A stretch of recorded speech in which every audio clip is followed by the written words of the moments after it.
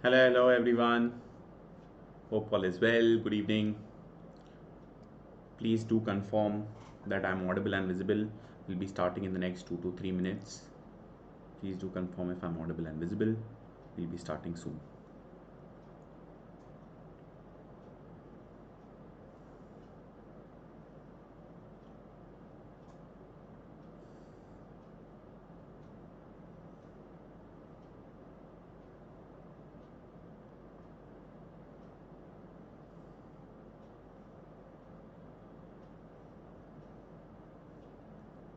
All those of you who've already come online, please do drop in a hi. Please let me know that you're online. We'll keep the session very interactive so that all of you can also revise. Otherwise, it's just my revision, not your revision. All those of you who have already started watching, just put in a message on the chat so that I know you're here. Hello everyone. Just confirm if I'm audible and visible and we'll get started.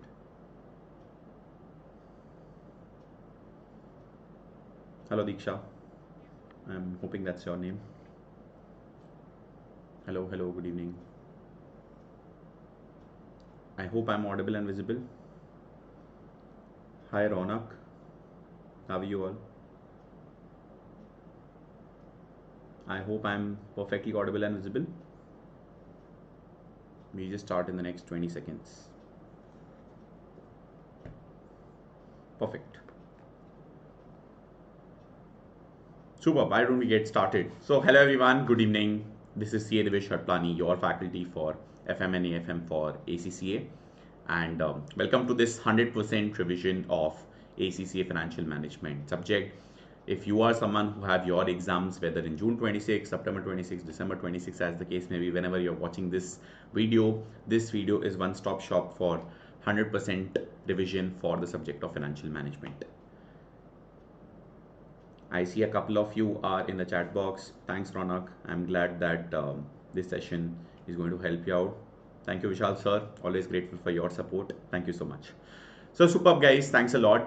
Without further ado, let's just get started. So first of all, like I said, this is 100% revision of all concepts in the financial management subject of ACCA, right?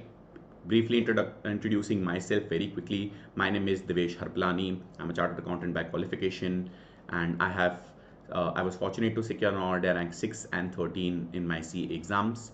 I have close to 5 years of work experience across Bain & Co, which is a global management consulting firm, top 3 globally, and a private equity firm called Advent International, which is the top 10 globally as well.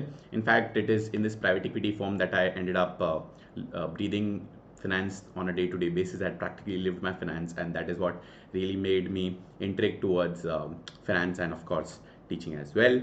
And last but not the least, I have had the fortune to mentor more than 1,000 students as well as professionals as well. So that is a very brief about me. For those of you who've already joined live, thanks a lot for joining live. Very quickly, what do you get from attending this revision? Of course, needless to say that it will be a very quick booster and 100% revision for all the concepts across the subject of financial management. But not just that, by the way. Within each concept, what are the nuances, what are the tricks that they test in your MCQs, for example, or what are the questions that are frequently tested, what are the important points, all of those things we will be discussing live, plus any doubts that you will be having. I have my eye on the chat box over here on my left, so any questions you will have, I will be solving your doubts live. So that's point number one. Point number two is I will be sharing with you my complete 100% revision notes. Let me show you how they look like. This will be shared absolutely free of cost on actually, let me not reveal where I will share it yet. I'll share it with you later as to where I will share it. But if you see, this is the chapter, this is how the notes look like, right? Within each chapter, I have some exam focus points that I have given below the relevant concepts, where any areas where the ACCA Institute tricks you on, right? Tricks you on are mentioned. So there are multiple of these exam focus boxes throughout the notes.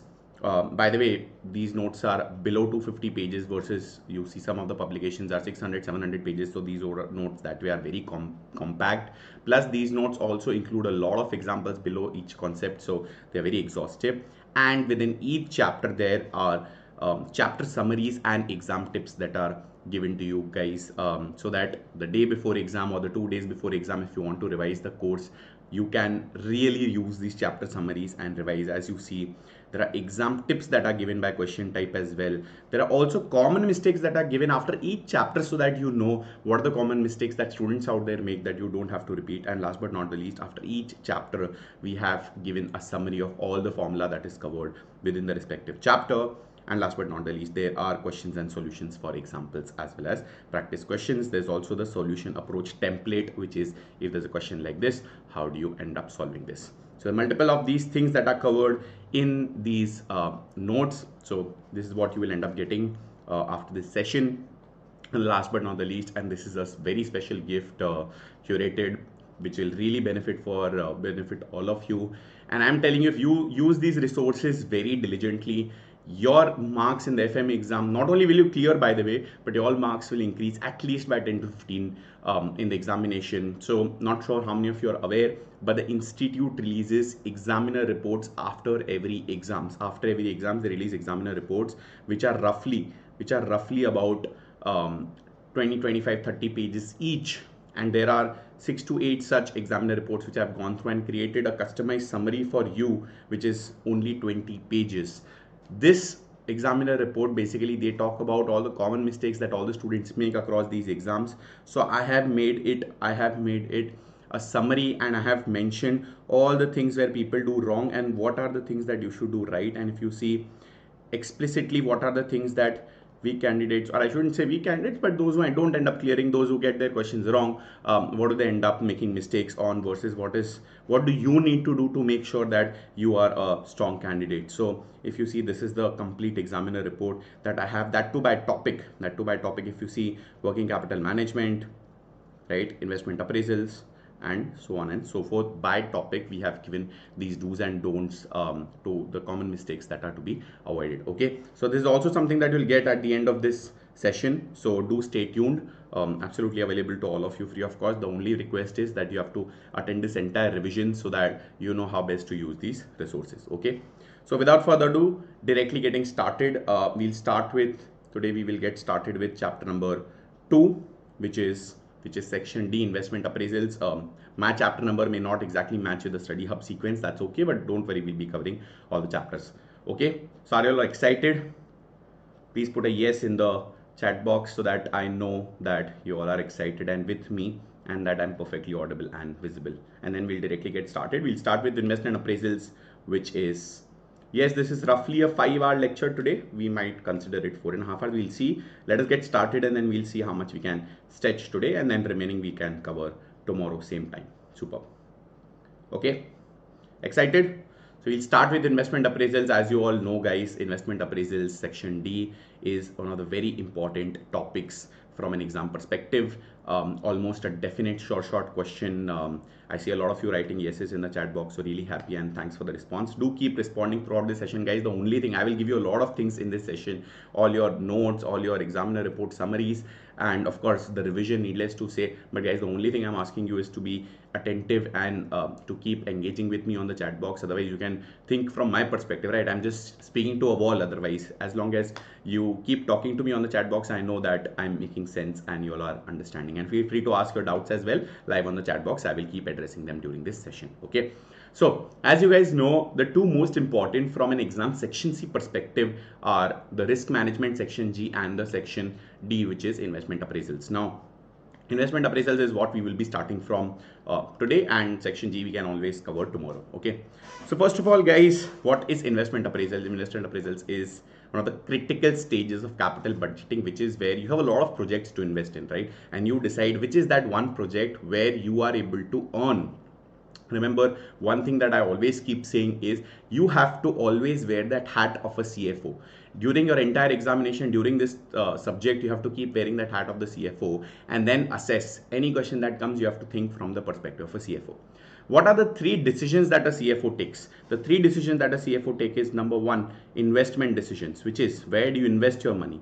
Where do you invest your money? And logically, that's what we also do as individuals, right? Where do we invest our money? But before investing our money, our question is how do we earn that money? So that's a That's a financing question. Where do we get the money from? Where do we get the money from? So that's a financing question. And then once we've invested, once we've earned the money, once we've invested, what is the thing that we do?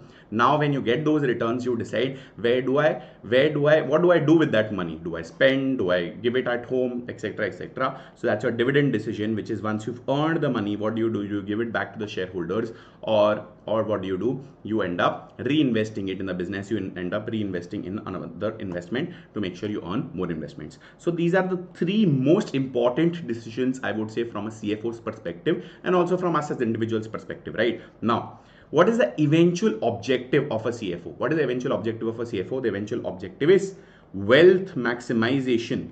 Wealth maximization of, always remember, wealth maximization of shareholders. All your answers, in fact, section C, all your comments should in a way reflect that your aim is to maximize the wealth of the shareholders. Does that mean you are not going to care about other objectives? You're of course going to care about ethical considerations, your environmental considerations, other aspects, right?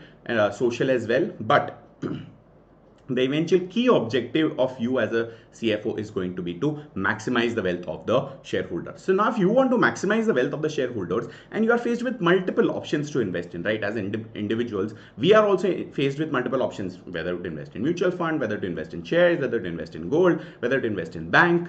What do you decide? How do you decide which one should you invest in? The one that gives you the most returns. And that process is called an investment appraisal process, where we decide how do you want to invest and which is that project that you should undertake. Okay, and there are multiple methods through which you decide which investment to undertake, and in the next couple of hours we will be discussing all of those methods one by one. Okay, so first of all, what is capital investment? Again, it is defined as spending on non-current assets. Okay, not current asset, non-current assets, and forms a part of the capital budget. What are non-current assets? Those that give you a benefit for a longer period of time. Okay, in this chapter we will study the two basic investment appraisal techniques. And why do we call it basic? Because they ignore the concept of time value of money. Only two techniques ignore the concept of time value of money in case if tested from an MCQ perspective. What are those two techniques? ROC, which is return on capital employed, and payback period, which is the second method. ROC, by the way, is also called as the accounting rate of return, and you have your payback period. Quickly moving to what is ROC. As the name suggests, it talks about the return that is available for all those who have provided capital. Okay, which is also called as the accounting rate of return. Why do they call the accounting rate of return? Because this is based on the accounting profits. Absolutely correct. This is ARR. This is based on the accounting profits. What are the accounting profits? Is it profit after tax? No. This is profit before interest and tax. Why? Which is also called as your operating profit. This is average annual profit, which is also called as the operating profit. Why? Because when you consider capital employed, it will also consider all the debt providers who have provided you the long-term debt. Because if there are two companies, right? If there are two companies, just because of the capital structure, one has more debt, one has less debt, they cannot have higher or lower return on capital employed. For both the companies, the ROC has to be the same as long as their profits are the same. So what is the formula? There are two methods. Remember, there are two methods. Method one is the initial investment method, which talks about your operating profit. So average annual profit. Remember, this is average. So if it is a 10-year project, you have to take the sum of all 10 and divide by 10. So it is the average annual profit before interest and before tax divided by the initial capital cost. What is the initial capital cost? If let's say there is an asset which you have bought for 10 lakh, let's say you bought for 10 lakh, right? Then effectively the denominator will be 10 lakh over here. But from an exam perspective, typically speaking, if this question was to be asked in a section C question, they will always explicitly specify that you need to consider an average investment basis, which is what? If I bought an asset for 10 lakh, but I've sold it for 1 lakh at the end of those 10 years, then actually speaking, I had invested only 9 lakhs, right? Then you have to divide it by the average investment. Your numerator remains the same, operating profit, but your denominator changes to average investment. And how do you calculate average investment? The 10 lakh initial cost plus the scrap value of that 1 lakh divided by 2. What is the average amount that was invested over a period of time? That average amount will be your denominator. And of course, logically speaking, formula 2 will always have a higher. Now, let's say in exam, if they don't tell you which of the formulas which you have to use, formula 1 or formula 2, what do? You have to always go for the initial capital cost unless instructed otherwise. However, normally speaking, they always explicitly mention that you have to use your average investment method. Are we clear till here, guys? Are you all able to understand? Are we clear till here? Are we clear till here? Keep putting a yes, or if you have a doubt, you can put the doubt as well, and then I'll keep moving ahead. Okay. Now, initial capital cost. What all things do initial capital cost mean? Right. Number one, it will include whatever new assets that you have bought. In my example, if you have spent 10 lakh, right? If you have spent 10 lakh, then that will get included. Now, let's say if you didn't buy a new asset, let's say you already had a vehicle, you already had a car, you are using the same car in the new project. Now, the same car if you had, then how do you value that? You will not take the original cost of that car. You will say whatever the book value of this car is, whatever the net book value of this car is, I will take that. When I bought the car was of 7 lakh rupees, but today the book value of the car after depreciation is 4.5 lakh. So my initial capital cost for this new project is going to be 4.5 lakh. What about working capital? Whatever you are incrementally investing in working capital also has to be added. And last but not the least, your R&D expenditure. Whatever you are incurring, if it's a new project and you have done a lot of R&D, right, to make sure, let's say if it is a pharma company and it has done a lot of patents, research, etc. to come up with this new medicine, let's say COVID medicine, that also becomes your initial cost. Okay, initial capital cost. How do you decide if you want to accept the project or not? Eventually, remember guys, this is an investment appraisal, right? So how do you decide whether I want to invest or not? You will say if the management has decided that we will accept all the projects that exceed 10% return on capital employed. If your project is giving you more than 10% capital employed return, then you will end up going for it. If you are getting 9.5, will you go for it or not? You will not go for it. So your decision rule is estimated ROCE should be more than the target or hurdle rate that is set by the management. Clear? I need more yeses in the chat box. I am hoping not only 2 of you are watching live, so keep putting more yeses. Okay, I'll quickly move ahead. So let's see this example one. And by the way, guys, for the first few chapters, I've given only examples, and the questions and the solutions are given towards the end of the chapter. So some examples we'll keep solving together as well. But otherwise, you anyways have the notes at your disposal. You should, by the way, and I will really insist that you should, after this lecture, maybe tomorrow morning, you should go through the entire notes and whatever chapters you've studied at your end, only then it will be clear. Otherwise, guys, remember, this is a revision from my perspective. It will be a revision from your perspective only if you give it one read as well. Okay, now, if the total initial cost is 1,10,000 and the project generates annual cash flows of 24,400 for 5 years, then what do you do? Okay, this is not total, this is annual cash flows. Okay, so 2 points over here. Number one, this is annual cash flows. What does ROC consider? ROC considers profit. It does not consider cash flows. It considers only profits. Okay, so what would be the profits? The profits will always be cash flows minus depreciation. Why? Because remember, cash flow is what? Cash flow says it is profit plus depreciation. It is profit plus depreciation. Why? Because depreciation is a non-cash expense. You will add it back, but when you want to find out profit, you will remove the depreciation. So over here, your annual cash flow was 24,400. What is the depreciation? Let us quickly calculate depreciation. How do you calculate depreciation? Initial cost of 1.1 lakh minus the 10,000, or I can say 110k minus the 10k divided by what? How many years is it used for? It is used for 5 years. So 20,000 is my annual depreciation. 20,000 is my annual depreciation, which means 4,400 is my operating profit, is my annual average operating profit. Okay, this is the numerator. How do you find the denominator? You will say 2 methods. One method is the initial capital cost method. So here you will say 4,400 gets divided by 1,10,000.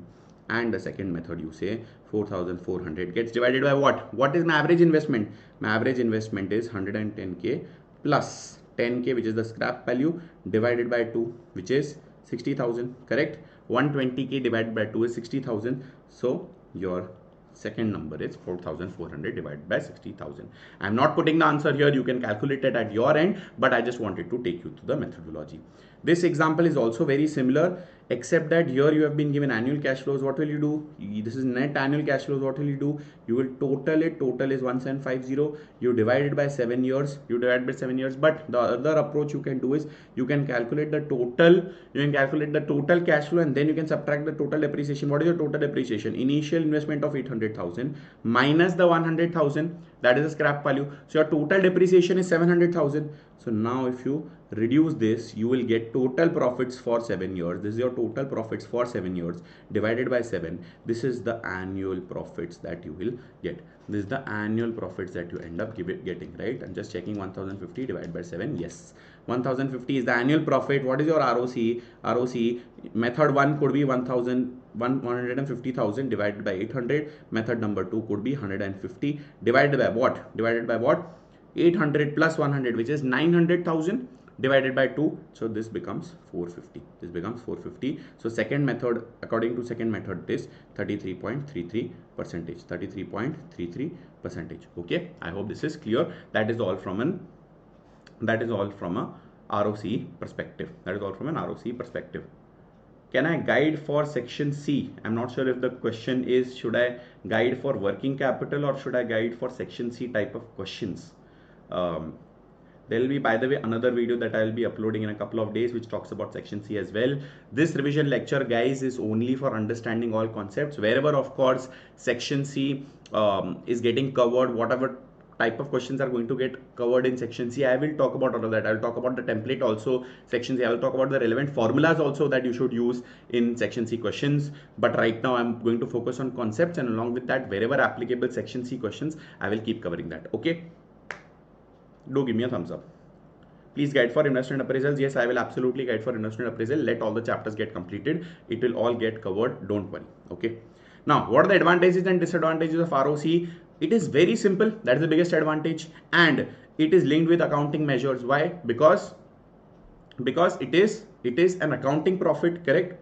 So it is simple. But what is the issue? The issue is it does not consider the project length. Why? If I am getting an investment opportunity for a year which gives me 50% return, and I am getting another investment opportunity for 10 years which is giving me 25% return, solely going on that percentage, you will say I should go for the 1 year project. But what if after this 1 year I don't get the opportunity to invest in another project? So maybe that 10-year project would have been better. Number 2, it does not consider timing of cash flows. I am getting average return on capital employed of 25%, but I am getting 100% profits in the 10th year. There is no profits that I am getting from year 1 to year 9, which is an issue. Profits are subjective. I keep telling my students that profits can be manipulated. Profits are opinions. They are not facts. Profits can be manipulated. Okay. It may ignore working capital. Why? Because it is not always explicit. Maybe it is covered in the initial capital cost, but what happens during the years, right? Plus it is only a percentage terms. It never talks about what is the absolute gain, right? For example, if your friend says I am investing 100 rupees and I will get 100% profit, another friend says, or let's say I will get 100% ROC, another friend says I will get 15% ROC.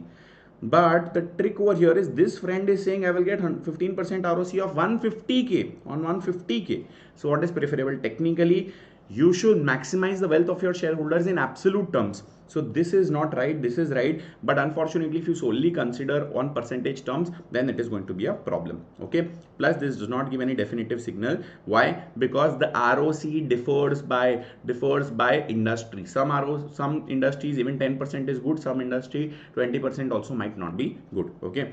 Now, this is the key concept, which is what is the difference between accounting profits and cash flows. First of all, I've told you that cash flows are more important in life rather than profits, because even if you have a profit on your P&L but you don't have cash to pay your salaries, what will you do? You will not be ever able to pay your dividend using the profits. You have to have cash to pay off the dividend. So cash flows are preferred because profits can't be spent. Profits are subjective, like I told you, they are opinions, they can be manipulated, and dividend payment requires cash flow. Lastly, to do the wealth transfer, dividends are the ultimate method, and for this you need your cash. Okay, what are the major differences if you want to arrive at cash flows from profit? What are the major differences? Depreciation, most likely in examination only depreciation will be the difference, but there could be other differences. For example, working capital changes. If you buy or sell an asset, right, that could also be a difference. If there's a deferred taxation, for example, year 1 taxation, instead tax could be paid in arrears, you have to pay in year 2, and so on and so forth. There could also be capitalized R&D expenditure. You incur the entire expenditure on day 1, right? But from a P&L perspective, you keep charging some portion every year. So what should be the formula? You should say cash flow is equal to accounting profit plus depreciation plus any other non-cash adjustments plus any other non-cash adjustments. However, from an exam perspective, it is typically depreciation add back. Your main adjustment from an exam perspective is typically depreciation add back. Do give a thumbs up or put a yes on the chat box if you're still with me and if you've understood the concepts of ROC and difference between accounting profits and cash flows. Okay. Now, what are relevant cash flows? What are relevant cash flows, guys? Relevant cash flows. Now, what happens is if you are going to invest, you have to consider only cash flows that are absolutely relevant from an investment perspective. Now, what are relevant cash flows? Those cash flows which are incremental, which happen because of you investing. Any revenue that you earn because you have invested, any cost that you incur because you have invested. Let's say hypothetically, you are going to have another machinery. You don't engage another supervisor for that machinery. You already had 4 machineries. There was already a supervisor. Now you tell the supervisor, pay attention to the 5th machine also.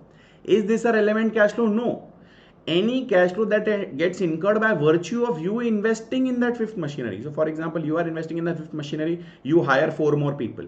Those 4 more people, the salary is going to be incremental. If your electricity bills increases because of that machinery, that is incremental. So incremental benefits and incremental cost because of that machinery, that is relevant cash flow. That is going to be relevant cash flow. I hope this part is clear. Now, relevant cash flows are what? They are only future. They will happen now on. If some cost was anyways getting incurred till date, that is not relevant from your perspective because that was anyways the supervisor. You are already paying that supervisor, right?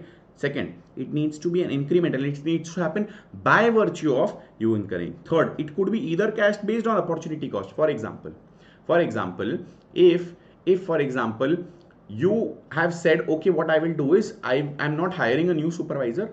I am telling the supervisor, instead of paying attention to machine 2, you pay attention to machine 4.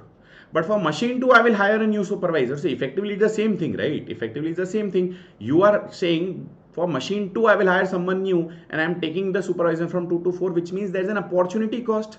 I will have to incur incremental amount for machine 2 by virtue of, so this could also be considered over here. And lastly, this should be a direct consequences. If you would have not, the simple question you should always ask from a relevant cash flow perspective, if I would have not incurred this investment, if I would have not made this investment, would I have gotten this benefit? Would I have incurred this expenditure? That is the one line explanation. Now, what to ignore? What are the tricks that they will give you in the examination? Number 1, sunk cost. What are sunk costs? Now bear with me for a funny example, and of course on a lighter note. So let's say you have decided that you like someone, there could be a boy or girl that you like. You will take him or her on a date. That's what you have thought, and you are going to ask him or her, you are going to propose him or her at the end of the date. Okay, now the treat is from your side, the date is from your side. Now let's assume, now whether this person says yes, or unfortunately even if this person says no, you have already incurred the amount for the dinner. Is it going to matter? Is the dinner the cost for the proposal? No. Even if you get the answer as no, you have already incurred the amount for the dinner, right? So that dinner is a sunk cost. But now if you say, if that person, if him or her was going to say yes, I will immediately ask the restaurant guy to get a cake. That cake will be an incremental cost, because if the person says no, you will not get a cake. I hope you understood. Number 2, committed cost. Going ahead with the same example. If let's say you tell this person's friend, right, that I will give you I will also just bring this person to the dinner. You can sit on another table. I will sponsor the bill of another table. And this friend says, now irrespective of whether this person says yes or no, you have to sponsor my dinner, right? Which means now you have committed that cost to this particular person, right? Now you have committed that cost, even if by the way this person says no, you have to sponsor the dinner of that friend. So that's on a lighter note. What types of adjustments could be given in examination? You could be said, oh, there is a past market research on the basis of which we have undertaken this investment. But now, even if you would have not undertaken the investment, you have already incurred amount for that past market research, right? It's past, it's not future, first of all. And number 2, even if you don't undertake, what is the one line question I told you? You have to ask yourself, if I don't go ahead with this project, will I have to incur this cost or no? Even if you don't go ahead with this investment project, you've already incurred this cost. Okay. Then committed cost, typical question that will always be asked is fixed overheads. For example, a supervisor is already there. Part of his part of his salary will be allocated to this machine. But even if you would have not bought this machine, you are going to pay the salary to that supervisor, right? So that's the example of committed cost. Then there could be non-cash items. Non-cash items, biggest example is depreciation. Next could be allocated and absorbed overhead cost. For example, head office costs that are going to be absorbed. Okay. Now, even if for example, you would have not gone ahead with the investment, the head office cost was either ways getting incurred, right? It is not that you have invested and hence the head office cost is increasing. Is it clear till here? Is it clear till here? Did you not find the example funny? I would have expected a few laughing emoticons. Anyways, that's on a lighter note, don't worry. So what to include? What is it? What is the relevant cash flow? Direct revenues from the project, direct cost from the project, or opportunity cost, whatever revenue or cost you would have foregone. For example, if you would have not undertaken this project, you would have sold the asset for another use. So that becomes your opportunity cost. Even if you've not incurred that amount of money, that becomes your opportunity cost. Okay. And incremental cost example is additional supervisor. Okay. Now, example 5, we'll take a look at example 5. Garfield Co. considers a new project. The machinery was purchased 7 years ago at 80,000. Estimated life was 10 years, straight line depreciation. Okay. So, what is the value of the machinery as per the books today? 7 years ago, 80,000. 7 years ago, 80,000. Okay. 10 years life. Okay. So, per annum depreciation would have been, what? Per annum depreciation would have been 8,000, correct? Divided by 10 years. Would have been scrapped for 5,000. So, okay, one can say 75,000 total. Depreciation would be 7,500. Okay. Or actually, that scrap value has been later realized. The scrap value wasn't realized till date. Today, we are saying there will be a scrap value. So, what is the accumulated depreciation? You will say 8,000 per annum. That is already 7 years. Okay. So, what is the total depreciation? 7 years into 8,000 per annum. 56,000 is your accumulated depreciation. So, what is the book value? What is the book value? The book value is 24,000. Okay. Now, if you would have not used for the asset, you would have scrapped it for 5,000. You would have scrapped the asset for 5,000. Okay. But if you use it, then it has no residual value. And in fact, you will have to incur additional 1,500 for the disposal. What are the relevant costs? Now, over here, the book value or the original cost is absolutely not relevant.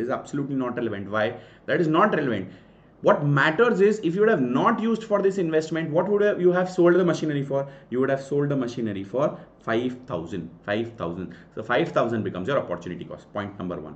Point number 2 is what? You have to incrementally incur 1,500. Disposal cost you have to incrementally incur, which means 5,000 is your opportunity cost, which is the cost of the foregone cash flow. Foregone cash flow is 5,000 plus the additional 1,500 that you will have to incur for the disposal. Is this example clear, guys? Please let me know. Additionally, guys, another example, fixed overheads are apportioned, where they are saying they are apportioned, it becomes an irrelevant cash flow. They are sunk cost, you don't have to, or these are other committed costs, you don't have to consider these. Okay, but there is an additional supervisor that they will engage. The additional supervisor becomes a relevant cost. Okay, I hope this is clear. Sounds good. What is the decision framework? Has the cost already been incurred? If it has already been incurred, you have already paid for the dinner of your friend or to be boyfriend, girlfriend, you've already incurred, right? Then you have to ignore it. But if you've not already incurred, for example, that cake, then you have to consider it. Will the cost be occurring regardless of the project, regardless of the yes or no of the proposal? You will have to sponsor the friend's dinner. Yes, in that case, you ignore because it is committed. Otherwise, you consider it. Is it a cash flow? Yes, it is a cash flow. Otherwise, depreciation is a non-cash flow, so you ignore. Is it incremental to the project? Yes, then you consider it. Otherwise, you ignore it. Okay, is this clear, guys? It is super important to know what relevant cash flows are, because almost certainly section C investment appraisal question will be there, and if there is a question like that, you will have to know what relevant cash flows are, because they will always give some trick adjustments in the question where they will give you irrelevant cash flows and they will expect that you know what the difference between relevant and irrelevant cash flows are. Okay, quickly moving ahead. Next is the payback period method. Payback period method, it is what basically you say, if I am investing 1 lakh rupees today, in what period of time will I get the same 1 lakh back in terms of cash flows? Now remember, guys, in all the methods of investment appraisal, there is only one method that considers profit, which is ROC, return on capital employed. All the other methods consider only cash flows, including payback period. and there is only two methods that do not consider the time value of money, and those two methods are what? Payback period and ROC. Remaining all the methods consider time value of money. Why am I saying this? This will be important from your advantages and disadvantages perspective. Even if it was asked in theory, you should be able to know, and I will give you a hack at the end of next chapter. Remind me, I will give you a hack to remember these advantages and disadvantages also, because a lot of students actually say, sir, how do we remember theory? I will give you a hack over here. Okay, so payback period is, in what period of time will you recover the initial money that you have spent? So what do? You will calculate the cash flows for each year, and then you will see in what time period you recover it. So what will you do? You will select only those projects which fall under the time period that the management has said. Management has said we need our cash flow payback period as less than 3 years. If it is 3.5 years, you ignore, don't select. If it is 2.5 years, you select. Now let's say if there are two projects. If there are two projects, both are below 3 years. Which project do you select? You will select that project that has the lowest payback period, in which case you are getting the amount money very quickly. The fastest you get back your money. And number 3, what does this help? This helps eliminate obviously inappropriate projects. For example, if there's a payback period with 10 years of payback, you will say, I don't want to undertake this project. There's a very high level of risk. Okay, is this clear? Next one. What happens if there is an annual cash flow? So in my example, you invested 10 lakhs, and an annual cash flow you are getting of 2 lakhs. So what is the payback period? Which is 10 lakhs divided by 2 lakhs. Your annual payback period will be 5 years, because you'll keep getting 2 lakhs back. So in 5 years, you'll get back your 10 lakhs. Now let's say if these are non-even cash flows, an example of this, we'll try to understand. So there's a formula, but let us understand with this example. You have invested 1900. In first year, you recovered 300. So 1600 recovery is still pending. Second year, you recovered 500. So 1100 recovery is still pending. Third year, you recovered 600. So 500 recovery is still pending, correct? Now in fourth year, you are able to recover 800. So your payback period is what? It is 3 years plus it is 500 divided by 800. Is this clear? You will recover 500 divided by 800, which is 0.625. So it is 3.625 years. But guys, what you have to do, you have to convert the 0.625 into months. So 0.625 into 12, 0.625 into 12 is what? 3 years and 7.5 months. 7.5 months. Now, even if this was 7.1 months or this was 7.9 months, irrespective, if there is a number which is in point, you have to always round upwards. I always keep telling my students in the example, let's assume ACCA does not trust this company. They say that I don't think you will be able to do it in 7 months. Please take a buffer and you take 8 months. So the answer that you will put is 3 years and 8 months. 3 years and 8 months. Is this clear? So what is the outstanding amount at the year, in the year start? Okay, in the month start or the year start. So let's say outstanding amount was 500. So 500 divided by what is the year's cash flow? Year's cash flow is 800. So 500 divided by 800 will be 7.5 months, which will round it off to 8 months. Okay, clear? Negative cumulative indicates recovery is incomplete. So this was a negative cumulative. So recovery is incomplete. The moment there is a positive number, over here there is a positive number, minus 500 plus 800 is positive 300, which means payback is achieved. What do? Outstanding divided by year's cash flow. Always round up. This is a very important point, guys. Always round up. 8.2 months is 3 years and 9 months. Cash flow timing, always assume even distribution through the year unless stated otherwise. Is this clear, guys? Is this point clear? I'm going to take a pause for 30 seconds to make sure you all are with me.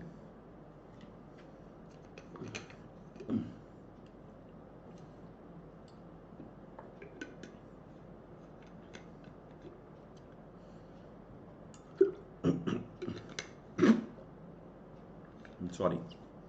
Absolutely sorry.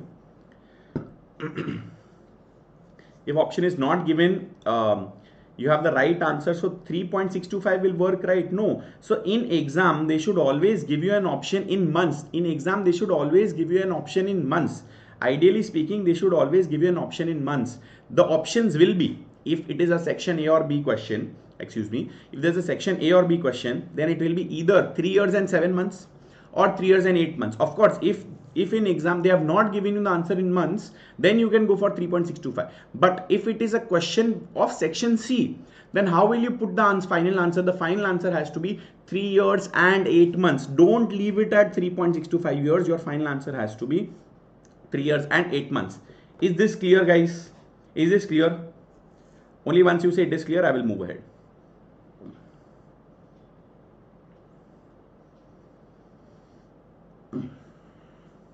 Clear? Super. Okay.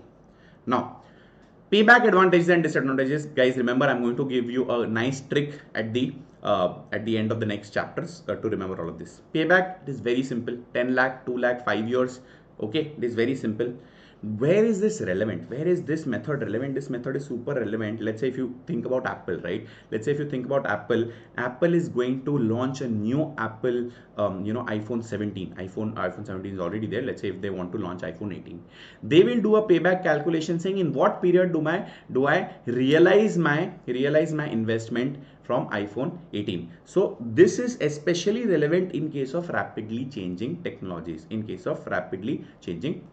Next is wherever investment conditions are improving, right, where you say I'm investing only for a temporary period and I know that investment or rather the condition will improve, so you want your money back as fast as possible, so it is relevant there also. This method favors quick return projects. Wherever the company is fast growing, you need funds available for reinvestment, so you need fast. You want to minimize your risk. Lower period means lower risk, the chance of something going wrong are lower.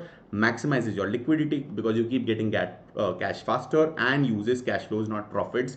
Remember, this was a disadvantage for ROCE, which is that they did not use that method did not use the cash flows, correct? It used the profits. What are the disadvantages? The biggest disadvantage, guys, is not the post payback cash flows. If let's say your cash payback period is 3 years, but in the 4th year there is two scenarios. One, investment recovers $1 million in the 4th year. Second, investment recovers only, let's say, $200 in the 4th year, right? This first one, the payback period is 3 years. The second one, the payback period is 2 years. But even then, this one is better. So this ignores post payback period. Second is it ignores timing within payback period, right? Let's say 2 lakh investment, or rather 10 lakh investment, 2 lakh in year 1 to year 5, versus second option, year 5 I received 10 lakhs. What should be preferred? I should ideally prefer this because I keep getting 2 lakhs from year 1 to year 4. In this example, I get 10 lakhs directly at year 5. What is better? The first one is better, but unfortunately the answer for both will be 5 years. Okay, lack of objectivity. What is the right number? Is 1 year payback right number? Is 10 year payback right number? Is 20 year payback right number? What is the right number? We don't know, so it is not objective.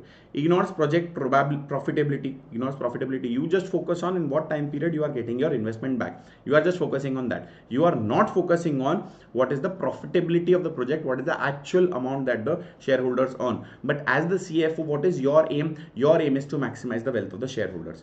This is always subjective. It will never give a yes or no signal. It is always subjective, right? So these are the chapter summary, chapter tips and strategies. When I give you the notes, you should go through it at your end once. Okay, these are the solutions as well. Now quickly moving to the next chapter, where we discuss the advanced investment appraisal techniques, which is what discounted cash flow techniques. Now, guys, number one and the most important point is time value of money. The entire financial management is based on this one concept, which is time value of money. So fundamental principle is what? Money today is worth more than money tomorrow. Money will keep losing its value. A simple example that I keep giving in my class as well, that tea was probably worth 0.5 rupee in 1960s. 0.5 rupee probably.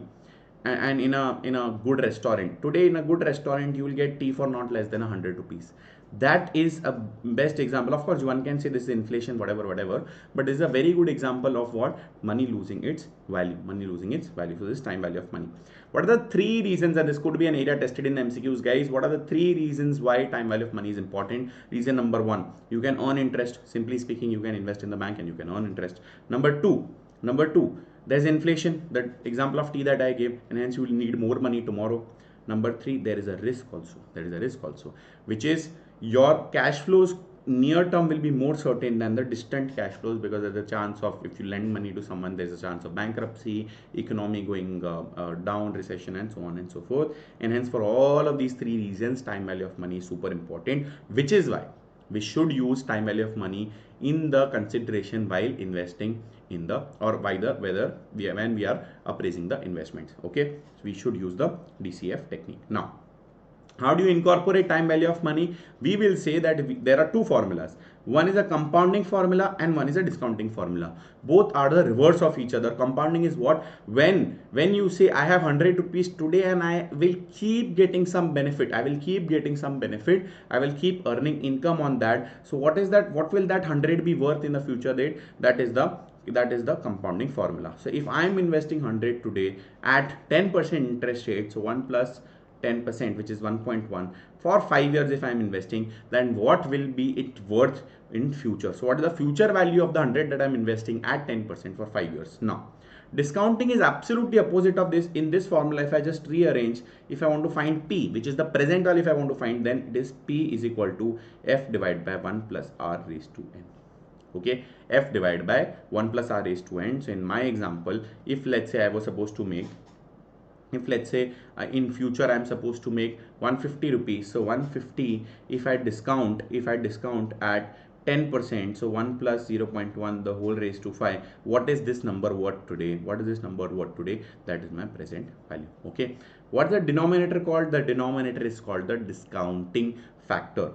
Okay, one thing guys, there's a power of compounding. Now slight motivation as well, given you have your exams in the next 13 days, if I'm not wrong, precisely 13 days, which is about 8 days, or let's say 12 days, no problem, I'm not counting 5th June. So 4 days of June and then remaining days of May, you have about 12 days. There's a power of compounding guys. If you put just extra 1% effort every day to become a better version of yourself, and you keep doing this for 365 days, versus if you become a worse version of yourself and you keep doing so for 365 days, what do you think will be the answer? Any guesses? Please put your guess in the chat box. I want to see. Please put your guess in the chat box. I really want to see. What are you guessing? Don't sit and calculate. I want you to guess.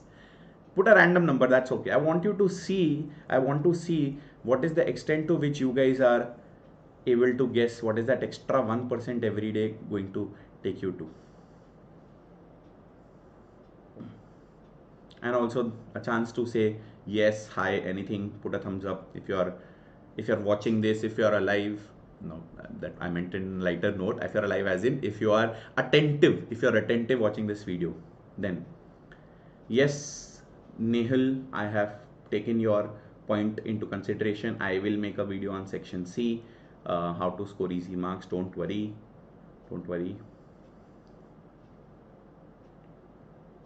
Guys, guesses, thumbs up. Yes, I'll pause for 2 to 3 minutes to make sure that you all are still attentive and with me. Guys, it's a long journey for today. It's a power packed marathon. We have to cover a lot of chapters, but trust me, this revision will really help you, because now as this jogs your memory and you are able to recollect all the concepts once again, it will make it really easy for you guys. Trust me on this. You are undervaluing the importance of this revision. When you sit tomorrow or day after and you really try and practice those section A, B and C questions, you will keep remembering my words and it will make it super easy for you to revise. Okay, I see a few yeses, so I will tell you the answer as well. 37.7 and 0.025. So if you are putting just 1% extra effort guys every day, just 1% extra effort in 365 days, that 1 becomes 37, and if you are becoming a worse version of yourself every day, then you will get reduced to just 2.5% of what you were on day 1. Okay, that is the benefit, that is the power of compounding guys, that is the power of compounding. Okay, now enough motivation, I guess. I'll save the rest of the motivation for later. Now quickly coming to discounting. Discounting, I have told you, this is the reverse formula. Okay, is the reverse of compounding, where you have a future value, you bring it to the present value. What are the discounting rates? So basically, if you have a 10%, you will say 1 divided by 1.1. This is for 1 year. This is your year 1. Year 2 will be what? 1 divided by 1.1 square. This is called as discounting factor. Now, in the exam, you will be guys given present value tables anyways. For section C, you have your spreadsheet. By the way, for section A and B guys, I will tell you a cheat code. Okay, anyways, you have your own calculator and it is easy. You have your present value tables also, but a cheat code, if you ever struggle and you want to confirm, right, please go to section C, use that spreadsheet, do your calculation there, and again come back to section A and B. you will be able to calculate very easily. If it is a complex calculation, you go to the spreadsheet, calculate, you come back to section A and B. This is the cheat code anyways. But I will also show you how to use the present value table. This is the present value table, guys. If you see 10% discounting factor, if you do it on calculator also, 1 divided by 1.1 will give you 0.909. If you do it again, 1 divided by 1.1 again you do for the second, you press equal to for the second time, you'll be able to come to know it is 0.826. So this is the present value table that could be given in the examination as well to you guys. Okay, I hope this is clear. I hope this is clear.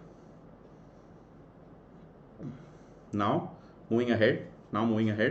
So in exams you will be given present value tables. This is clear. Okay.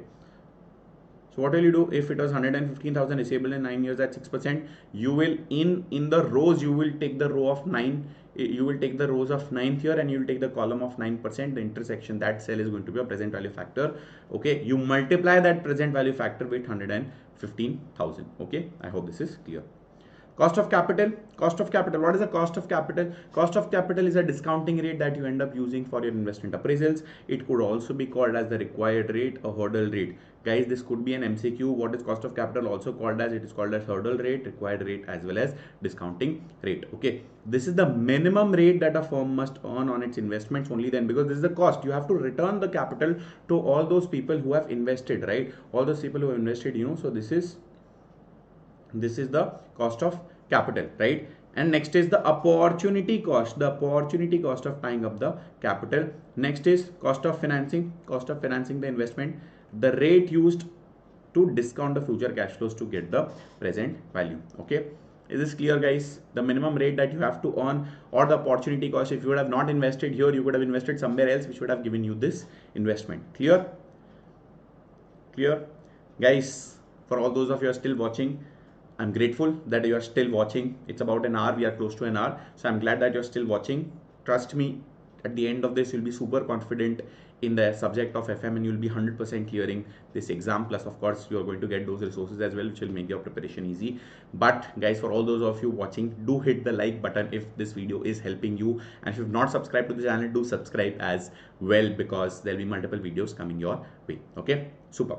Quickly moving ahead. Now, net present value method. Net present value method effectively does what?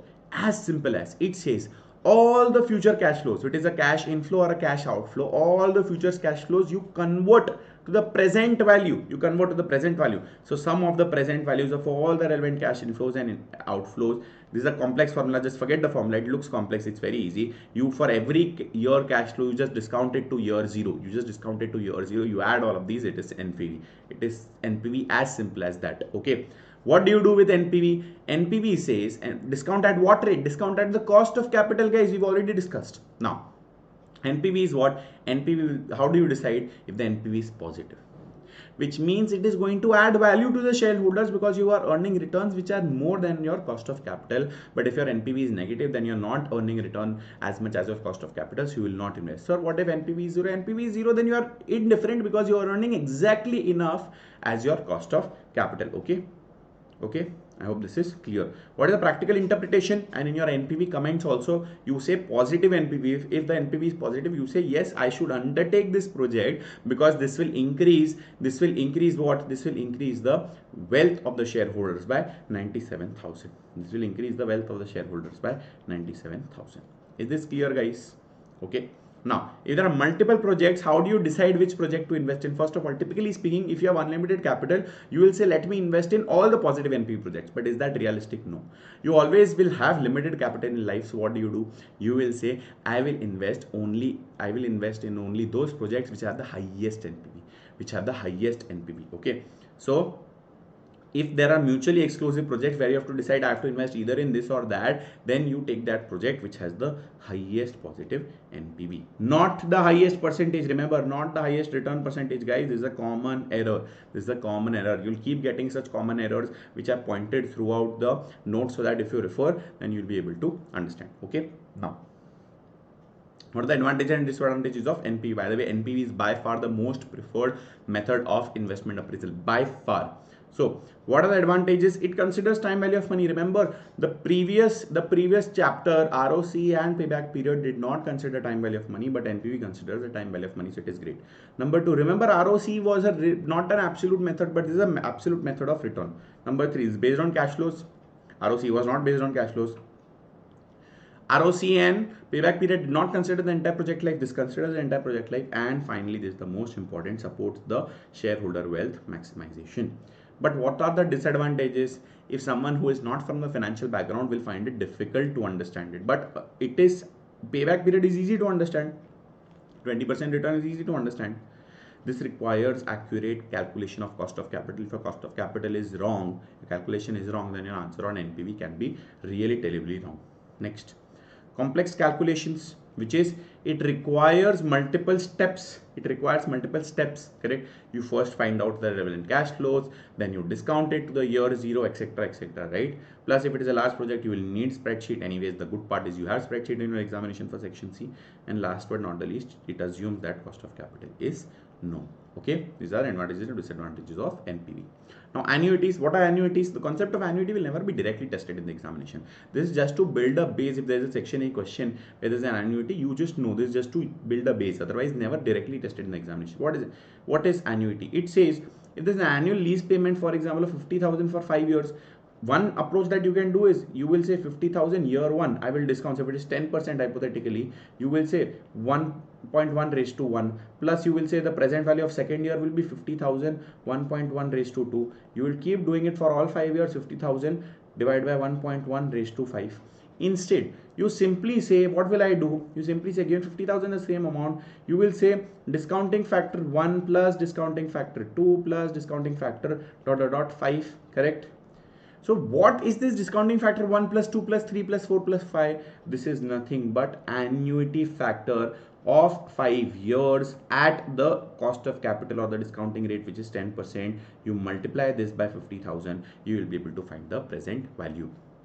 Just like we have present value tables, we also have discounting or annuity value tables. Excuse me. Now if you see, if you discount at 10% for 5 years, the annuity factor is going to be 3.791. How do you find 3.791? It is nothing but an addition of, this plus this plus this plus this plus this. If you add all of these 5, the answer is 3.791. Now instead of you going and multiplying by each of these numbers one by one, you can directly say if I have the same cash flow every year, I will simply take the total of the discounting factors, which is given by the annuity factor. How do you do? The process is the same, 5 years period and 10%. The process remains absolutely the same, guys. Okay, this is the concept of annuity factor. Clear? Now coming back, in exam you will always be given your annuity factors. Okay, you have to identify the number of years, to identify the cost of capital, intersection, and that will be annuity factor, which you have to multiply. Now what if it is a perpetuity? If for example they say it is an irredeemable, preference share, if it is an irredeemable debenture, if it is an irredeemable bond, which means perpetually the bondholder will keep getting interest. You invest 100,000, you invest 100,000, you keep getting 10% every year. So what is the present value of that? You will say, or let's say 100,000, let's say we don't know, I get 100,000, you get 10,000 every year, receive 10,000 every year, and the rate is 10%. So 10,000 divided by 10% will give you your present value, which is 100,000. So what is the amount that you should pay today to keep receiving 10,000 for the rest of your life indefinitely? Okay, that is the concept of perpetuity. Clear? Now there is a growth in perpetuity. If let's say the answer was you will keep receiving 10,000, but every year this 10,000 will keep growing by 2%. Every year it will keep growing by 2%. So in first year you will receive 10,000. Next year you will receive 10,200. Next year you will receive 10,200 plus 2%, whatever, 10,440, and so on and so forth. Then what do? You will say cash flow at year one, which is 10,000 divided by the 10%. What is the 10%? 10% was this minus the growth rate. What is the growth rate here? The growth rate was 2%, guys. So this is what you use for perpetuity with growth. Guys, remember, this is the same formula for those of you who remember the dividend valuation model. This is the same formula that you use to value your equity using the dividend valuation model. Remember, what do? You will say P0 is equal to D1 upon KE minus G. What is KE? KE is cost of equity and G is your growth rate. So perpetuity with growth is nothing but annual cash flows divided by rate minus your growth rate. Is it clear till here? So what is the concept of advanced and delayed annuities? Advanced and delayed annuities. Now typically whenever you take a present value, you find out the present value as of year 0. But you assume that cash flows are starting in year 1 till year end. You are assuming these are starting in year 1. Starting in year 1 could also be starting at the end of year 0. End of year 0 is basically end of year 1 or starting of year 2. Starting of year 2 or end of year 1 is one and the same. For example, if today is 1 Jan 26, if today is 1 Jan 26, this is year 0. 31st December 27 is your year 1. Even if you say 1 Jan 20, sorry, this is 26. 31st Jan 26 is year 1. 1 Jan 27 is also year 1, guys. This is also year 1. You simply say end of year 1 or start of year 2. End of year 1 or start of year 2 is your year 1. Now, when I value on year 0, I value it assuming the cash flow start at the end of year 1. But what if there is a cash flow of 10,000 here also? There is an annual cash flow here also, but what if a cash flow of 10,000 here also? Okay, what do? You will simply take your annuity factor. So in my example, let's say I told you 50,000 for 5 years. 50,000 for 5 years, but they start at year 0. Which means year 0, 1, 2, 3, 4, which means year 0 to year 5, correct? Year 0, 1, 2, 3, 4, correct? Not year 5, year 4, year 0, year 1 to year 4. So what do? Year 1 to year 4, you will take an annuity factor for 4 years at the discounting rate, let's assume 10%, plus what is the value of year 0? Cash flow at year 0. Today if I have to pay 50,000 or today if I receive 50,000, what is the value of 50,000 today? Today's value is 50,000 only. No, why will I put a discounting factor? So I will say plus 1.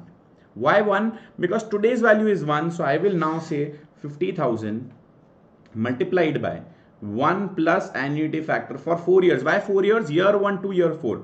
4 years at 10%. Okay.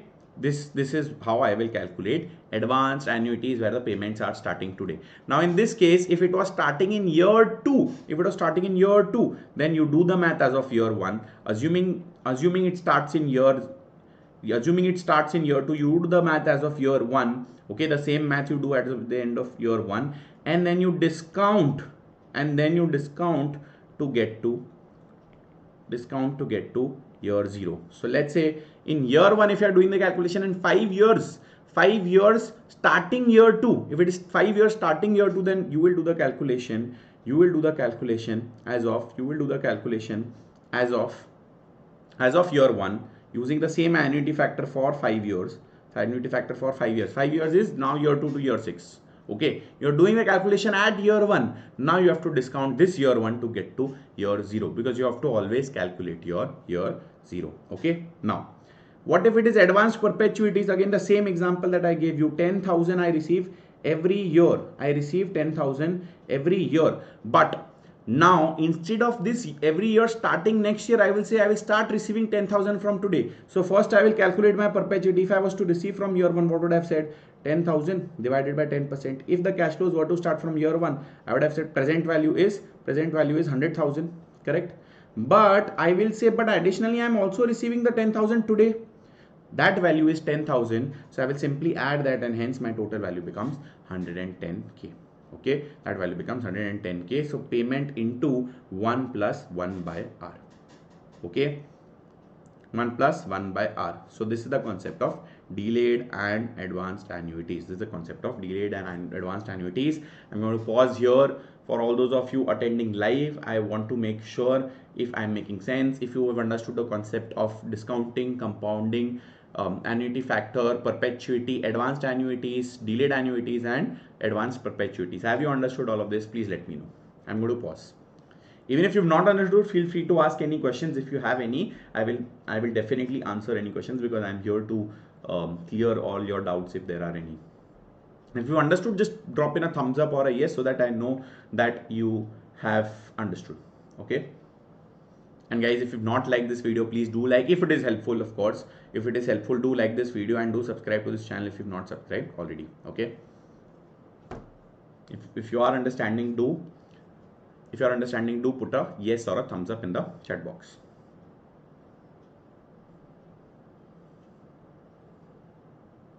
Hi Parvesh, hi Ruchi, hi Bhargav, hi Diksha,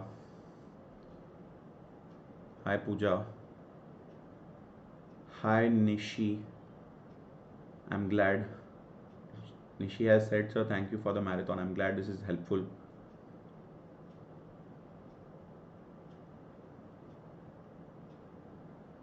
There was Nizia Sabir also in the chat box. There's Ronak. Hello everyone. If you all are still online, do please say hi or yes.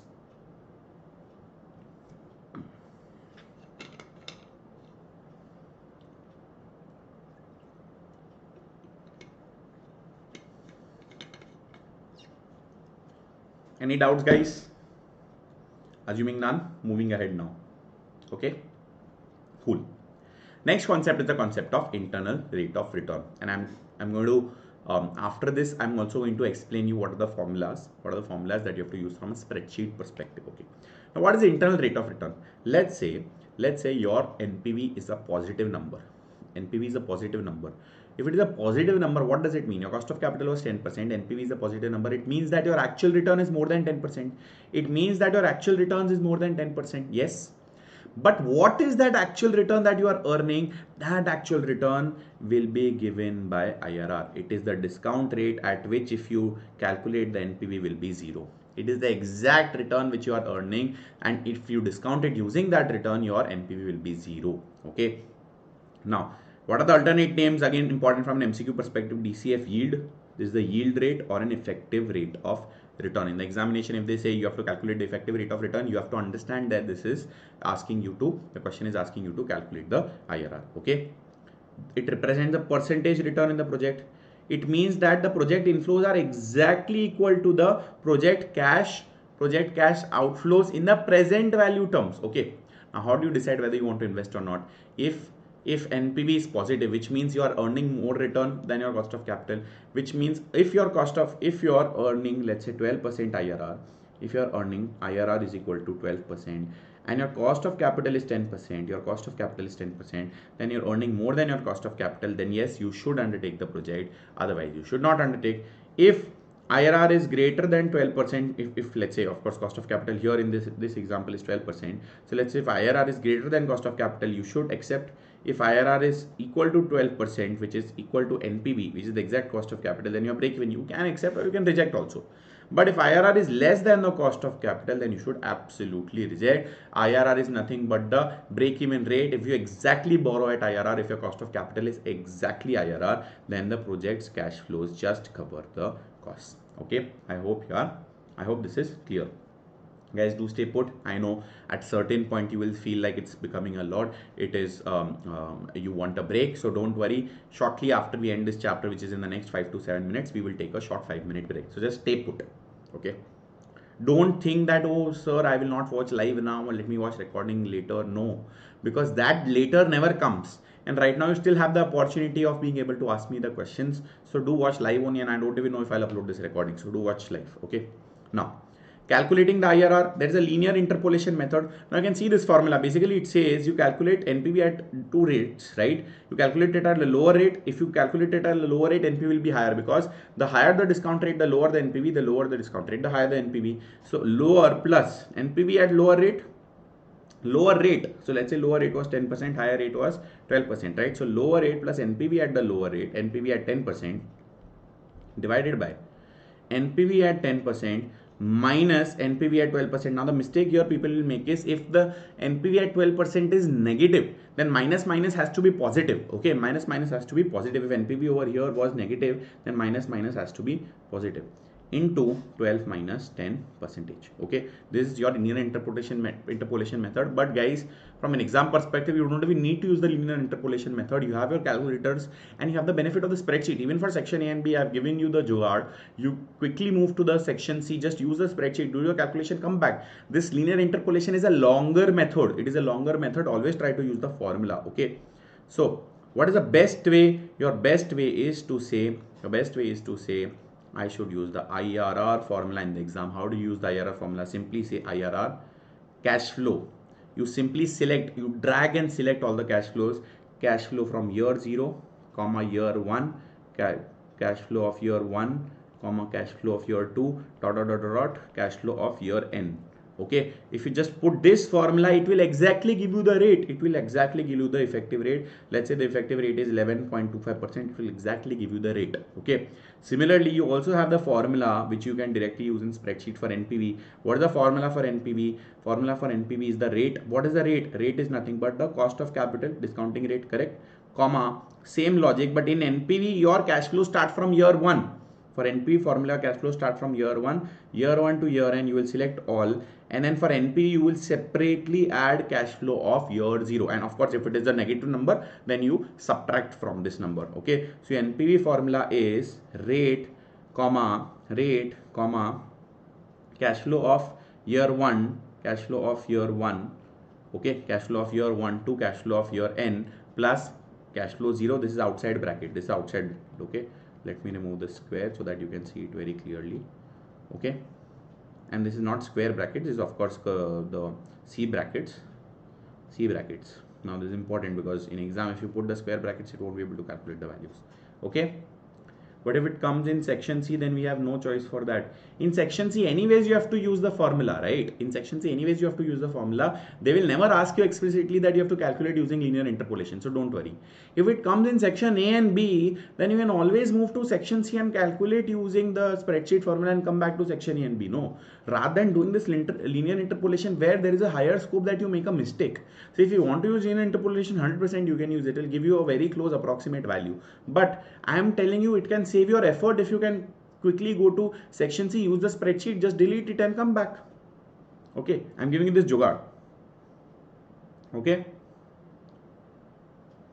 clear? Spreadsheet function IRR bracket values, select the range including all cash flows. Okay, now IRR with perpetual cash flows.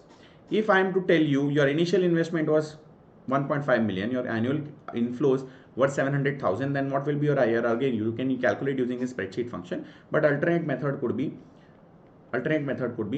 your 1.5 million divided by 700,000. This is nothing but roughly 2.14. You will go to the annuity table, you will check 2.14 comes in which column for 3 years. Let's say if it comes in column of 10% hypothetically, not it may be 10%, 9%, whatever the number is, and then that is your IRR. Okay, that is one way, but of course spreadsheet makes it much easier for you.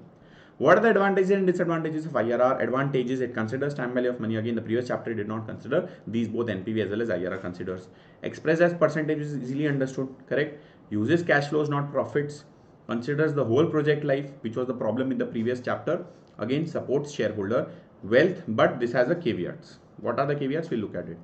But this is not an absolute measure. What does NPV help with? NPV helps with an absolute addition in the shareholder wealth. Does IRR tell you what is the absolute addition? No, it is a relative method. It is not an absolute method. Okay. Second, interpolation estimates can be inaccurate and hence try to use the spreadsheet. It is complex to calculate. It will take a long time to calculate.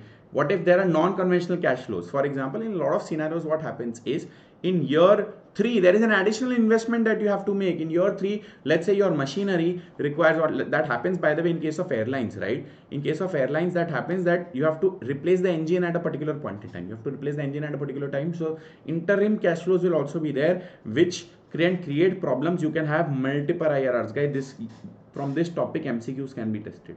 I've seen personally MCQs from this particular topic. Okay, so for example, project outflow of 10 million and T0, inflow at T1, outflow at T2 again could have an IRR of 8% and 25%, which is one demerit, the advantage of IRR, and hence NPV is better.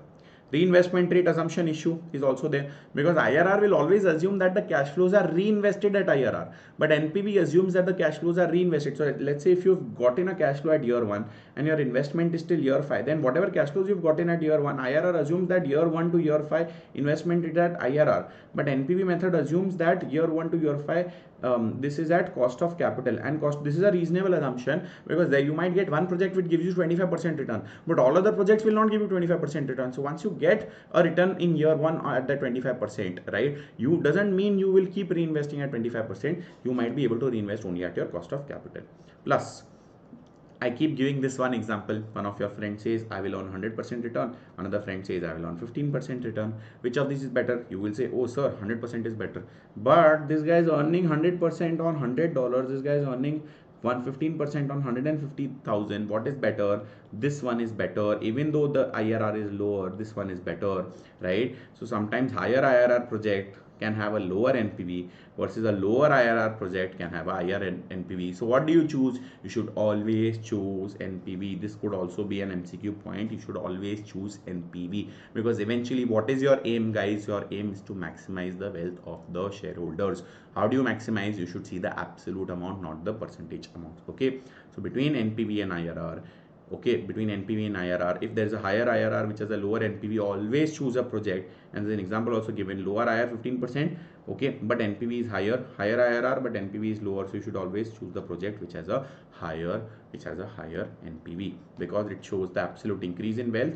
It respects the company's cost of capital. It assumes that the reinvestment is at the cost of capital, doesn't have the reinvestment problem. And IRR can also sometimes mislead on the scale issues. You see the scale issues, okay, clear?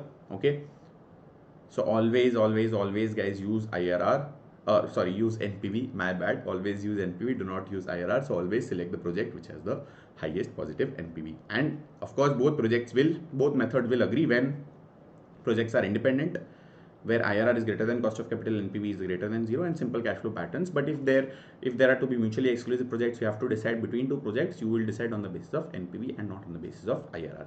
Now, as promised, I will give you one trick to remember all the advantages and disadvantages. What are the different points?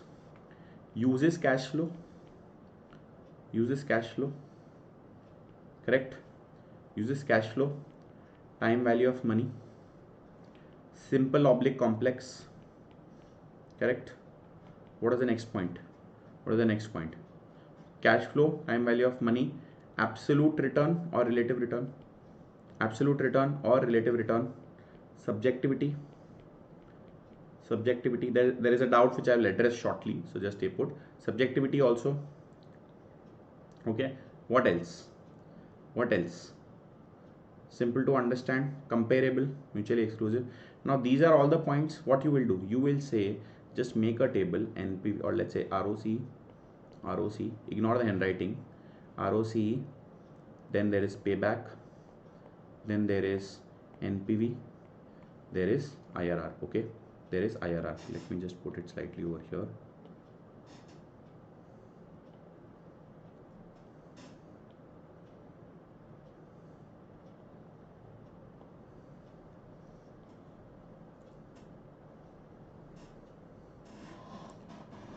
There is ROC,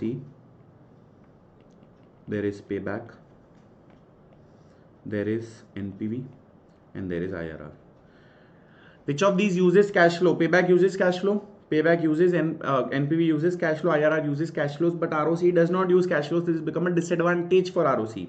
Time value of money, ROC and payback period do not consider the time value of money, but NPV and IRR consider the time of value of money. So this means it becomes an advantage for NPV and IRR.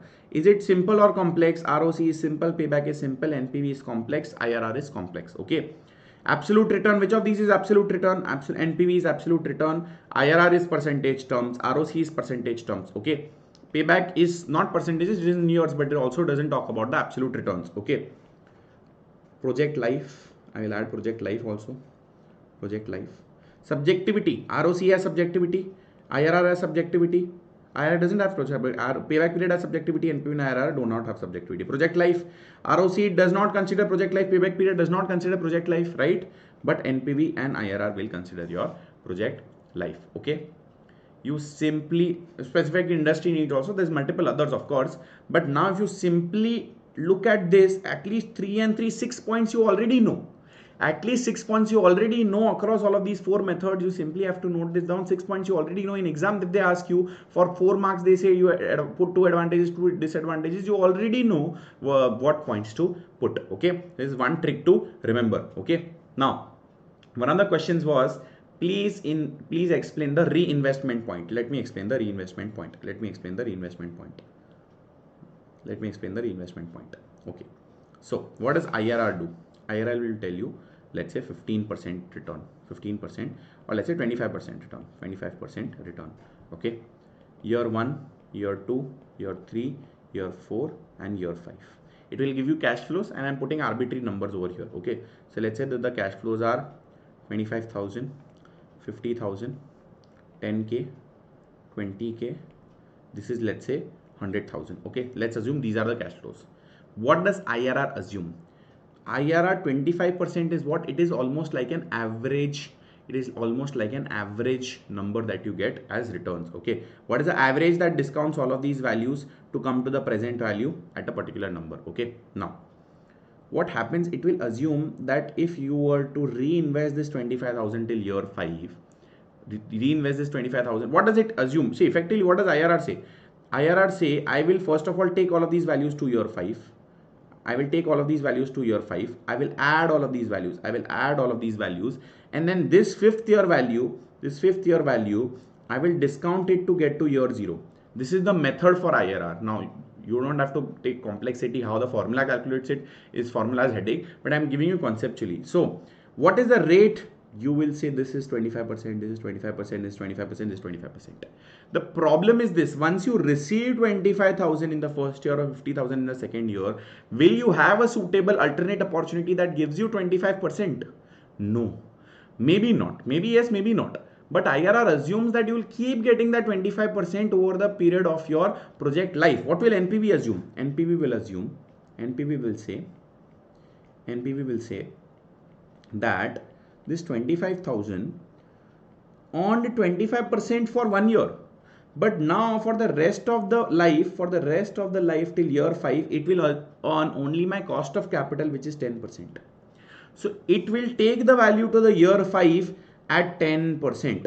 It will take this 50,000 to year 5 at 10%. So it basically says, if you are to do a calculation where you take all of these values to year 5 and then you discount it, NPV is assuming that only 1 year you earn 25%, remaining years you earn 10%. But IRR will assume that all the years you are earning 25%. If you reinvest also, you will be earning 25% on that reinvestment till year 5. Okay, now I can do this whole math and I can show you how this adds up, but that will be a longer thing. Just remember that IRR always assumes that the reinvestment is at IRR. NPV always assumes that reinvestment is at cost of capital. It is at cost of capital.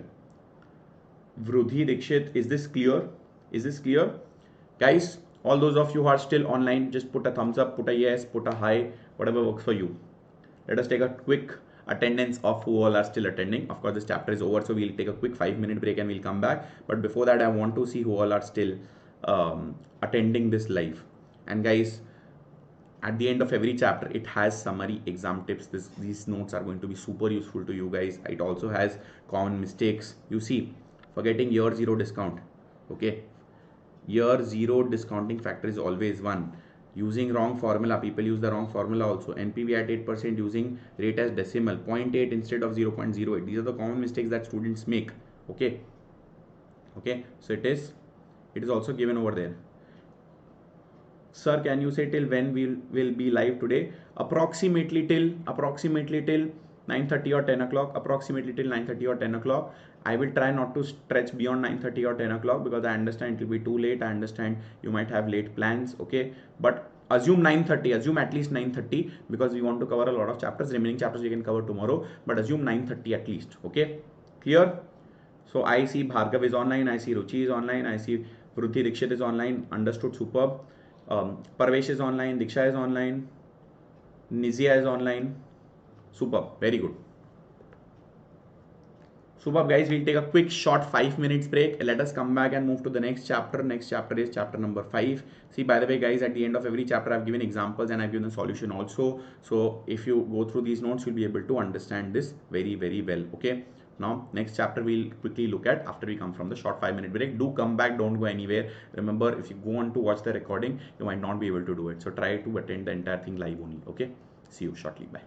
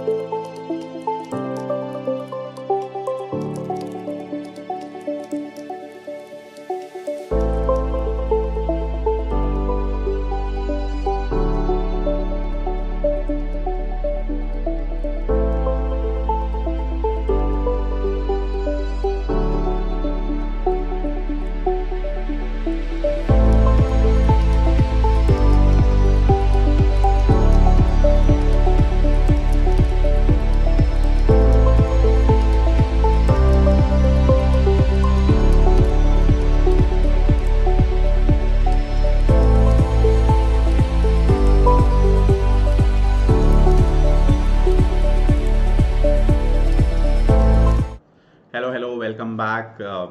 As soon as you see this, please do again put a hi or a yes.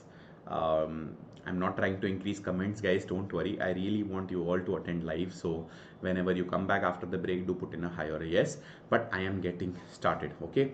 Now, in this chapter, we cover the aspects of inflation, tax, and working capital, and also someone who had asked this question, which is we need to, from a section C perspective, how do we solve? At the end of this chapter, we will see a template of how do you solve the investment appraisal chapter questions, the template of how do you solve it. Okay, so guys, now in the exam, this is a typical adjustment that is given. This is a typical adjustment that is given, which is you are given in the exam real rate of return.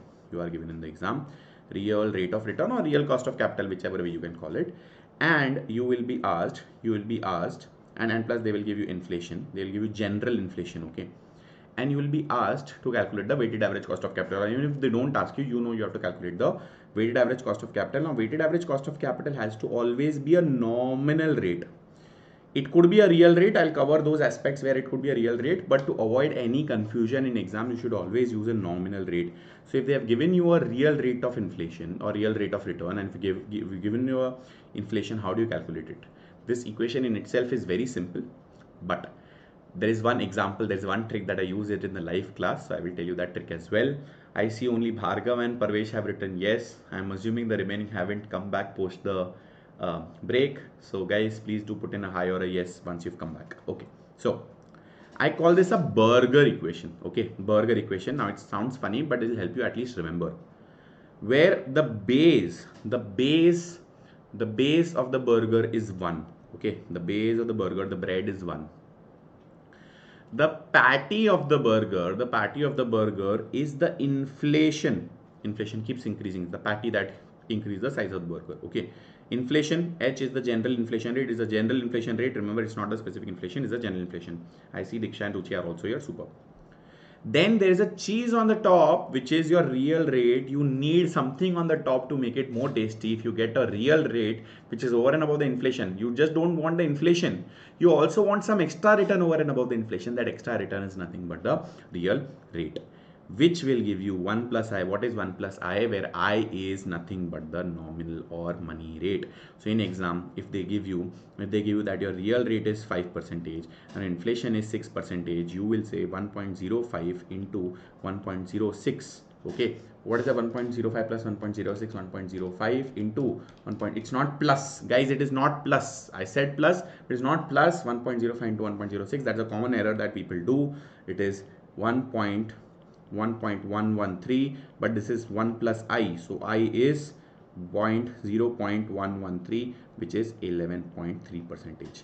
If you would have simply added real rate and inflation rate, it would have been 5 plus 6, 11, but guys, this is 11.3%. okay, so the key insight is 5% inflation is 0.05 in the formula. Okay, you can see the example as well. Now in the exam, if they say this sales price is in current terms, if they say it is in current terms or today's terms, then it is without inflation adjustment. It means it is in today's prices. You have to adjust the cash flows for inflation. But if they already say this is money or nominal cash flows, then they have adjusted for expected inflation. This is a common adjustment that is asked for investment appraisal section C questions. They will give you the sales price, they will give you the fixed cost, including, in fact, for the pre-mock June 26, if you see the section C question, they have given you the sales price and the fixed cost in today's terms. Okay, now if they give you the real cash flows, they are expressed in a constant purchasing power, where they have not included any general inflation. But anyways, the real cash flows are never given. Typically only the current or the today's prices are given. Default assumption, if they don't say anything, you have to assume that these are money cash flows, unless explicitly stated. But if they have given you explicitly that this current prices, then it is year zero prices. You have to add inflation. Now there could be two situations. One situation, they say the price is 100 in today's terms. The price is 100 in today's terms and inflation is 10%. Then year 1 will be not 100, year 1 will be 110, which is nothing but 100 plus 10%. So year 1 will be 110, year 2 will be 121, which is nothing but 110 plus 10%, so on and so forth. Okay, But if they say that year 1 sale price is 100, then year 1 you don't have to adjust inflation again. Year 1 will be 100 and then you have to start adjusting inflation from year 2 onwards. Okay, this will change the answer. If sales is 100 in year 1, then you have to inflate by 10% for the next 2 years. But if it is given in current terms, then you have to inflate for all the 3 years. Okay, this is one of the common mistakes that students make. Read the question carefully, right guys? Read the question carefully. Okay, now there could be two methods. If you have been given real cash flows and there is no taxation in the question, then you can use the real rate. So RR, where real cash flow only one inflation rate applies to all the cash flows, and you are given no tax, then you can use RR, but that will almost not be the case ever. Always you use the MM, which is what you use the money cost of capital, use the money rates, because you might be given specific inflation rate. What are specific inflation rates? You might be said that the sales price grows at 5% every year, variable cost grows at 2% every year, fixed cost grows at 3% every year. So you will grow each of these at the respective rates. And if you have been said that the general inflation rate is 6% per year, then 6% is what you take into this equation, the burger equation. You take 6%, but the respective cash flows you increase at the respective numbers that are given in the question, which is the specific rates. So most definitely you have to always use the money method and the money rate. Okay, I'm not spending a lot of time here. Even if you're confused also, you use the money rate and the money method. It is the safest, guys. It is slightly more tedious, but it is the safest. Don't take a risk. 99% scenarios are always MM, money method, money cash flow. Okay, what is general versus specific? General inflation rate is inflation rate in the overall economy, which is almost like an average inflation rate. But specific inflation rate is, for example, if you buy a pizza, right? If let's say you every day commute by metro, now metro prices don't increase year on year, or if they increase by 1%, for example. So specific inflation rate of metro prices is 1%. But if you order pizza and pizza prices have increased year on year by 10%, then for pizza cash flow you will apply 10% inflation rate, and for metro you will apply only a 1% inflation rate. From an exam perspective, sales might be having a different inflation rate, your variable cost might be a different inflation rate, fixed cost might be a different inflation rate. So for the cash flows you use specific inflation rate, but while calculating the nominal cost of capital using the Fisher method, which is the burger equation as I call, you should be using the general inflation rate. Okay, clear? You've been given an example, you can go through this. Clear? As you can see, you might be given separate inflation rates for wage cost, separate inflation rate for material cost, and separate general prices. Okay, clear? Now, what happens when you have been given tax in the question? First of all operating inflows and all operating cash outflows without fail are taxed. Okay, so operating inflows are taxed, cash outflows are tax deductible, which is you receive a tax relief. Even if nothing is explicitly mentioned in the exam, you assume that the tax is to be paid 1 year later. Tax is to be paid 1 year in arrears is what your assumption should be. Always assume tax is to be paid 1 year in arrears. So for year 1, whatever tax is to be paid, your cash flow is this, you pay the taxes in year 2 by default, unless there is an assumption given otherwise in the question. Now let's say they've not stated anything in the question. If the question is silent, you can always say that we are assuming that tax is paid in 1 year later. Just put that note and you take that assumption. If anyways nothing is given, okay. Now, but typically speaking, they will clarify in the question. Okay. And always, if you have a cash loss, if you have a net loss, you have to take, your tax becomes positive. Why? Because if you have a loss, then you'll get a tax deduction. So you have to always assume that the company has some positive profits across the other projects that they have. So see, tax can never be positive. They will never positive cash flow. The government will never give you back the tax, right? But if you're making losses, the government will not say, oh, you made 1 lakh loss this year, let me compensate you for the loss, 30%, take it back. They will never do that. Okay, they will only take it when you earn profit. But you have to always assume that there are other projects that you have in the company. If you are making a loss in this project, then for your other projects, to that extent, you'll have to pay lesser tax, which means you will have to attribute it to this, which means for that year, tax losses, any relief will be considered as a positive cash inflow. Okay, is this clear, guys? You should mention clear, yes, whatever in the chat box so that I know. Okay. Now, tax allowable depreciation, which is also important from an exam perspective. Now, this could be calculated as a percentage on the WDV, but the question could also say straight line. So you have to see what the question states. Let's assume it says 25% depreciation. Now this is depreciation. First you have to calculate depreciation, then you have to calculate cash flow. Okay, how do you calculate it? You will make a table. You will make a table saying year 0 value is 100,000. Value of 100,000. What is the depreciation for year 1? Depreciation is 25%, so 25,000. This is the year 1. Okay, this is the year 1 depreciation. But if, for example, hello Anshu ma'am, thank you for putting in yes as well. Good to see you here. So, if for example your tax are to be paid in arrears, then what is the year in which the tax are to be paid? What is the year in which your tax are to be paid? The year is to be paid in, what is the year in which you receive the benefit? You receive the benefit in year 2.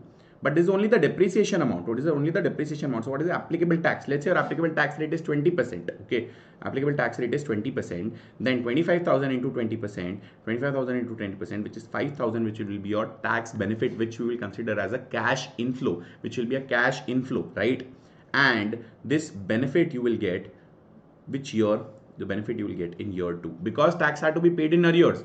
The depreciation was of year 1, but you will get the tax benefit in year 2 because the tax are paid in arrears. Now your WDV at the end of year 1, your WDV is 75,000. What is the year 2 depreciation? Year 2 depreciation is 25% of 75,000. 75,000 into 25%, which is 18750. 18750. Now this multiplied by 20% was my tax rate. Remember guys, 20% was my tax rate. So my tax saving will be 3750. But in what year will I get the benefit? This is the TAD, tax allowable depreciation benefit. I'll get the benefit in year 3 because 1 year later. Okay. Now, what is the value? What is the value at the end of year 2? What is the value? At the end of year 2, your value will be 75,000 minus 18750. Your value will be 56250. Correct? This is at the end of year 2. Now let's assume you sold the machinery in year 3. Now there is two scenarios. Okay, one scenario is you sold it for 65,000. Second scenario is you sold it for 45,000. Okay, so now what happens in one scenario? What do? You say I sold it at 65,000, which means I made a profit. If you've made a profit, but the government had allowed you the depreciation tax benefit, right? So on the difference, which is what, 56250 minus 65,000, on the difference of 8750, this difference is called as balancing charge. Balancing charge. This is a negative. If it is negative, then there is a balancing charge, which means on this amount you will now have to pay tax because you got the benefit. Now you're making a profit. This is nothing but a profit. Your book value is 56250, but you are selling it for 65,000. Then you're making a profit. Then this will be a balancing charge. But again, this was year 3. Your tax will be in year 4. This multiplied by 20% will be the tax which you will have to pay in year 4. Now let's assume what happens in the second scenario. What happens? You will say I will deduct 45,000. 11,250 still my loss, on which I have not got the benefit of my tax. So this is nothing but balancing allowance. So 11,250 into 20% is your tax benefit that you will get, tax relief that you will get. But this is corresponding to year 3. Given tax is paid in arrear, you will get the benefit in year 4. Okay, so what do? You will say original cost less tax allowable depreciation, you get the WDV, less disposal proceeds. So WDV minus disposal proceeds. If it is a positive amount, it is balancing allowance. If it is a negative amount, it is a balancing charge, which is this.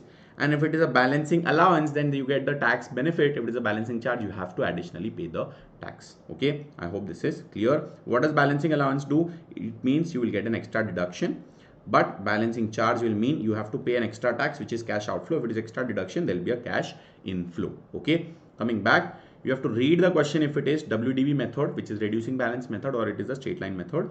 Your total relief through the life of the asset, you have to cross check. You can cross check also that the total relief has to be on cost minus the scrap value. Your total relief, so in our example over here, the total relief should be 35,000. How 35,000? So 35,000 is nothing but the original 100,000 or for which I bought the asset minus I sold it for 65,000, correct? In this example, my relief will be 100,000 minus 45,000. My total relief across year 1, 2, 3, my total relief will be 55,000. So you can also cross check if your total relief across those many years is that amount. Okay.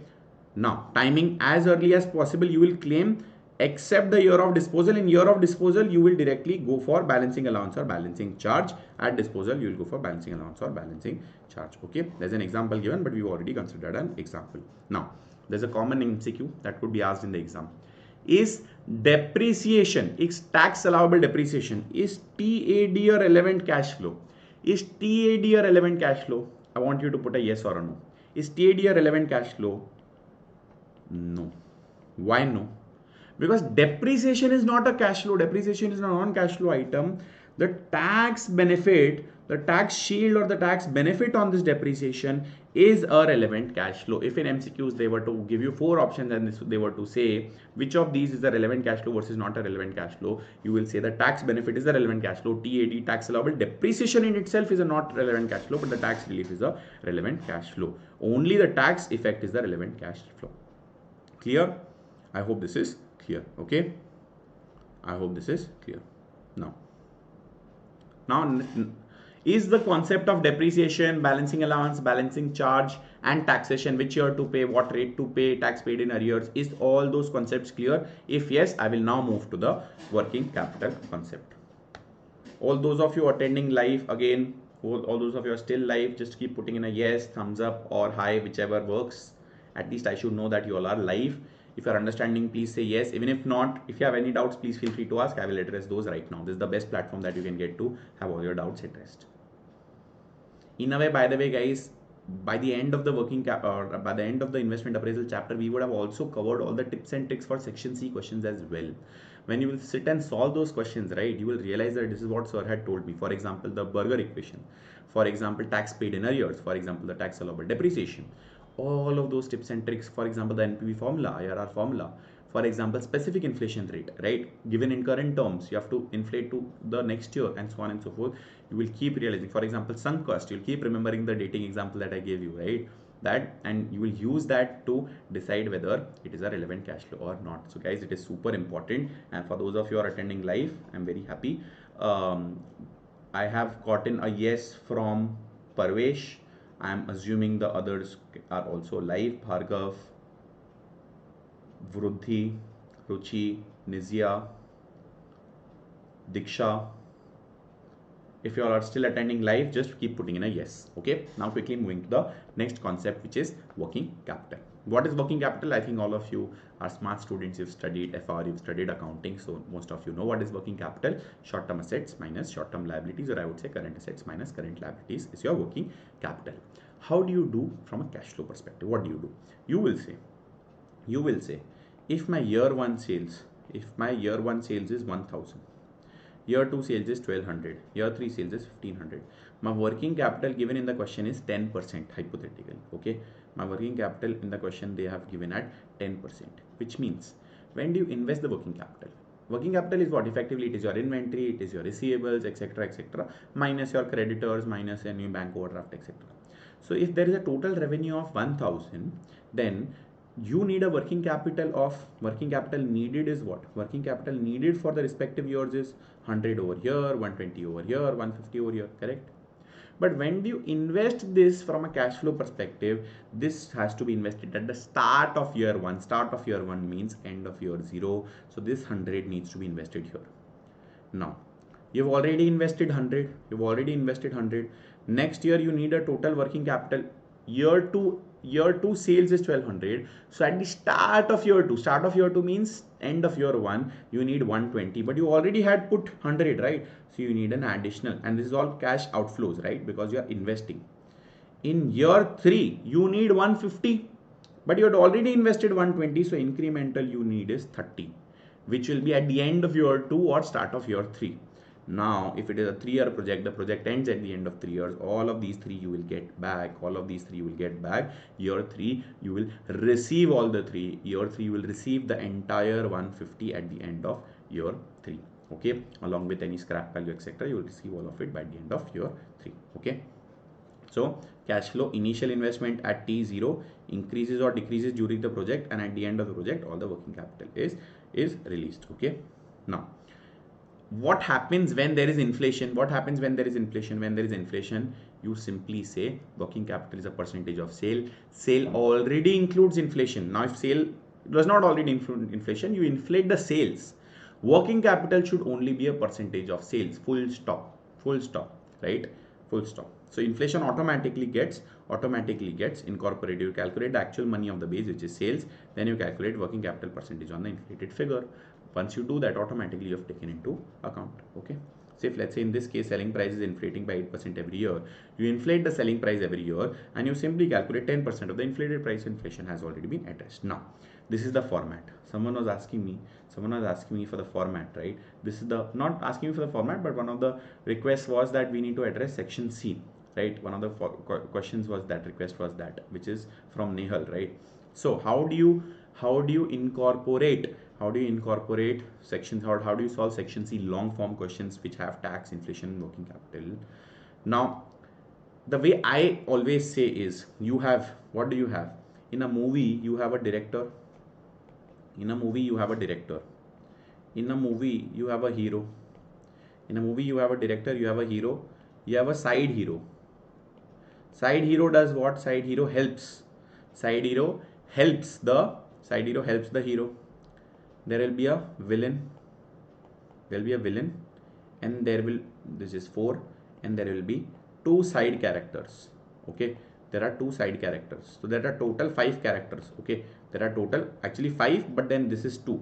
So there is total 6 characters. Okay, so always remember there's total 6 characters in this sum. By solving this sum, you have to always remember these 6 characters so that you don't miss out on anything. First character is what? Director. Initial investment is a director of the movie. If the initial investment is not made, can the movie go ahead? Can the investment move ahead? Does the project move ahead? No. So this is director. Initial investment is director. Then you have net trading cash flows. What does net trading cash flows mean? It means sales minus variable cost minus fixed cost. That is your net trading cash flows. Okay, and you have to inflate if it is needed. You have to inflate if it is needed, if it is asked in the question. So always remember that. Then you have tax. Tax unfortunately is your villain. It is coming and spoiling your game. They will take the, unless it is delayed. If it is delayed, then year 1 will be paid in year 2, year 2 in year 3, year 3 will be paid over here. But if it is not delayed, then it is paid in the respective year. It is paid in the respective year. Now tax is the villain. What happens? Who is the side hero? Who comes to save you? The side hero is the tax relief. That is the benefit that you get. That is a benefit that you get when you invest. That is a tax depreciation. This is a TAD benefit that you get in the respective years. And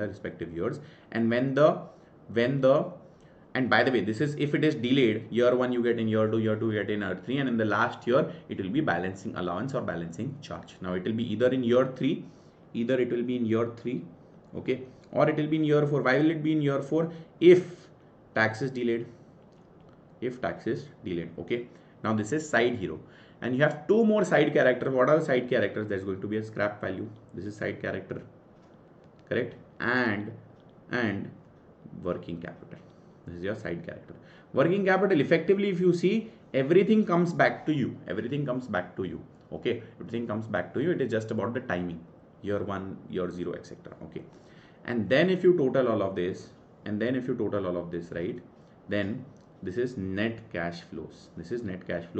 You multiply it by the discounting factor, you find the present values, and then you add all the present values and you find the NPV. Alternately, what you can do is you can use this formula, NPV rate, comma, year 1 to year n plus year 0 cash flows. You will have to add separately for NPV formula. For IRR it will not be separate. Okay, if tax paid in arrears, always add 1 extra year. Best practice for these questions is always use money method. inflate revenues and costs separately using the specific tax rate, inflate the cost and disposal. So sometimes what happens is they also say that the scrap value is $10,000 in today's terms. Then you have to inflate the scrap value also. Sometimes they will say $10,000 is already inflated. Okay, you have to calculate working capital on the inflated figures and you have to use the post-tax money discount rate. So this is your section C format that you will use for all the investment appraisal section C question. I am again telling you 100% section C question will be from, one of the questions will be from investment appraisals. Is this clear, guys? Is this clear before I move to the next chapter? Any questions? So in a way we've completed almost. Of course there's one topic which is left around lease and expected annual costs, etc., which we'll cover shortly. But apart from that, is everything else done, guys? Are you now feeling confident about section C question on investment appraisal? There's also going to be the pre-mock question which I will upload on YouTube, so don't worry, you can look at that also. Is this helpful? First of all, is this marathon helpful? Okay, just put in yes, thumbs up, whatever you like, and we'll move to the next chapter now. Okay,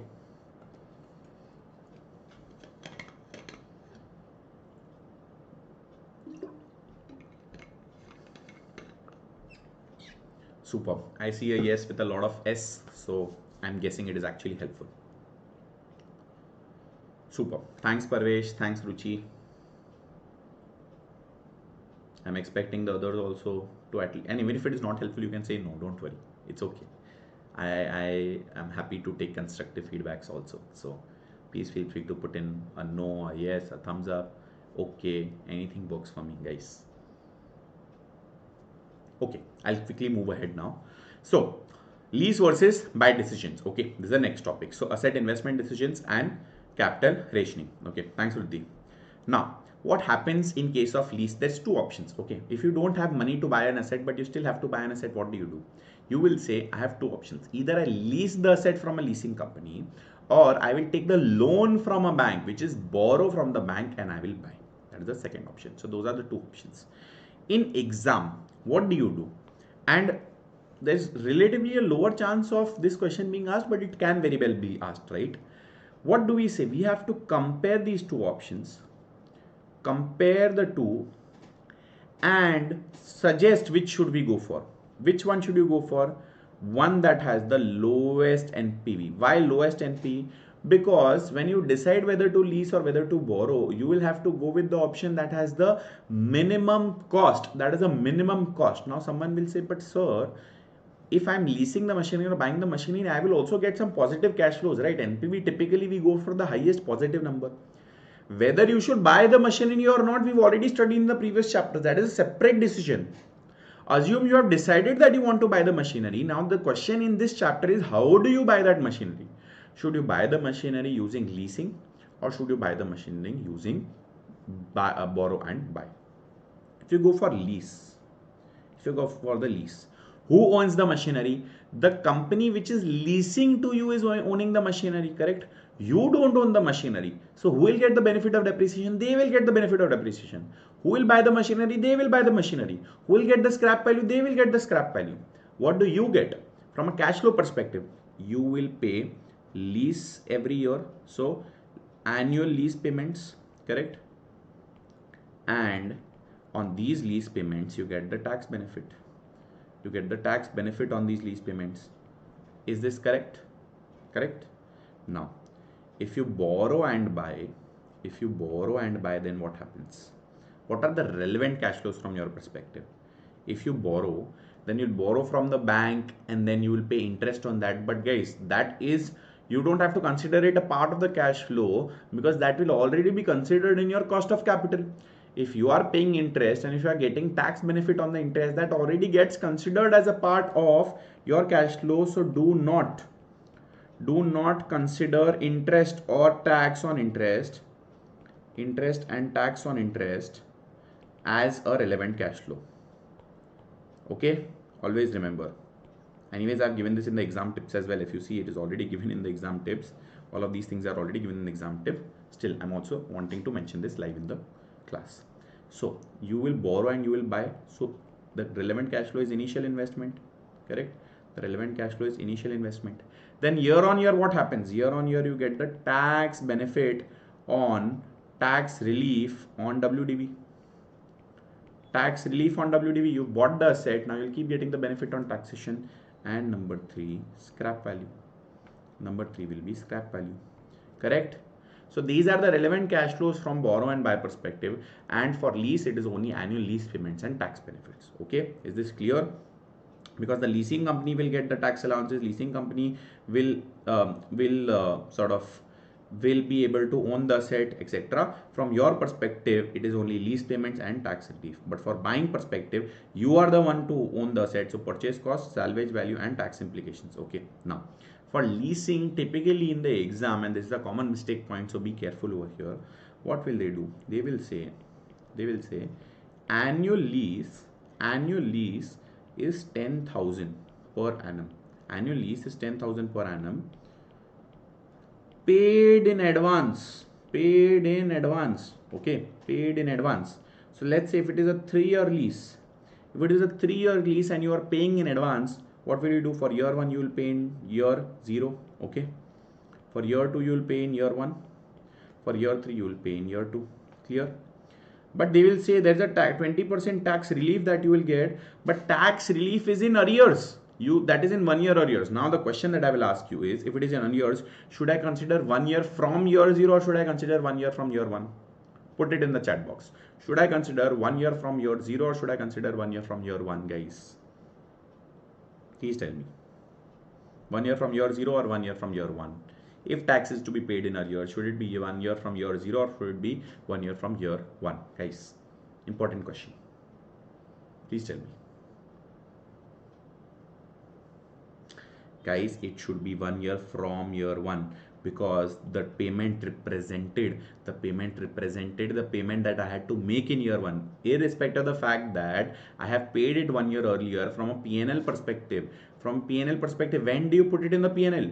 You put the expense in the P&L in year 1. So the tax benefit of that expense you will get in year 2. So the benefit, let's say if it is 20%, the benefit of 2,000, year 1 benefit you will get in year 2, year 2 benefit you will get in year 3, year 3 benefit you will get in year 4. Okay, is this clear, guys? Is this clear? 1 year from year 1, absolutely. I'm very happy that you all are conceptually clear. Parvesh said from year 1, Riddhi said from year 1. I'm glad. So this is how your cash flows will look like. So this is also what I've written in the exam tip. Be careful about the time period of lease payments or asset payments vis-a-vis the tax relief. Generally 1 year in arrears, and if the lease is in advance, then effectively 2 years in arrears. Effectively, why? Because for the payment that I made in year 0, I will get the tax benefit in year 2. Okay. Now the discount selection. Discount rate always has to be a post-tax cost of borrowing. Why? Because interest payments are tax deductible always, so you have to reduce the tax shield. Clear? Now, lease versus buy decision, you always find out, first of all, you have to verify if the project in itself is a positive NPV. So now in the exam, you have to always assume that, and you can always put a note, right? Now, given the fact that you already want to buy the machinery and that is a given, then what do? You will calculate the NPV of both the scenarios, and the one which has a lower negative number, both will have a negative NPV because both are cost, right? Both is where you are spending. So the one option which will have a lower NPV, you go for that option. I hope this is clear. Now, you should also consider some non-financial factors, which is who receives the residual value at the end. Does this restrict any borrowing capacity? Does this include leasing, insurance, etc.? If they might change the answer for your decision. Okay. Next concept is replacement decisions and equivalent annual cost. Before that, just let me know in the chat if the concept of lease and buyback is clear.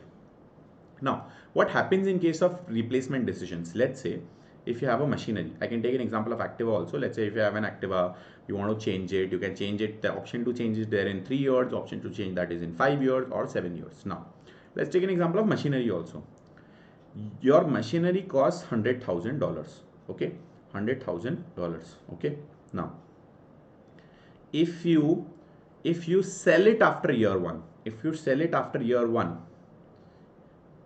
so what is the salvage value? What is the resale value that you will receive? So let's say the sale value that you will receive, and what is the annual maintenance? Or let's say what is the maintenance that you will incur? So let's say if you sell it after year 1, you will receive 80,000. Maintenance in the first year is very less. You have to just spend 5,000. year 2, now your value reduces to let's say 55,000, but your maintenance in year 2 increases because now the machinery is getting old, so you still incur only 10,000. Year 3, your sale value really reduces to 30,000 and our maintenance increases to 20,000. Now the choice is whether you sell it and replace it at the end of year 1 or year 2 or year 3. What should you do? What should you do? That is the question. Okay. Now, to find out the answer to this, we calculate something called as EAC. EAC. Why? Because we cannot compare different assets with different lifespans. We'll have to bring it to a simple one lifespan, right? Because see, if I replace it after year 1, I will also have to incur 100,000 for the new machinery, right? I cannot live without the machinery. I need the machinery for production. If I replace it after year 2, I can delay the 100,000 spending for year 2, and if I incur it at the end of year 3, then I will have to incur that 100,000 at the end of year 3. Okay, so the formula is what? You find out the present value of costs over the respective cycle. So if it is 3 years, you calculate it EAC for year 1, for year 2 and year 3 separately, and EAC, you will go for the EAC which has the lowest EAC, which has the lowest equivalent annual cost. How do you find the equivalent annual cost? You will take the present value of costs over one cycle. What is the present value? So let's say I'm taking an example of year 2. What is the year 2? If I calculate the EAC for year 2, I will say for the option which is 2 year, okay, 2 year cycle. It is not year 2, it is a 2 year cycle. My year 1 cash flow will be when I buy the machinery, which is 100,000. My year 1, I will have to do the maintenance. If I am selling at the end of year 2, then I have to incur maintenance for year 1 as well as year 2. What is my year 1 maintenance? Year 1 maintenance will be 5,000. Year 2 maintenance is 10,000. And then I sell it at the end of year 2 at 55,000. So I have to then do what? I have to find the present value of all of these cash flows. Okay, this present value that I found, I have to divide it. I have to divide this present value by the annuity factor. By the annuity factor of 2 years, I have to find the I have to find the equivalent annual cost by dividing these cash flows to the present value. Present value divided by the annuity factors. I have to find the EAC, and then between the different options of EAC, I have to go for that option which gives me the lowest EAC. Okay, so calculate the NPV of cost, convert the NPV to EAC using the annuity factors. Guys, what is the annuity factor? We've already discussed in the previous chapter, which is nothing but the sum of discounting factors. You have the annuity factor table as well, and finally you select the cycle which gives you the lowest EAC. I can show you an example also towards the end of this chapter. We'll also cover an example. But what are the key assumptions? The key assumption is whether you change in year 1 or year 2 or year 3 or year 4, your machine is as good as it is. So it does not change the operational efficiencies. Your revenues are unaffected. Your asset can be replaced indefinitely, perpetually. It is not like you will have to replace it in 2 years, otherwise it will be a problem. Tax and inflation do not create a difference. It is costing 100,000 if you replace it in year 1. It will cost 100,000 even if you replace in year 3. Now I know it is a rebuttable assumption. You will say, oh sir, that wouldn't be possible. Of course the 100,000 will increase. Yes, that I agree. But for the purpose of this concept, you will have to say that the 100,000 stays the same as 100,000. Different machines will have similar operating efficiency. So basically we are saying whether you replace in year 1 or year 5, your operating efficiency of the this will not change. Now, just the way you have the concept of EAC, there's also a concept of equivalent annual benefit, which is if you have to compare different set of cash inflows, but the inflows have a different lifespan, you will calculate an equivalent benefit. It's the same logic. You calculate the present value, you divide it by the annuity factor, but instead of negative, this number will be positive. So that is the equivalent annual benefit. Okay, is this clear, guys? I'm going to pause here. Just put a yes or a no. If it is not clear, put a no, and I'm happy to re-explain any part that is not clear. If it is a yes, just let me know that it is clear and I can keep moving ahead. Okay. Just let me know if this is clear. What are the replacement decision factors, guys? What are the factors? So first of all, capital cost. Is the capital cost too high? How fast is your resale value coming down? First year it was 80,000, second year it is 30,000, then you might sell it at the end of year 1 only. Longer replacement cycle, which means fewer capital cash outlays, but then at the same time replacement value will also keep coming down. Operating costs, actually realistically it will keep reducing reducing because the operating efficiency, it will have more breakdowns, etc. There will be a downtime. Finally, there could be other factors like taxation, inflation, resale value also keep coming down. So these are generally the problems. But having said that, you are assuming that all of this is a constant. Okay. Determining the optimal replacement cycle. The optimal replacement cycle is largely influenced by the trade-off between capital cost and resale value, because on one hand you will have to, if you rechange frequently, you will get a higher sale value, but you will have to incur the capital cost again and again. And number two, your annual operating cost will keep increasing over a period of time. Your maintenance will keep increasing. Key limitations is it does not take into account the fact that your technology changes. If I was to ask you this question around Apple iPhone, you will say, oh sir, I won't wait for 3 generations. I will say, oh, after iPhone 17 I need iPhone 18. Why should I wait for 4 years until iPhone 20 comes? No, I will change every year. Okay, so it does not consider that. It ignores the technological advancement, it ignores inflation, it ignores the change in production plans. Okay, you might need a advanced machinery, the one that can be more accurate as well. Okay, so this is the concept of equivalent annual cost. I see only a yes from Parvesh. Are the others online? Just keep putting in a thumbs up so that I know. Now, coming to capital rationing overview. What is capital rationing? And this is one hot topic from an MCQ perspective, guys. What is capital rationing? Basically, if I had unlimited capital, I would say I will undertake all the projects which have a positive NPV. But in reality, I will never have unlimited capital. So I will have to allocate. I will have to ration my capital. Now this could be an external rationing or an internal rationing. External rationing is where your bankers tell you, if you have borrowed loan from a bank, the bank tells you that you should have a limit to the number of projects that you take, because they want to maintain the risk. They want to maintain the risk. So hard capital rationing is external. Hard capital rationing is external. Soft capital rationing is an internal constraint where the management itself, it is very self-aware. Just like you guys might be self-aware, and you guys will say, oh, for example, my section C working capital is weak, for example, right? And you guys will say, oh, I need more practice for section C working capital. That is self-awareness, right? So for over here, the management might be super self-aware. Then they might say that we have limited capacity, so we will focus only on the most important 2 projects. We don't want to undertake 5 projects at once. So that is soft capital rationing. Even if they can theoretically, they don't want to. Okay. So what do you do if you have multiple projects? If you have multiple projects where you need to invest in, what do? You will say, I will calculate the profitability index. What does profitability index mean? You have the NPV of the investment. You divide the NPV by the initial investment, which is for every 1 rupee of initial investment or every $1 of initial investment. What is the NPV that I am earning? The one which has the highest profitability index will give you the highest actual return. Okay, let us take an example only. What does this mean? It means that, what will I say? Calculate PI. PI is what? PI is 60,000 divided by 200,000, so 0.3. Then 45,000 divided by 150,000, which is what? See, again 0.3. Then 72,000 divided by 300,000 is 0.24. Then 20,000 divided by 100,000 is 0.20. Then 50,000 divided by 250,000 is also 0.20. This is if the projects are divisible. I'll come to what I mean by divisible. You will rank them. Once you've calculated the profitability index, you will rank them. What is ranking? This ranking is 1. This ranking is also 1. So they are jointly first. Both got a first rank. Very good. This is ranked second. These are both ranked third. So what do? You will say I should first invest in P and Q. Okay. Now I have 500,000 to invest. So I have invested 200,000. Okay. And I have invested 150,000.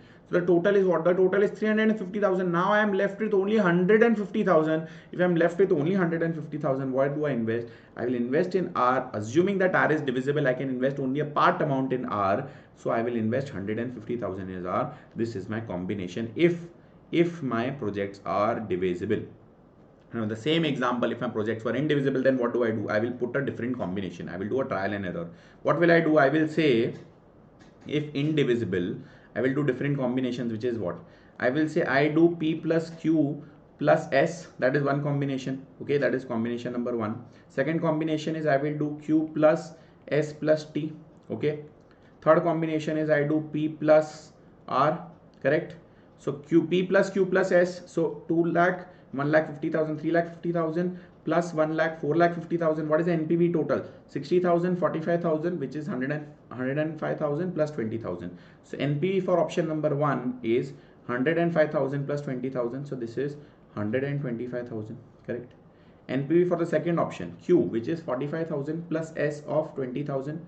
So 45 plus 20 is 65 plus 50. 65 plus 50 will be 150,000. So you will say this is 115,000. Okay. and you see the total investment 150 plus 10 is plus 1 lakh is 250 plus 250, which gives you 500,000, correct, which gives you 500,000. So I'm still within the budget. Third option is P plus R, 200,000 plus 300,000, 500,000. P plus R will give you 60,000 plus 72,000. Oh, P plus R is giving you 132,000, and you can keep doing more combinations also, but effectively you will go for P plus R. Why? Because P plus R is giving you the highest NPV. Eventually, what is your aim, guys? Your aim as the CFO is to make sure that you maximize the wealth of the shareholders. In which situation will you maximize the wealth of the shareholders? In the situation where you are maxing out the NPV. In that situation, you will be maximizing the wealth of the shareholders. So the answer is P plus R. This is if the projects are indivisible, then you go for a trial and error method. You try all combinations and go for a trial and error methods. Now, if the projects are mutually exclusive, that you either go for X or you go for Y, then what will you do? You will create number of combinations, 6 lakhs, right? So you will say W plus X, right? W plus X could be one combination, W plus Y could be one combination, right? X plus Z could be one combination, correct? X plus Z could be one combination, Y plus Z could be one combination, and W plus Z could be one combination, correct? Correct. And then what will you do? For all of these, you will calculate the NPVs. For all of these, you will calculate the NPVs, and then you will decide which of the NPVs is greatest. There is no combination of X plus Y. X plus Y does not exist. Why? Because X plus Y are mutually exclusive. Either you will do X or you will do Y. For example, I have the same land. On the same land, I can either build a school or I can build a hospital. There is either and or. So you can never do X and Y together if they are saying that this is mutually exclusive. On all possible 5 situations, you will calculate the NPV and you will go for that particular combination. Which combination gives you the highest total NPV? Okay. Now let me show you the calculations for EAC. For example, so this is a lease and buy question. Leases, right? It is a 5-year lease paid in advance. So first year lease paid in year 0, 5th year lease paid in year 4. Okay, this is all your lease present value, and then your tax benefit. It is delayed by 1 year. So year 2 to year 6, for year 1 to year 5, you'll get the tax relief in year 2 to year 6, which is this. Your total present value is this. Now buy option, year 0 you will buy, and tax relief is delayed. So instead of year 1 to year 5, it will be year 1 to year 6, but year 6 is anyways balancing charge. Okay, and then residual value in year 5. So these are all annual tax allowance. Okay, and this is scrap value, this is residual value, this is scrap value, correct? This is tax allowable depreciation annually, this is balancing charge, correct? So now your NPV, what are the assumptions for divisible and indivisible? I'll come to that one in a bit. So the present value for borrow and buy is negative 899,000, but the NPV cost, the NPV for lease option is 1 million negative. Which of these is a lower NPV? Lower negative NPV is borrow and buy. So you will go for buy the equipment. I hope this is clear. Okay. What are the assumptions for divisible and indivisible? In case of divisible, they will give you in the exam that this is a divisible. This is a divisible, which means it can be undertaken partially. Let me give you an example. Fixed deposit. You can go to the bank and make a fixed deposit. Of 1,000 rupees also, of 100,000 also. Okay. So fixed deposit becomes a divisible. This becomes a divisible project. Okay. But let's say if you want to subscribe to a bond, the face value of which is 100,000. Then the minimum investment is 100,000 only. So either you can invest 100,000 or you can invest 200,000, right? If you now want to invest only 20,000, can you invest 20,000 in bond? No, you cannot invest 20,000 in bond. So this is an example of an indivisible project. Now, in the exam, if it is an indivisible project, they will always explicitly specify that it is an indivisible project, in which case you have to go for trial and error method. First, you list down all the feasible assumptions, then you calculate NPV for all the feasible assumptions, and then you go for the highest total NPV combination. But if it is a divisible assumption, then you go for the profitability index, you rank and you put divisible. The total 500,000 should be completed if it is divisible. If it is indivisible, you don't necessarily have to complete the total 500,000, but that is your upper limit. You can't go above that budget, but you can spend 400,000 if the combination of 400,000 actually ends up actually ends up maximizing your NPV. What your focus should be is not to maximize the budget that you spend. Your focus should be to maximize the return. Even if you are ending up spending only 450,000, but you are ending up earning a higher NPV, that is a better option. Is it clear? I'm going to the next sum just to show you how it is solved. Okay, so discounting factors are given. Okay, now what do? 1 year replacement cycle. You purchase maintenance for 1 year, you sell off at the end of 1 year, you calculate the present value. For year 1, annuity factor is equal to discounting factor. Okay, so present value divided by the annuity factor, this is the EAC. Now for 2 year, what happens? For 2 years, you will calculate, you will spend the maintenance cost for 2 years, which is different. It will increase year on year. Okay, you will sell at the end of 2 years.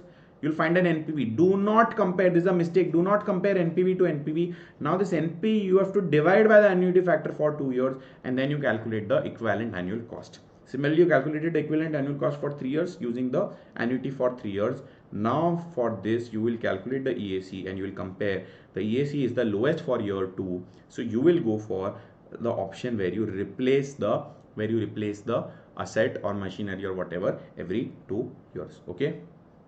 So one question is, so while choosing, all projects are independent and not mutually exclusive. Unless otherwise specified in the question, always assume that no project is mutually exclusive. Unless explicitly specified, your base assumption should be that all projects are independent. All projects are independent and not mutually exclusive, plus they are divisible. This is your base assumption. So unless they specify that it is indivisible or they specify it is mutually exclusive, you have to always assume that they are independent and divisible. This is the assumption that you have to take. Okay, this is how we did it. They are tied, this correct, clear. This is how we had also solved it, correct. 50% for R. Now if it was indivisible, then they have created these 4 options. 132,000 is the best. In this, they created these different combinations. Except for X and Z, they've created all combinations, and they'll calculate the NPV. You go for whichever option is best. Okay, this ends our chapter number 4. This ends our chapter number 5, my bad. Chapter number 4 from an investment appraisal perspective. Okay, any questions till your guys? All those of you are still online, put your attendance, put a hi or put a thumbs up, put a yes, whatever in the chat box. Put your attendance. We'll quickly cover one more chapter. This is a smaller one, and then we'll take again a small break.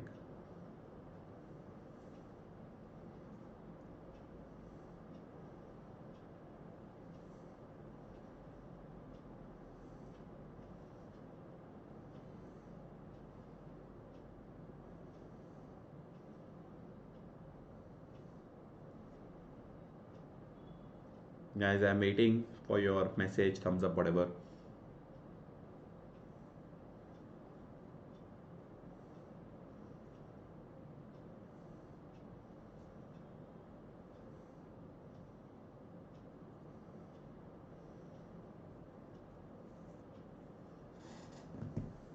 Any questions, guys? Any questions? Ruchi, Nazia, Vriddhi, Parvesh, Dhruv. Thanks, Vriddhi. Bhargav. Not sure if Bhargav is still online. I haven't seen his message for a long time. Diksha. I see Parvesh's message. I see Ruchi's message. Super. Quickly moving to the next chapter. If you have any doubts, please keep putting in the chat box. But I'm glad all those of you are online. I'm really happy that you guys are engaging, and I'm hoping this is still helpful. Okay, now quickly moving to the next chapter, which is chapter 6. Now, risk versus uncertainty. What is the key difference between risk and uncertainty? You can expect this question from an MCQ perspective. Risk is quantifiable. Risk is quantifiable. You know that if this particular outcome happens, so first of all, you know the probability of that outcome. And if that outcome happens, then what will happen? You know that also. That is risk. But uncertainty is, you know the outcome, which is, for example, there could be an earthquake. You know that there could be an earthquake. But if there is an earthquake, then what is the amount of loss? If there is an earthquake, what is the probability of having an earthquake? That you don't know. So that is uncertainty, which is unquantifiable. Why is this chapter important? We say that from an investment appraisals perspective, you need to build any risk and uncertainty. In your investments. You need to build in any risk and uncertainty in your investment appraisal so that you know whether to undertake the investment or not. Otherwise, you'll keep a particular estimates of investments, right? And then you will not know if you will be able to, achieve those returns because there is always a risk, correct? So, how do you undertake? So, what are the different concerns? First of all, accuracy of your estimates is a concern. What are the reliability of a forecast? Probabilities also, and then selection of the discount rate. All of these are uncertain. You never know what will happen. For example, COVID, did you ever know? But COVID is an example of uncertainty. You never knew that, right? COVID was an example of uncertainty. Now, investment appraisal under risk and uncertainty. What are the different methods that you use to build in the risk or uncertainty? Again, from a if you see, there's a small question that they've asked in the pre-mock June 26 as well. If you refer to that, which is sensitivity analysis. Risk, wherever we know that there are probabilities. What is an example? One example could be where you know there could be either a recession, there could be or a boom environment, or there could be a stable environment. In each of these three scenarios, you, for example, are able to estimate a probability. And let's say if you also estimate that if, for example, there is a recession, then my sales will reduce by X6%. If there's a boom, my sale will become by Y%, etc. So there's an expected value analysis. There will be a simulation analysis. There's an adjusted payback period, which all of these, by the way, we will discuss now. And there's a risk adjusted discount rates. If there is a risk where you can quantify, you can use any of these four methods to incorporate that risk in your investment appraisal. Okay. But if there is an uncertainty, what do you do? In uncertainty scenarios, the only one thing that you can do is you still see the sensitivity analysis, which you'll study immediately after, to see if there is enough margin on safety on inputs. Apart from that, all you can do is, uncertainty is anyways non-quantifiable, right? So what you can do, you just try to set your shorter payback targets, right? That how soon will I receive my money back? Number two, you make some prudent cash flow estimates. You say, I want to take very conservative estimates. I don't want to take very high estimates. And number three, you calculate best case scenario and worst case scenario NPVs for range analysis. Okay. What is sensitivity? Sensitivity is as simple as, what do? You calculate NPV as you would have calculated. And then what you do, NPV divided by the present value of cash flows of the respective variable. So present value of cash flows of the respective variable. What does this mean? It answers the what if questions. What do we mean? To what extent, by what percentage does your variable need to change? Now, what are the variables? When you invest, by what extent does your investment need to change? To what extent does your sale price need to change? To what extent does your volume need to change? To what extent does your cost need to change for your NPV to become zero? So effectively, you have a positive NPV, but you will decide not to take the project if the NPV was negative, right? So what is the amount of change in sale price required, volume required, initial investment required? That would actually change your decision from a yes to no. That is what the sensitivity analysis ends up measuring. Okay. And if this sensitivity percentage is very high, let's say 50%, then your sales price has to reduce by 50% for your NPV to become zero. Your initial investment has to increase. So costs have to increase and revenues have to reduce. Of course, inflows have to reduce and outflows have to increase. So if your costs have to increase by 50%, then you logically will say as a management, I don't think 50% it will increase. Don't worry. Maximum it will increase by 10-20%. But if it was 5%, if your sensitivity was 5%, yes, 5% there could be an increase, which means there is the NPV is only marginal. There is a big risk. What does sensitivity analysis suggest to you? It suggests, NPV analysis suggests what are the variables which your project is highly sensitive to, which means what are the variables that you should pay a close attention to. If let's say the sales price, there is a only 5% sensitivity to sales price, then you will say that I will have to pay a close attention to my sales price. I will have to recheck if my sales price assumption is correct or not. Okay. Now you see, this is an assumption. Over here, there's a rental income instead of sales price variable cost. There is a rental income. So what is the sensitivity to annual rental income? You will find out the present value of your rental income. Present value of your rental income you found out. Then you will find NPV divided by the present value, and you will say 29.9%, which means rental income must decrease by more than 29.9% for the NPV to become negative. Annual maintenance cost, which is 447,000, the present value. This is the present, this is the NPV. 266,000 is the present value, correct? This is the present value. So your maintenance cost has to increase by 167. Do you think that maintenance cost will increase so much? Typically not. So this is not a cause of worry. Initial investment will have to increase by 37%. Sale price will have to reduce by 106%. So you will say, what is it highest What is the sensitivity highest to? The highest sensitivity is to your rental income. Having said that, typically even 29% is big enough, so you will say typically not a cause of worry. Lower percentages indicate critical variables that need careful monitoring. In the example above, rental income and initial investment are more sensitive, and the sale price and maintenance costs are not critical. Let me tell you one of the common mistakes that people make. What are the common mistakes that people make? If it is sensitivity to, for example, sales price, sensitivity to sales price, or for example sensitivity to fixed cost, or for example sensitivity to variable cost, in all of these scenarios you have to consider the cash flows net of tax. You have to consider all the cash flows net of tax, which means when you find out the present value of sales, right, sales price is effectively sales. When you find out the present value of sales, you have to consider it net of tax. Because if your sales price was to reduce, logically speaking, your tax will also reduce, no, if your sales price is reducing. So you need to consider all of these present values. Your denominator should be net of tax. Of course, in this example tax is not given, but if tax was given, I would consider the maintenance cost net of tax. I would consider the annual rental income also net of tax. So that is one thing that you should do. This is a common mistake which people make, so do not forget. Number 2, if they say what is your sensitivity to volume. So this was point 1. The point 2 is if they say what is your sensitivity to volume. How do you find out sensitivity to volume? You have to find out present value of contribution. What is contribution? What is the formula of contribution? I want you all to put it in the chat box. What is the formula of contribution, guys? The formula of contribution is sales price, or rather sales minus variable cost. So if your volume changes, your contribution will change, because if your volume changes, your sales will go down, but your variable cost will also go down, right? So in case they will say sensitivity to volume, you have to take the present value of contribution. Remember, not sales, present value of contribution, of course after tax. So that's the point number 2. Point number 3, guys, that you need to be careful about, if they were to say sensitivity to discount rate. If they were to say sensitivity to discount rate, then what will you do? If they say sensitivity to discount rate, then the formula will be, if they say sensitivity to discount rate, then the formula will be what? You will have to say IRR. What is my IRR? Minus cost of capital. IRR minus cost of capital divided by cost of capital. Which means if your IRR today is 12% and your cost of capital is 10%, right? Then your IRR will have to reduce by 2%.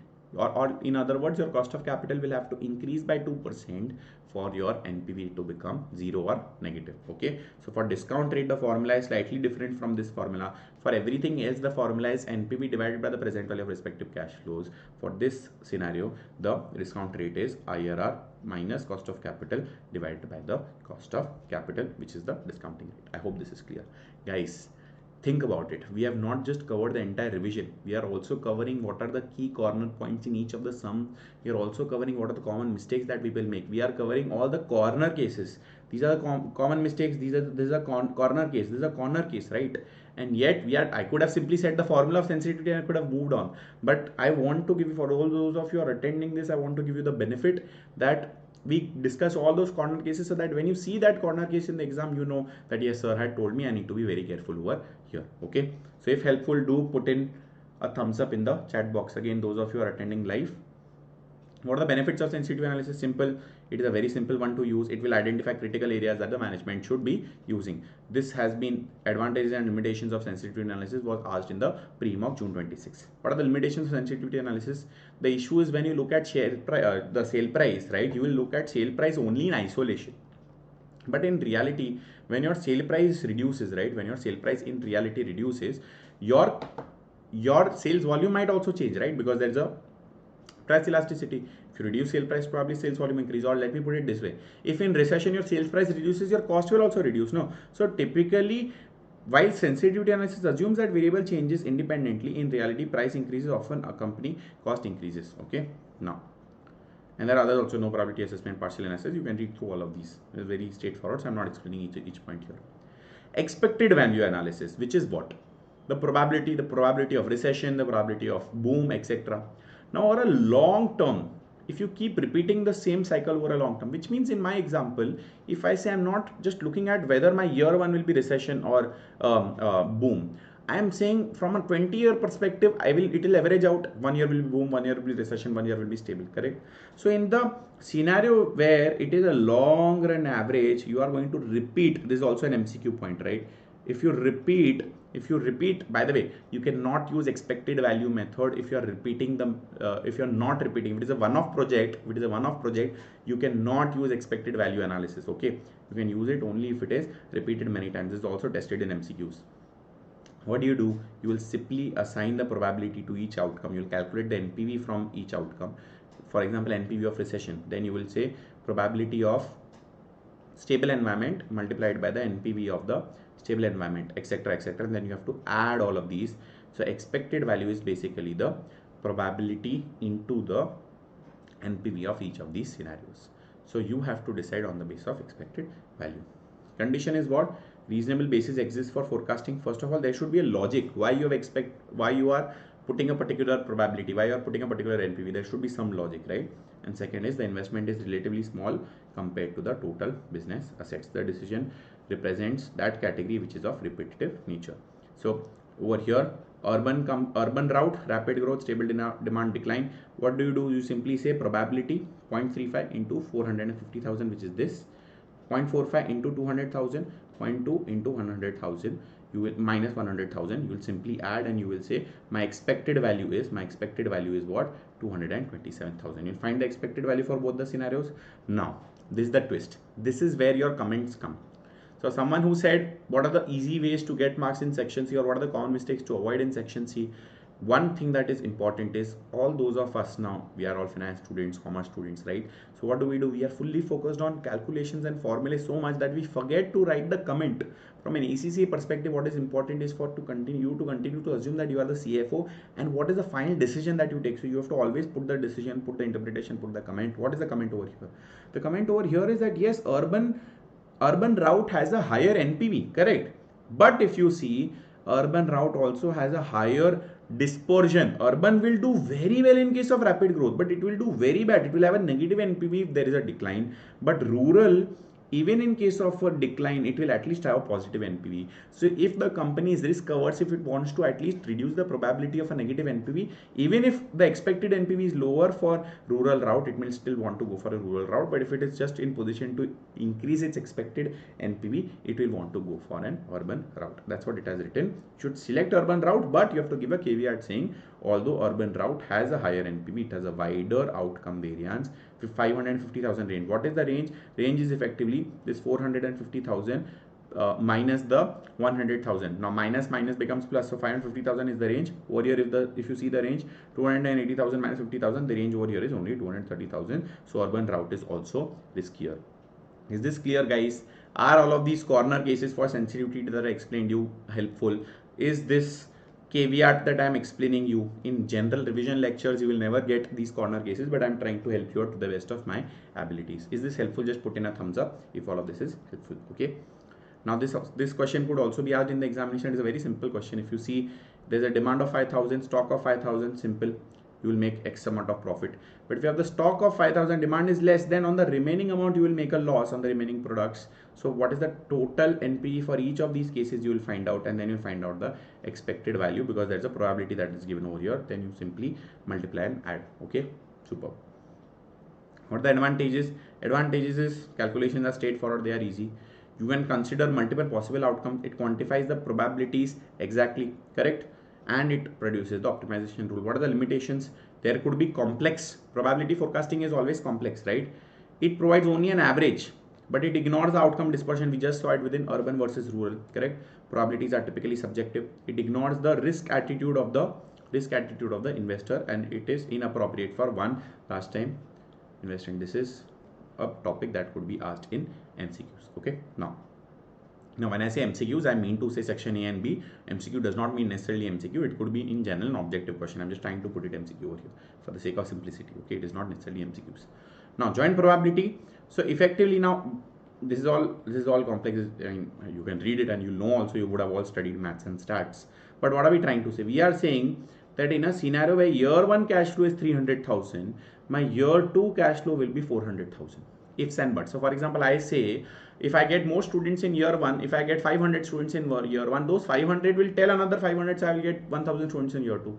But if I get only 250 students in year 1, I will get only 500 students in year 2, because 250 will tell only 250, correct? So this is if year 1 was this, year 2 will be this. If year 1 is this, year 2 will be this. So you'll have to find out the joint probability which is year 1 and year 2. What is the probability of this outcome? 0.4 into 0.6. This is the 0.24 probability of this outcome, and so on and so forth. For all the 4, you'll find the respective probabilities. Okay, you'll find the respective probabilities. Now you'll find the NPV for each of these 4. How do you find the NPV? Normally, which is minus 500,000. This is the initial investment. You'll discount the first and second year cash flows by the respective discount rate. You find the NPV, and then you assign the joint probability. Now probability into the NPV, you'll be able to find out the expected value. Okay, you have to find out the expected value, which is 36,860, which means it is a positive number, so you should go ahead. But they could also ask you what is the probability of having a negative and positive NPV. The probability of having a negative NPV is 0.24. The probability of having a positive NPV is 0.76, which is this is positive, this is positive, this is also positive. So positive is this. Is there a probability of having 0 NPV? No, there is no probability of 0 NPV. There is no outcome which comes at exactly 0. That is either negative or there is positive. Okay, I hope this is also clear. Now moving to the next concept, which is discounted payback period. What is discounted payback period? Remember the limitation that we had within payback period, where it said we are ignoring the time value of money, we are ignoring the timing of the cash flows. So in order to sort of compensate for that error, I wouldn't say error, but in order to overcome that limitation, they are using the discounted cash flow, where it is exactly the same as payback period, just that instead of the normal cash flows, now they are discounting the cash flows, and now you have to calculate the cumulative discounted cash flows, and now you have to see where does your 600,000 get recovered. So 180 got recovered here, 203 got recovered here, and remaining you had to recover what? 216,800, 219,300 you recovered in this year. So basically second year plus this amount, so this is 2.99 years, which is roughly 3 years. Okay, so this helps in accounting for time value of money. It emphasizes that earlier cash flows carry lower risk, so it is nice, and it is of course easier to understand. But it also still ignores the cash flow in year 4. It still ignores the cash flow after the payback period. No consideration of profitability, arbitrary choice of payback period. These limitations of original payback period method still continue over here. The only thing that is now better is the time value of money point. Okay, coming to the risk adjusted discount rates. Risk adjusted discount rates is cost of capital plus risk premium. So you will typically have a cost of capital, but if you are undertaking a project which has a higher risk, what will you say? Because there is a higher risk, I will increase the discounted rate, I will increase the bar, and I will only go for this project if it is able to give me that higher rate. Because we discussed, right, that the higher the discount rate, the lower will be my NPV. So I will take a very high bar and still see if it is a positive NPV. It is a positive NPV, I will go ahead. So for example, core business, the risk is 0, so you'll go for 8%. If it is a new market, the risk is slightly higher, you go for 3% extra adjusted rate. But if it is emerging technology, the risk is even higher, right? So you will say my risk premium is very high, 14%, so bar is very high. Only if it meets the higher bar will I go for it. For example, the present value of cash flows, you would have gone for it in a normal scenario, but now that the bar is very high, the present value reduces and NPV is 0. Now you will not go for it because it does not meet your bar for the risk adjusted discount rates. Okay, at 11%, at 14%, whatever. Clear? Last method is the simulation analysis method. This one does not have a question in the examination. When I say question in the examination, it might have questions, but it does not have a calculation in the examination. But just to explain you, remember in sensitivity analysis, I had told you one problem. The problem in case of sensitivity analysis, what? That you will change only one variable at a time. It does not take into account the change in multiple variables at a single point in time. Okay. But in this case, in this scenario, what happens? It will take into account the change in multiple variables at the same point in time. It will take into account the change in multiple variables at the same point in time. Okay, that is a benefit of simulation analysis. So it will have multiple variables simultaneously. It will generate probabilities. It will generate a probability distribution actually, and then so you specify all the variables. Okay, you specify price, market size, cost, etc. You define the relationship between them, you execute the simulation, and then you analyze. How do you analyze? You will say in 70% of the cases my NPV is still positive. So that is how you draw comfort. So what is the advantage? It incorporates all the possible outcomes which sensitivity did not.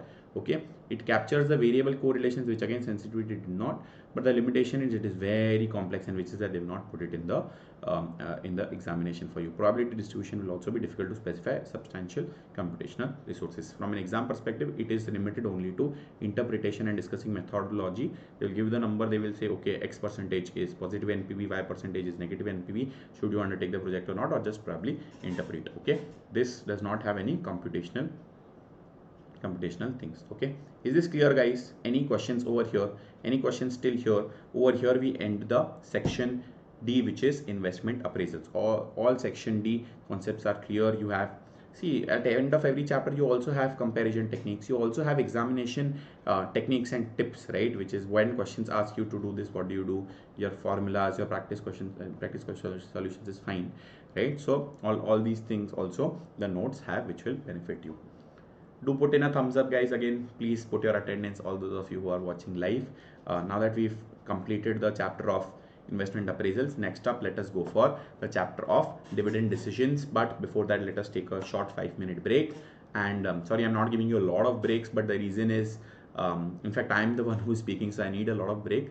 But instead, let us complete it earlier, complete the lecture earlier, instead of giving you more breaks. You take a 5-minute break. If you want to have your dinner, you can keep watching the lecture and you can have your dinner simultaneously. Just put in a thumbs up, put in a yes, put in a hi, whatever, and let us start with the next chapter, which is dividend policy, once we come back from the break. Okay, see you shortly in the next 5 minutes.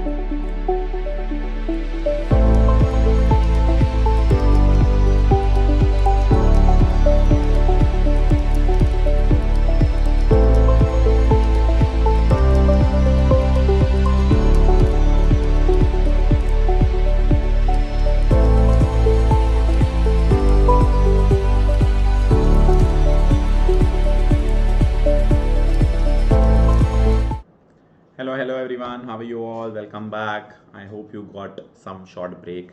I know one complaint that you all will have from me is I'm not giving a lot of breaks to you, which is fair, which is a very fair complaint.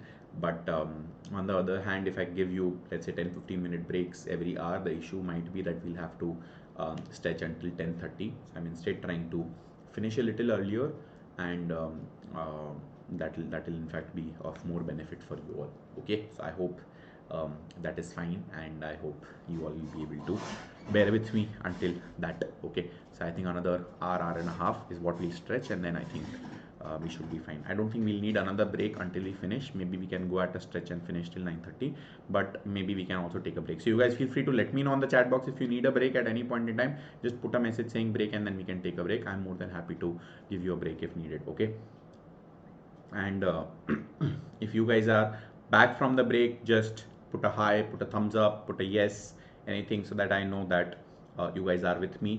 What we are doing is we are next up starting with dividend policy. Now guys, I'm giving you one homework. What is the homework? The homework is this. There are 3 chapters which I want you to sort of go through at your end at home. There are 3 theory chapters, section A and B theory chapters, which I want you to go through at your end, where conceptual understanding is relatively lower. And I'm not saying these are not conceptual, don't take me wrong, these are fully conceptual, but where the utility of a live revision is lesser, you can much rather take a look at your end. So chapter number 1, 11 and 12. What is chapter 1? Chapter 1 is your introduction chapter, role of financial management, etc. Chapter 11 in my book is an economic environment of a business. So these chapters you have to go through at your end. I will give you the notes as well for these 3 chapters. You have to go through at your end if you revise. Every other chapter we will cover live, so do not worry. Okay, that is the only thing that I am giving you as a homework. Okay, and in fact, even cost of capital or funding sources, dividend policy, these are also theory chapters, but we are covering because these include a lot of concepts which I think there is utility that I teach live. But those 3 chapters you can cover at your end, and of course feel free to, if you want me to explain any topic in theory, you can come back tomorrow and you can ask me to sort of teach those theory topics. Okay, yes, chapter 11, 1, 11 and 12 self study. Thank you so much. So thanks Riddhi, Ruchi, Parvesh. Special mention to all 3 of you, because all 3 of you have been super interactive and stayed live. I'm sure the others are also watching. I'm guessing the others are trying to catch up. They might have taken a break or 2 in between and they're trying to catch up, but special mention to the 3 of you for attending live throughout and staying engaging as well. Okay, super. Let us quickly move ahead on the next concept. So dividend decision. So we have covered the first decision. What is the first decision? I said the first decision was investing. Where do you invest? There were 2 more decisions from a CFO's perspective. Second was financing decision, and the third was dividend decision. Let us cover the dividend decision. We'll also cover the financing decision as well. Remember, section G, risk management, we will be covering tomorrow, and any remaining chapters we'll be covering tomorrow. But today let us start with dividend policy, and let's see whatever we can cover today. Okay, so retained earnings represent a critical source of finance. What happens typically? Where do you get money from? If you want to invest in a project, what are the sources of capital for you? Sources of capital is either you can raise debt or you can raise equity. Now, when I say debt, right, debt includes preference shares also, because preference shares are capital, but in some shape or form, given they have preference for equity shareholders and given they get a fixed income, they also include preference shares. So, okay, so they include preference shares. So the money you could get would be from debt. Now debt could be both short term and long term. Short term could be bank overdraft, this, that. Long term could be loan notes, debentures, bonds, preference shares, etc. Or it could be equity shares. Equity shares include money raised through rights issue, money raised through private placement, and so on and so forth. But typically speaking, your sources of capital include debt and equity, but you'll also have internally generated funds. Correct? Internally generated funds. What are internally generated funds? If you have invested in a particular company, that company will undertake projects, it will get again return, and what it could do is that return, what options it has, one option it has, it gives away to its shareholders, saying this is the one return that I earned for you, please take back that return. The second option is it will say that return I will retain in the business and let me earn the return on the return. I will invest this return in new projects and I will on the return on the return. So this internally generated profit funds is nothing but the retained earnings. This is the retained earnings. What are the benefit? The benefit is that there is no issue cost. When you issue new equity, when you issue new debt, there is always an issue cost. But in case of internally generated funds, there is no issue cost because you already have that cash, correct? They provide flexibility. Debt, you have to compulsorily pay the interest every year. You have to compulsorily repay the debt whenever the tenure ends, right? But in this case, there's a flexibility. They do not dilute your existing shareholder control. If you raise new share capital, there are new shareholders who come. The existing shareholders will get diluted. But the better part in case of internally generated funds is they will not dilute the share capital, correct? However, the decision to retain earnings, if you retain the profit, you will give less dividend, and hence it will impact the level of the dividend available to your shareholders. Now the problem is, what do you do? The key question, the fundamental question from a financial manager perspective, what is the one thing that you're optimizing for? You're optimizing for maximizing the wealth of the shareholders. Is this correct?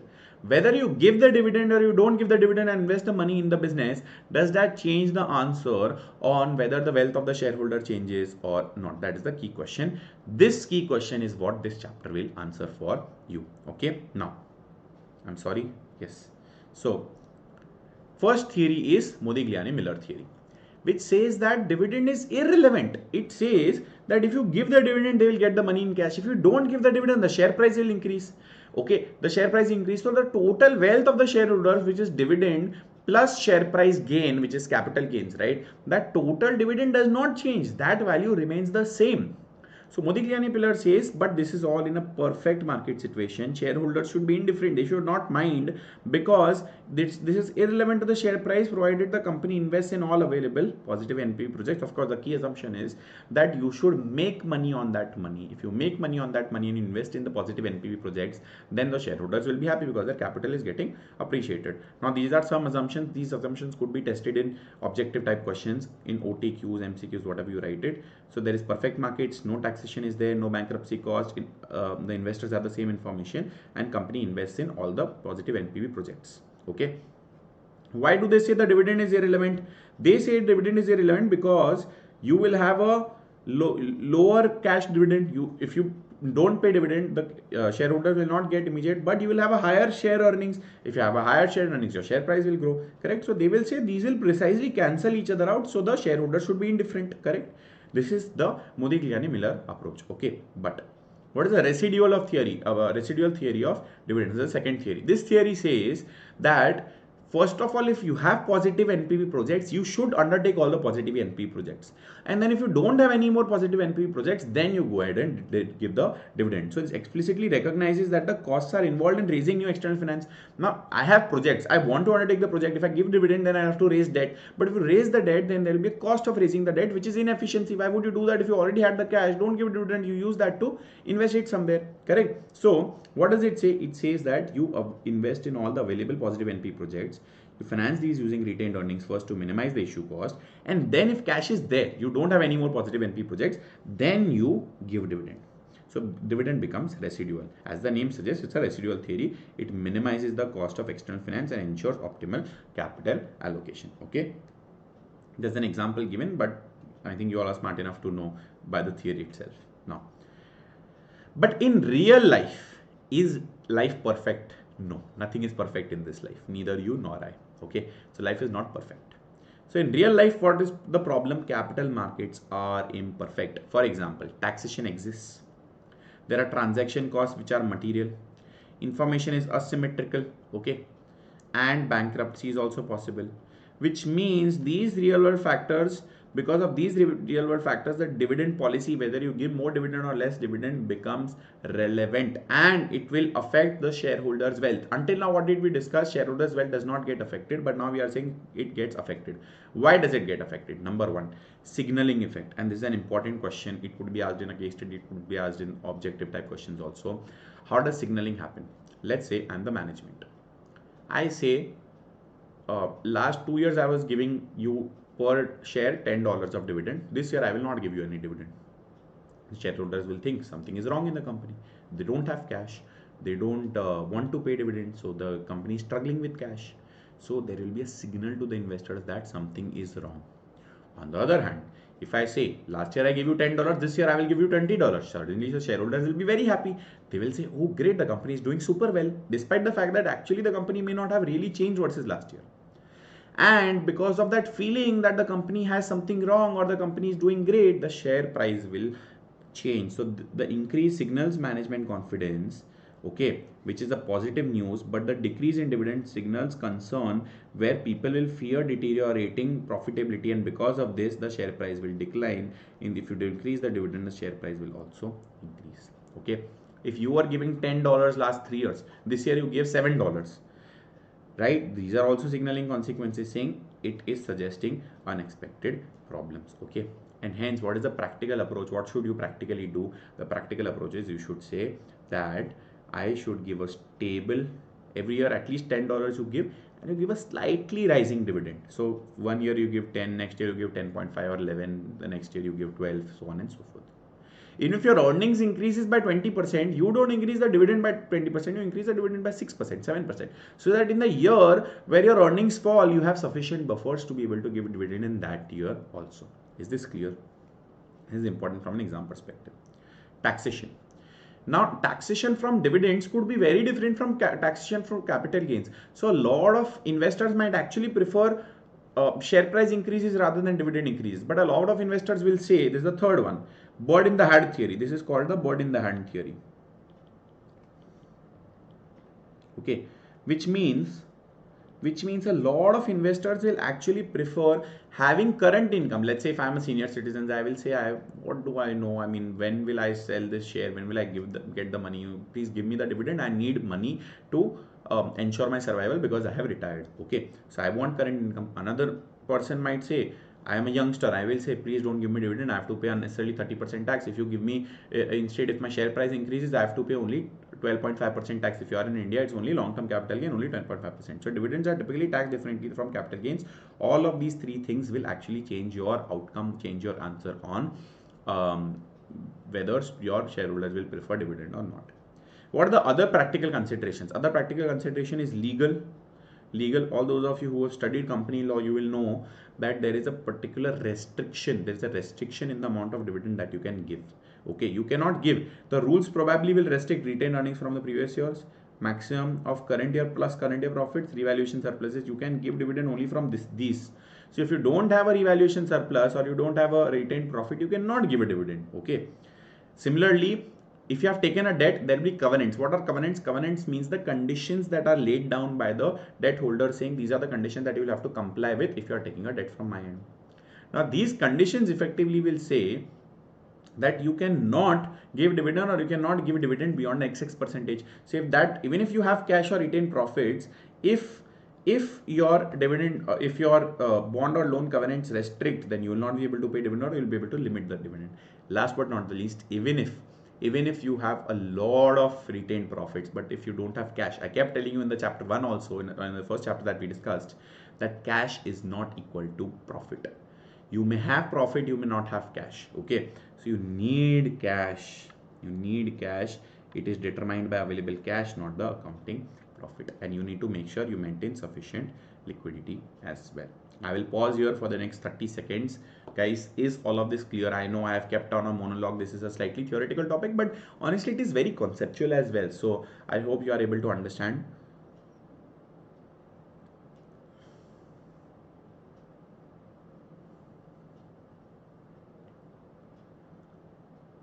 I will wait.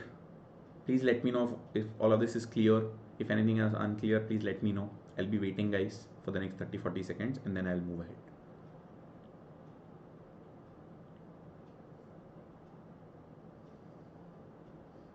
Okay, I have one yes.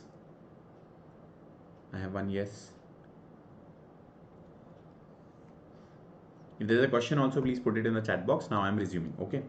So if the company does not want to give cash dividend, what are the other alternatives that the company has got? If it does not want to give cash, then it might give a scrip dividend. What is a scrip dividend? It will say, instead of dividend, I will give you the right to receive new shares instead of the cash dividend. Okay. Now this could be two options. I will say either you take cash as dividend or you take scrip. So If some shareholder wants capital gains, this prefers capital gains versus the cash, they will take scripts. If some shareholders want current income, they will take a cash. Or you could say there is no option, please take scripts. Okay, so that could be an alternative to cash or exclusively. How will they work? You will typically say either you take 200 cash or you will take typically 20 to 25 new shares. What are the advantages? It increases shareholding painlessly. Basically, I will I will not have to go to the market and buy new shares. If I would have gotten dividend and I would have gotten cash, I will have to go to the market and buy new shares. If I buy new shares, then there will be a broker commission, stamp duty, there will be no commission. It allows me to reinvest the dividends without any transaction cost. There's tax efficiency. For example, capital gains, right, will not get realized. If you would have sold today, you would have had to realize capital gains. Advantage to the company is you don't have to shell out all the cash. It avoids your transaction cost of raising external finance. You can still use the cash that is saved for newer projects, and it signals confidence in the future growth. So it doesn't look like you've not paid dividend also. It looks like you have. It definitely looks like you have saved the. It looks like you have saved the. It looks like you have paid the dividend also, while you have also saved the cash for your future new projects. Okay. Now, bonus issues. You can also give bonus issues. Now, students typically confuse these two. These are distinct. Scrip dividend is an alternative to cash dividend. Shareholders get a chance to choose, but in some schemes it is also mandatory. But in bonus, it is not an alternative. It is not an alternative. Now, bonus issue versus scrip issue. Okay, so not a dividend or distribution alternative. It is basically a capitalization of reserves. So bonus does not necessarily will have to be a substitute to dividend. Bonus could be given independently of dividend also. Now there could be a scrip dividend. What we studied first, this was scrip dividend. This is bonus issue is nothing but a scrip issue. Here there is no wealth transfer. Okay. Here there is no wealth transfer. The total wealth remains the same. It's just that your number of shares increase. If you own 2 shares, now I'm giving you 2:1 bonus. So instead of 2, now you will own 3 shares. Your share price will become into 2/3. Your share price will adjust accordingly. But what happens now? You will end up owning more number of shares. Okay. So common ratio could be 1:2, 1 shares for every 2 shares. Okay. There is no choice over here. There is no choice. Scrip dividend, there is a choice. Okay. Why do bonus issues occur? So that if the share price has gone too high, for those of you staying in India, there's a share called MRF. I don't know the recent price, but last I saw the share price of 1,50,000 rupees. If you want to buy 1 share of MRF, you will have to pay 1,50,000. Think about it. Okay. So if the share price is smaller, it is a psychological appeal. I can always buy a share which is costing 500,000, 200, 500, but I can never, I will have to really think hard to buy the 1,50,000 rupee share, right? Capitalize reserves to preserve the distributable profits. Okay, that is why bonus issues are made. And finally, the third option is you go for share repurchase. If you want to give the shares to, if effectively, what does the shareholder say? The shareholder will say that I will give you, the shareholder will say that I will give you the cash. That shareholders will say that I will give you the cash. I will give you, or rather the company will say I will give you the cash if you are the shareholder, but instead of a dividend, let me buy back your shares and I will give you the cash. So if the surplus cash dividend would distort the normal dividend. Now if they have so much cash, suddenly if they can give $100 per share dividend, but then the same problem occurs. If they give $100 per share dividend, then next year also they have to give 100. What do I get? So they will say, I don't want to distort the normal policy. As an alternative one of surplus, I will give you a special dividend. Either I give you a special dividend or I will buy back your shares. Okay, it's clear now. So this is all summary, theoretical position, signaling, concerns, etc. All of this summary we have discussed. So what should you do in real life? You should go for stability and predictability, which means you should aim to maintain stable dividend payments, which is avoiding sharp year-on-year fluctuations. The stability reduces negative signaling effects or dividend cuts, provides the confidence to the investors as well, and attracts income focused investors, and finally facilitates shareholders tax planning as well. Someone is asking in the chat box saying, will the session be available on YouTube after it finishes? I will see. I will try to upload, but I'm not committing. I really want that all of those of you who can attend live, try to attend live. Otherwise, we'll see if we can put the recording, but all those of you who can attend live, please put live. Please attend live. Okay. Clear? Okay, so now we can we go to the next chapter, which is cost of capital. We'll go to the next chapter, which is cost of capital. Okay, now actually before we come to the next chapter, and we go to the next chapter, it's okay. So Cost of capital, which is section E, business finance. Cost of capital is a part of section E, which is business finance. Okay. Now, risk return relationship, all of you most certainly know what the risk return relationship is. The higher the risk, the higher the return. The higher the risk, guys, the higher the return. So investors will always demand higher risk for higher returns, and which is why the risk of equity shareholders is high. Why? Because they get paid at the end. The debt holders will, if the company gets liquidated, the debt holders will pay at the starting, right? And the equity shareholders will get paid in the end, which means that the equity shareholders, because they are taking a higher risk, they will seek a higher return. Okay. Now there are two main components of their required returns. They will seek a risk-free rate. They will seek a risk premium. Why? They will say, if I would have invested in a bank FD, or if I would have invested in a government bond, I would have gotten, let's say, at least 5%. But if I'm investing in this share, I want an extra return compensation demanded for bearing that additional investment uncertainty, and hence the required return is nothing but risk-free rate plus risk premium. Okay. Now the market value of investment, remember the market value of any asset, whether it is bond, preference share or equity share, the market value of any asset is going to be the present value of all future cash flows discounted at the investor's required rate of return. Expected future cash flows discounted at the investor's required rate of return. So in case of debt, it will be discounted at yield to maturity. In case of shares, it will be discounted at their IRR, which is the return which the shareholders are requiring. The required rate of return of the investors equals to the entire I can also say RE, the return expected by the equity shareholders. These are nothing but IRR. So if you are ever given in a question, whether it is bond, preference share, equity, if you are ever given market value and you are given cash flows and you are expected to find the return, which is the cost of capital, the rate which equates these cash flows to the market value, that rate you can use the IRR function. Even if it is debt, you can use the IRR function. That rate is the return required by the investors. Now this YTM becomes the KD, which is cost of debt for the company, and this return on equity becomes the KE, which is the cost of equity. But remember, cost of debt, from a company's perspective, they will also get the benefit of tax deduction. So for cost of capital calculations, you will always consider KD into 1 minus T, but KE remains KE. Is this clear, guys?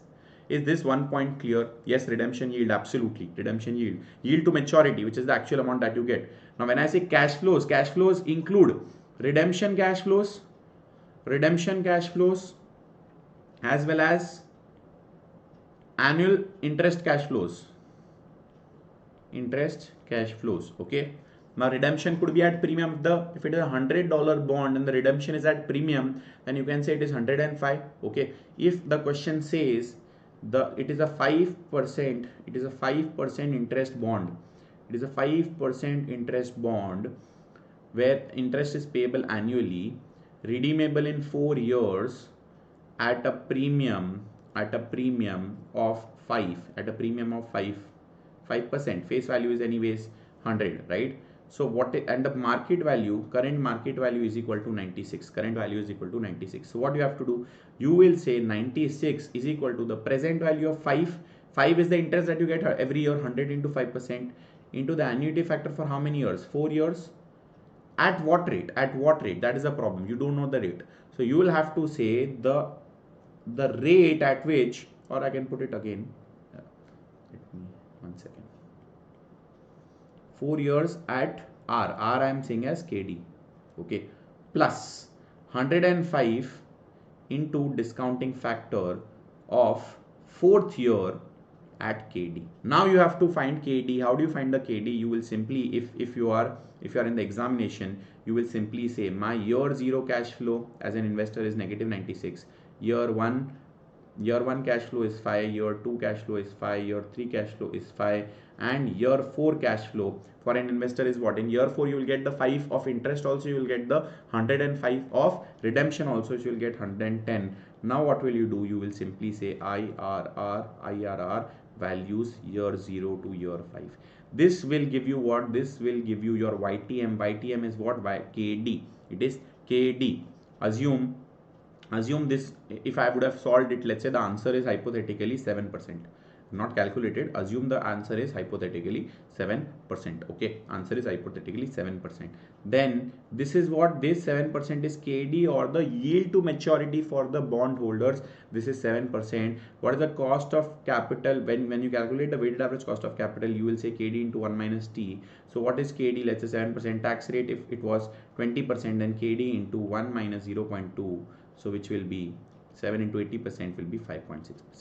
So the investors will want 7%, but the company will have to incur only 5.6%. Okay. Now the twist is, and the reason I'm explaining is, this topic is important, guys. You might think I'm doing it for the sake of it, but no, there is a logic why I'm doing it. What is the logic? In the pre-mock June also, they have put a question around convertible debentures or convertible bonds. Now in this example, if they would have said it is redeemable at a premium of 5%, it is a convertible bond, it is redeemable at a premium of 5%, or it is convertible for 5 shares of 25 rupees. Now let's say you are standing at year 4, you are a bond holder. I will get 5 shares of 25 rupees, correct? Or I have the option to take 105 rupees redemption. What will you choose? Logically, this is 125, this is 105. What will you choose? You will logically choose 125. You will always logically choose 125, guys. So then in that case, your year 5 will be 125 plus 5. Your year 5 will become 130. Is this making sense? Guys, any questions here, please let me know. I got a little carried away. The cost of debt anyways in the later part of this chapter, I got a little carried away, but this was an important concept. Okay. This was an important concept, and hence I wanted to really cover this one. Any questions, please let me know. If you understood also, just give a thumbs up and I'll understand. Okay.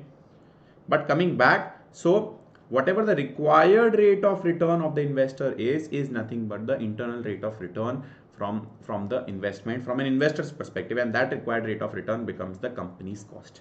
So now, cost of equity. What is the cost of equity? The dividend valuation model values ordinary shares as the present value of all future dividends. Now think of yourself as the shareholder. Thanks, Diksha. Good to see you back. If you are a shareholder, what are the cash flows that you get? Your cash flows is nothing but the present value of all the future dividends that you get. Okay. So future income is nothing for dividend, and this, by the way, is more so important for all the minority shareholders. Thanks, Ruchi. Thanks, Sudhi. So dividends could be either constant, and dividends you will keep receiving for perpetuity. Why? Debt is repayable. Equity shares are never repayable, right? Your company is a going concern. Company will continue indefinitely unless, by the way, the company liquidates. So you will assume that it is continuing in the going concern. I will keep getting dividends in the perpetuity. Either it will be continuous or it will grow at a constant rate. If it is continuous, then what is the rate that you will simply say, I will take the perpetuity formula. What was the perpetuity formula? We just saw it in the investment appraisal chapter. I will say the dividend of 1, I would rather say D1, right? If D0 was there, I would separately add D0, but I have to always consider the cash flow from next year. So D1 divided by RE, where RE is your shareholders required rate of return. RE is equal to KE. The shareholders required rate of return is RE. KE is the cost of capital, for cost of equity from a company's perspective. Okay. Now, and hence, if you were to find the cost of equity, you will say RE is equal to D divided by P0. If you don't, in this, you'll use this formula if you want to find the price. You just rearrange the formula. If you know the price, if you know the dividend, you will just use this formula to find the cost of equity. Example is given. X dividend market price is 2.8. Dividend is 28 cents. So 28 divided by 280 cents basically is 10%. But guys, over here, always remember P0 should always be X dividend. It should exclude the year 0 cash flow, because if it includes the year 0 cash flow, then this formula anyway starts from D1, right? You have to separately remove the dividend. You have to consider only the dividend starting from D1. Okay. Unchanging dividend of 35. Anyways, this is simple. 35 divided by 175. It is 20%. Okay. Now the dividend growth model.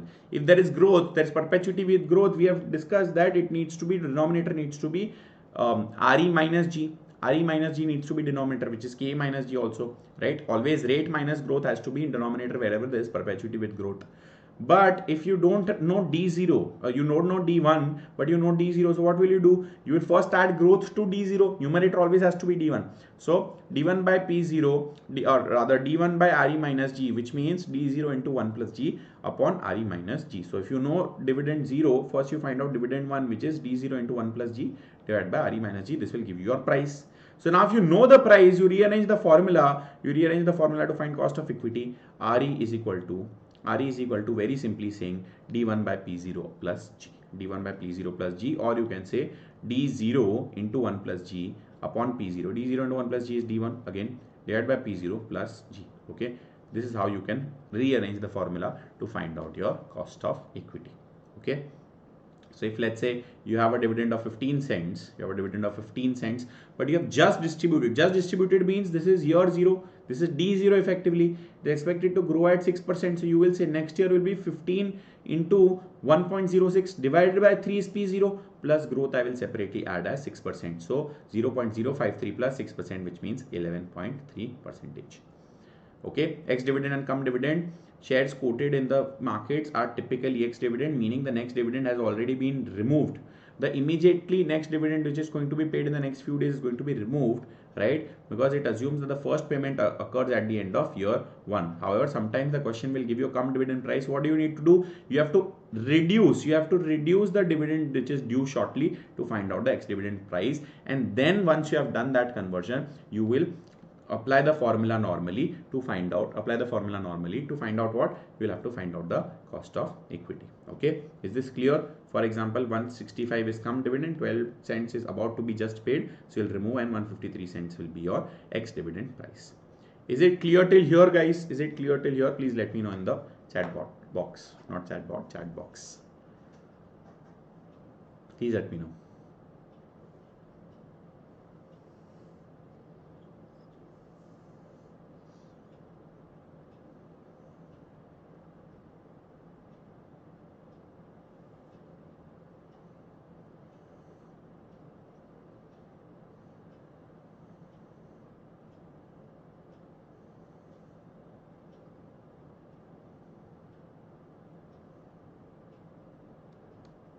Are you liking the revision? Is this helpful, guys? Please let me know if the revision is helpful. Are you liking? Thanks Riddhi, Parvesh, Ruchi for replying.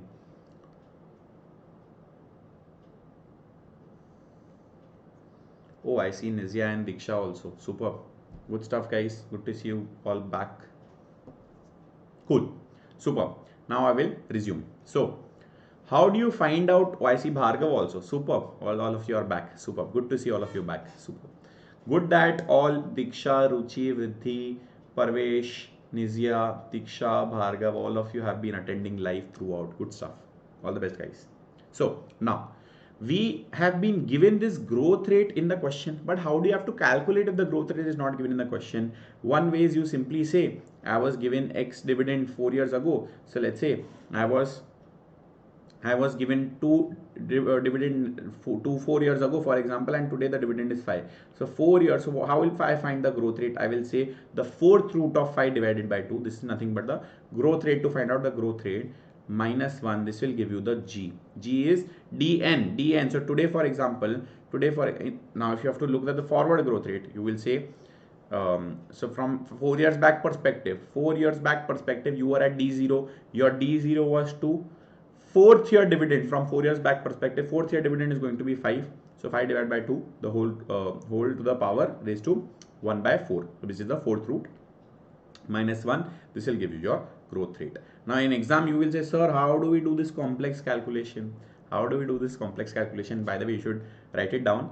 Not relevant from an ACCA exam perspective, but there's something called as a rule of 12. There's something called as a rule of 12 from a calculator perspective. But in examination, if this is to be asked in a section A or B question, simply go to section C, use this spreadsheet, use this calculation. You say 31 divided by 18, the whole raised to bracket 1 by 6. If you want to calculate this, simply do this in the spreadsheet in the Excel, and you'll be able to find out the answer. Okay, which is 9.48%.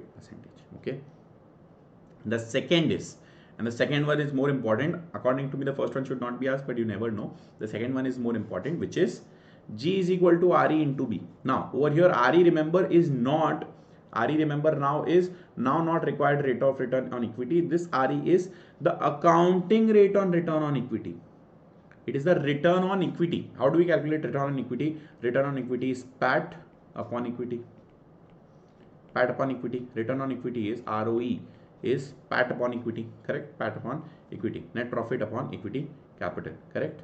Now, what is RE into what is B? I'll explain you the logic also of why this formula is this way. Let's say you are making 10% return on equity every year, okay? Now, B is what? Earnings retention ratio. So let's say you earned $20 EPS per share. You want $20 as a company. You want $20. This is EPS. But you distribute a dividend of only 12. Your DPS, dividend distribution per share, is 12, which means you've retained 8. So what is your retention ratio? Your retention ratio is 8 by 20. That is your retention ratio, which is 40% you've retained in the business. This retention ratio is nothing but B. Earnings retention ratio is denoted by B, which is nothing but 1 minus dividend payout ratio. What is your dividend payout ratio? Your dividend payout ratio is 60%. So what is 1 minus 60%? It is 40%. So 10% into 40%, your growth will be nothing but 4%. Your growth will be nothing but year-on-year growth will be 4%. Now the logic for this also is, from a revision perspective, not needed to explain the logic, but I'll still explain you the logic. You want 20 this year, correct? But the remaining 8 rupees or the $8 was reinvested. On that $8, remember, on that $8, okay, on that $8, the company will be earning 10%. The company will be earning 10% because it earns, typically the company earns 10% on any equity that is deployed. Now 8 rupees is also retained in the business on behalf of the shareholders. So 8 into 10% extra will be earned by the company. 8 into 10% is what? 0.8, 0.8. So next year the company's EPS will be 20.8. Next year the company should be earning exactly 20 as it was. Now it will earning incrementally, it will be earning 0.8, correct? What is 20.8 divided by 20? If you do 20.8 divided by 20, you will be able to find out 4% is the answer. It's 104 minus 1, of course, minus 1. So 4% is the answer. This is the logic for the formula. That your earnings will grow by 4%, which is nothing but your return on equity multiplied by accounting return on equity multiplied by the retention ratio. Ruchi has mentioned absolutely useful despite of marathon exhaustive coverage. Superb. I'm glad you're liking it. So this is your formula of growth rate. Let's see an example. Net profit is given, equity capital is given. So 48 divided by 320 is what? Return on equity, which is 15%, correct? Now dividend payout is 35% of the earnings. So retained earnings become 65%. So our B is 0.65. Return on equity is 15%. So 15% into 0.65 gives you 9.75% of growth. Clear? Cool. Now what are the limitations? What are the limitations of DVM? The limitations are that the market prices can be temporarily distorted because of takeover rumors, market sentiment, etc. So it will always not reflect. What is DVM? Dividend is dividend valuation method, where you effectively, or model, where you say the value of the share, the price of the share is nothing but the present value of all future dividends. But sometimes the intrinsic value determined by the DVM might be very different from the actual market value, because sometimes the market value is driven by market sentiment rather than the actual value. The dividend assumptions of constant or simple are effectively, they will rarely match reality, or the growth is uneven. It's not like the growth is going to be even. Dividend patterns are also unstable. You don't know if every year the company will retain 35%, some year it might retain 50%, 70%. Again, earnings also remain inconsistent. You never know if the earnings will keep growing by X percentage. Plus, what about non-dividend paying companies? They do not have share values. Okay, that's illogical. Highly cyclical companies will also have a problem, less useful for companies in transition or facing structural changes. Lastly, the formula is extremely sensitive to even the smallest changes in assumed growth rate. Okay, this could also be an MCQ point. Okay, clear guys? Now quickly moving to how do we value the preference shares. Now preference shares guys is what? Preference shares guys is effectively nothing but the sort of a debt only. It's sort of a redeemable debt only, at least from a calculation perspective. Why? Because they have a fixed dividend which is specified as a percentage of nominal value, correct? Since this dividend is constant, the valuation formula mirrors the constant dividend in case of ordinary shares. Now, if assume these were irredeemable preference shares, if these were irredeemable preference shares, you'll keep getting the dividend every year. You'll keep getting the dividend every year, and there's a price that you pay. So your KP is the cost of preference share is D1, again D1 dividend that you get next year divided by P0 if there was no growth. If there was no growth, but there will be no growth anyways because the dividend percentage is always constant, so there will be no growth in case of preference shares. So super simple, you will say D1 by P0. But in case these were redeemable preference shares, in case these were redeemable preference shares, then how do you find the value? You will find the value as the same that way that I told you about debt, which we just saw at the start of this chapter. The way we valued, the way we find out cost of debt, you same way will find out cost for redeemable preference shares. If it is redeemable preference shares, then you use the perpetuity calculation for equity share. Okay. Now, cost of debt. There could be multiple forms of debt. The debt could be irredeemable debt, perpetual bonds. The debt could be redeemable debt, which is fixed maturity with interest payments, or the debt could be redeemable or convertible. Now, I have already explained you, so we'll be a little quick in this part, but let's still do the due justice. Or it could be non-traded debt. Now, for non-traded debt, by the way, the answer is very simple. There is no market value of debt. Okay. For non-tradable debt, for example, it's a bank loan. Bank loan is non-tradable, right? So the market value is equal to book value. If the market value is equal to book value, there is no premium, discount, etc. Then your cost of debt is nothing but the interest rate on this particular loan. Is this clear? Super simple. If it is a 5% loan, your cost of debt is also 5%. Okay, it is super logical. But in case if the market value of a particular debt is different from its face value, which can happen only if it is a tradable debt, then how do you find out the cost of that debt? Now let us see. So first of all, what is the coupon rate? Coupon rate is the fixed interest rate which is expressed as a percentage of the nominal value. For example, 5% bonds. So over here 5% bonds, 5% is nothing but the coupon rate. Nominal value typically 100 per bond. Market value, which is the trading price in the secondary market. X interest, the same logic of X dividend, which is the last dividend. Year 0 interest or dividend has been paid. KD is the required return of the debt holders, which is pre-tax, correct? This we've discussed at the start of this chapter. KD is the pre-tax return, and KD is KD into 1 minus T effectively is the post-tax cost of debt. This is the effective cost of debt to the company after accounting for a relief on the interest. Okay. Now there are different ratings of bonds depending on how good the company is from a financial risk. The lower the financial risk, the higher the credit rating, the track record of payments, etc. The way, you know, all of us as individuals have our credit ratings, the credit score, right, which is in India it is a CIBIL score. The same way there is a credit rating given to the bonds of different companies. The credit ratings could be AA, AAA, A, triple B, etc., etc. So the triple C is the lowest, which is the highest risk, correct? If it is the highest risk, the cost of debt will be high risk, high return, but the AAA will be the highest quality, which is the lowest risk. So lowest risk means lower cost of capital. Institutional investors typically demand triple B plus. Okay. Now there's a tax relief on debt. So the benefit about debt is that interest is always tax deductible, which reduces the company's taxable profit, which means there's a tax shield that reduces the company's effective cost. For example, if it is a 6%, which is the KD from an investor perspective. KD from an investor perspective means the YTM, the yield for the investor is 6%. The cost will be, let's say if the tax rate is 30%, cost will be 6% into 1 minus 0.3, which is 4.2 percentage. This will be KD into 1 minus T. So the effective cost for the company will be 4.2 percentage. Okay. Now they have given an example. I have given an example. These are my notes. 12,000 equity finance, 12,000 with a debt. So what happens? Your PBT being the same, if you have an interest, then your PBIT being the same, your PBT will be lower, of course, for company B. Tax, of course, also will be lower, right? Because your tax shield you are getting. Profit after tax will be also lower, but then at the same time, if you think about it, this 6,000 is available.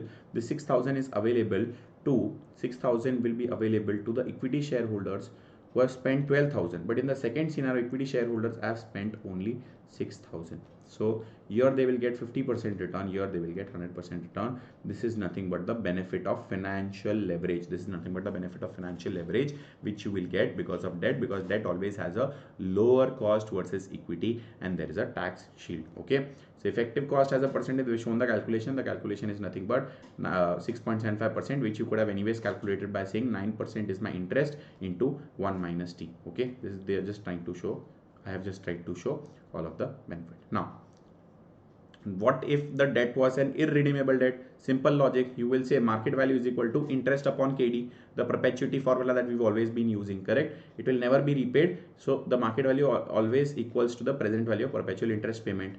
So if you rearrange, you will say KD is equal to interest upon market value. So if your interest is 10,000, if your interest is 10,000 and your market value is 96,000, interest is 10,000, market value is 96,000, so 10,000 divided by 96,000, what is the cost of debt?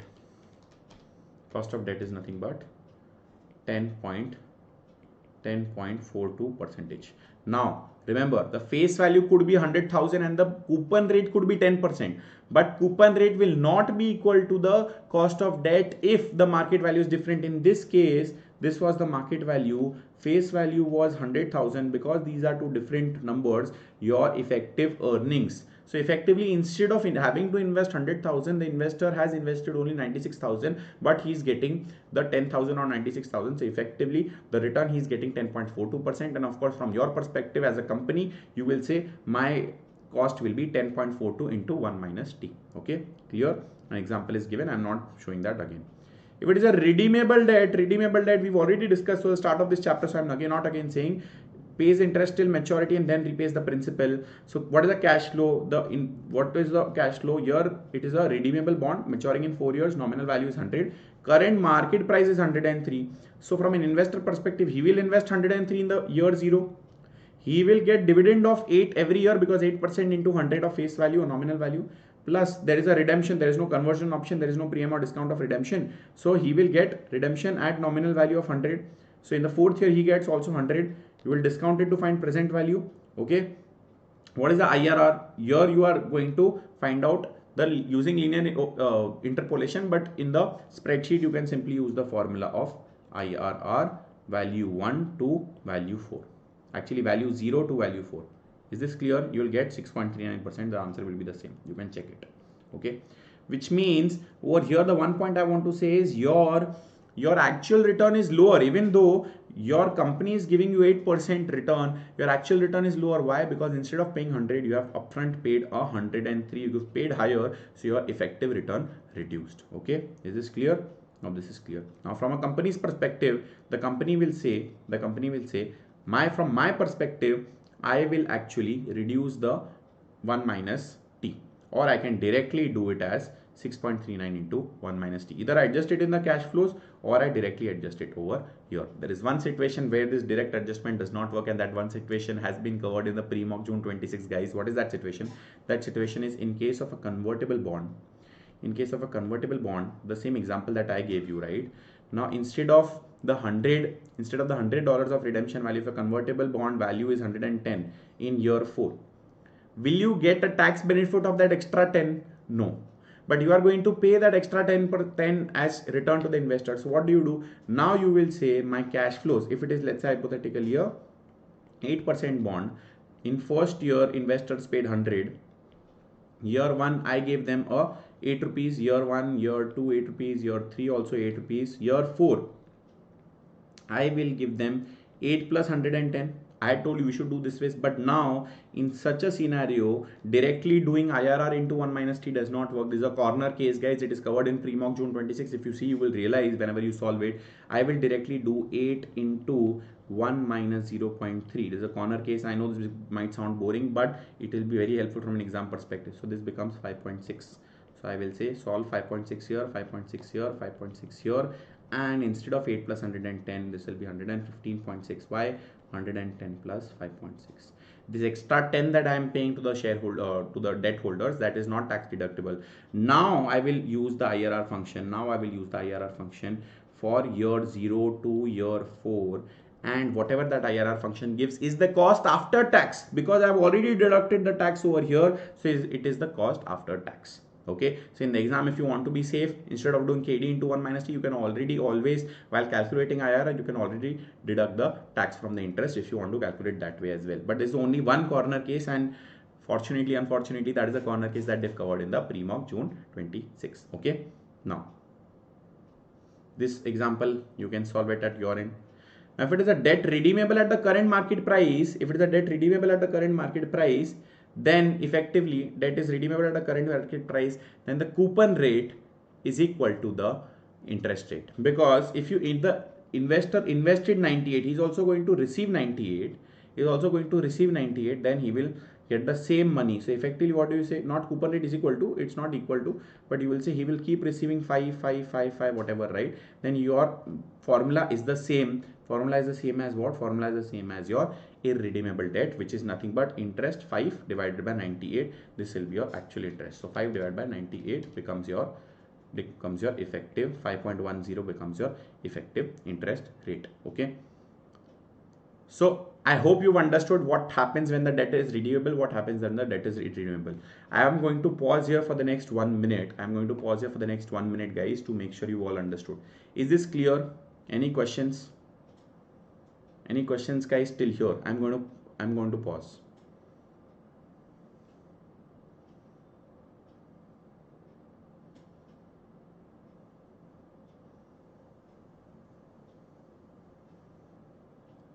Any questions within the cost of debt? Actually, any questions within number 1, cost of equity, number 2, cost of reference shares, number 3, within cost of debt, there is 3 things that we've discussed till now. 1, if there is a non-tradable debt, I have told you that the cost of non-tradable debt is the same as the interest rate.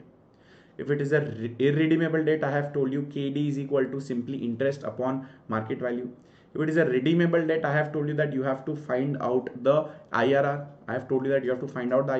Then IRR you have to multiply into 1 minus T. Correct? That is the formula. But in this corner case that I told you, you have to already put the post-tax cash flow, and then that post-tax cash flow you have to find the present value of that post-tax cash flow. Okay?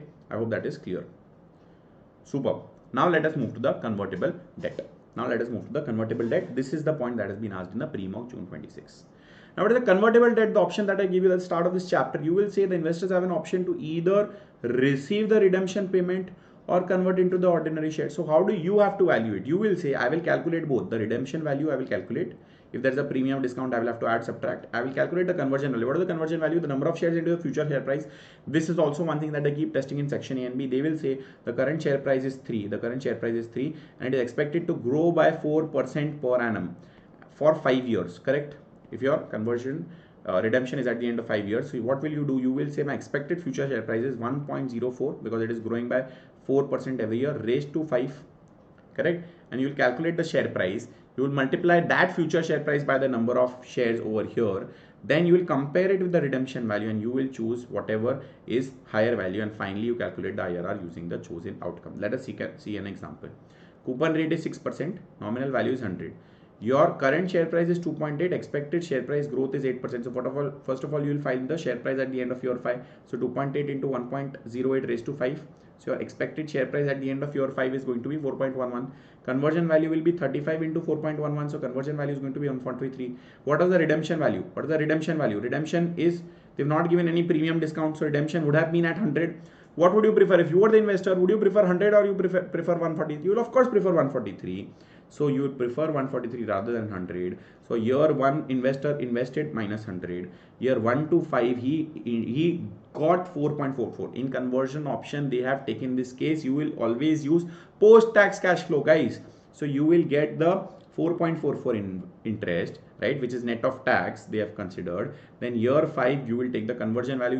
In year 5 you don't take any tax. Correct? You don't take any tax, which means your interpolation will give you 4.8% post tax. For convertible debentures or convertible bonds, debt, whatever, always consider calculating. Where you are calculating, you should use the post tax interest always. Okay.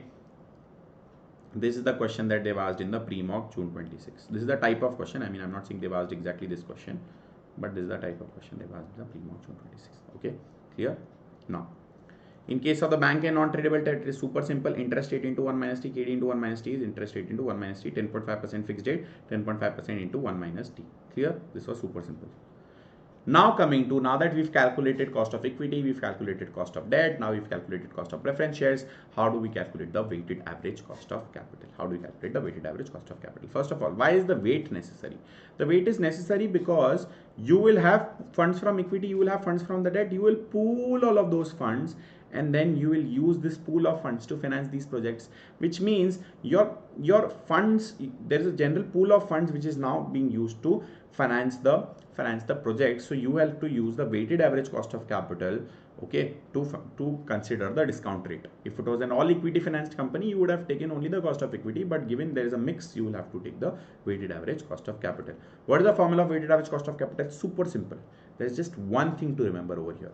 First of all, what are the weights? You will say, if hypothetically equity is 80, if hypothetically equity is 80, debt is 20, equity cost is 15%, debt cost, pre-tax debt cost is 9%, okay, KD is 9%.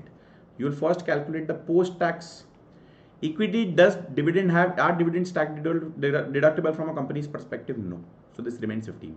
But let's say tax rate is 30%, this 9% you will multiply by 1 minus 0.3, you will be able to find out the post-tax dividend. So post-tax cost, KD into 1 minus T, so 9 into 0.7 becomes 6.3%, correct?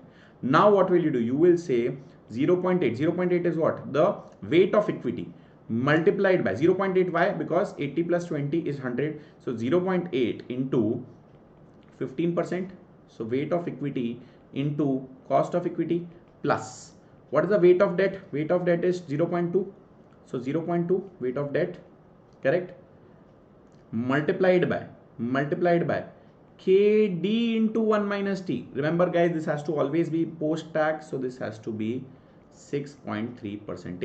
This is how you calculate weighted average cost of capital. 0.8 into 15%, which is 0.12 plus 0.2 into 6.3 gives you 0.2 into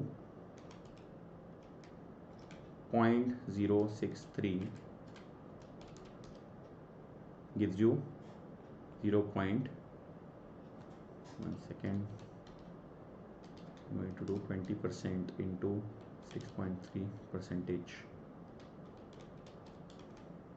which is 1.1 how do I put it? I will put it as 0.0126. Effectively, this becomes 13.26.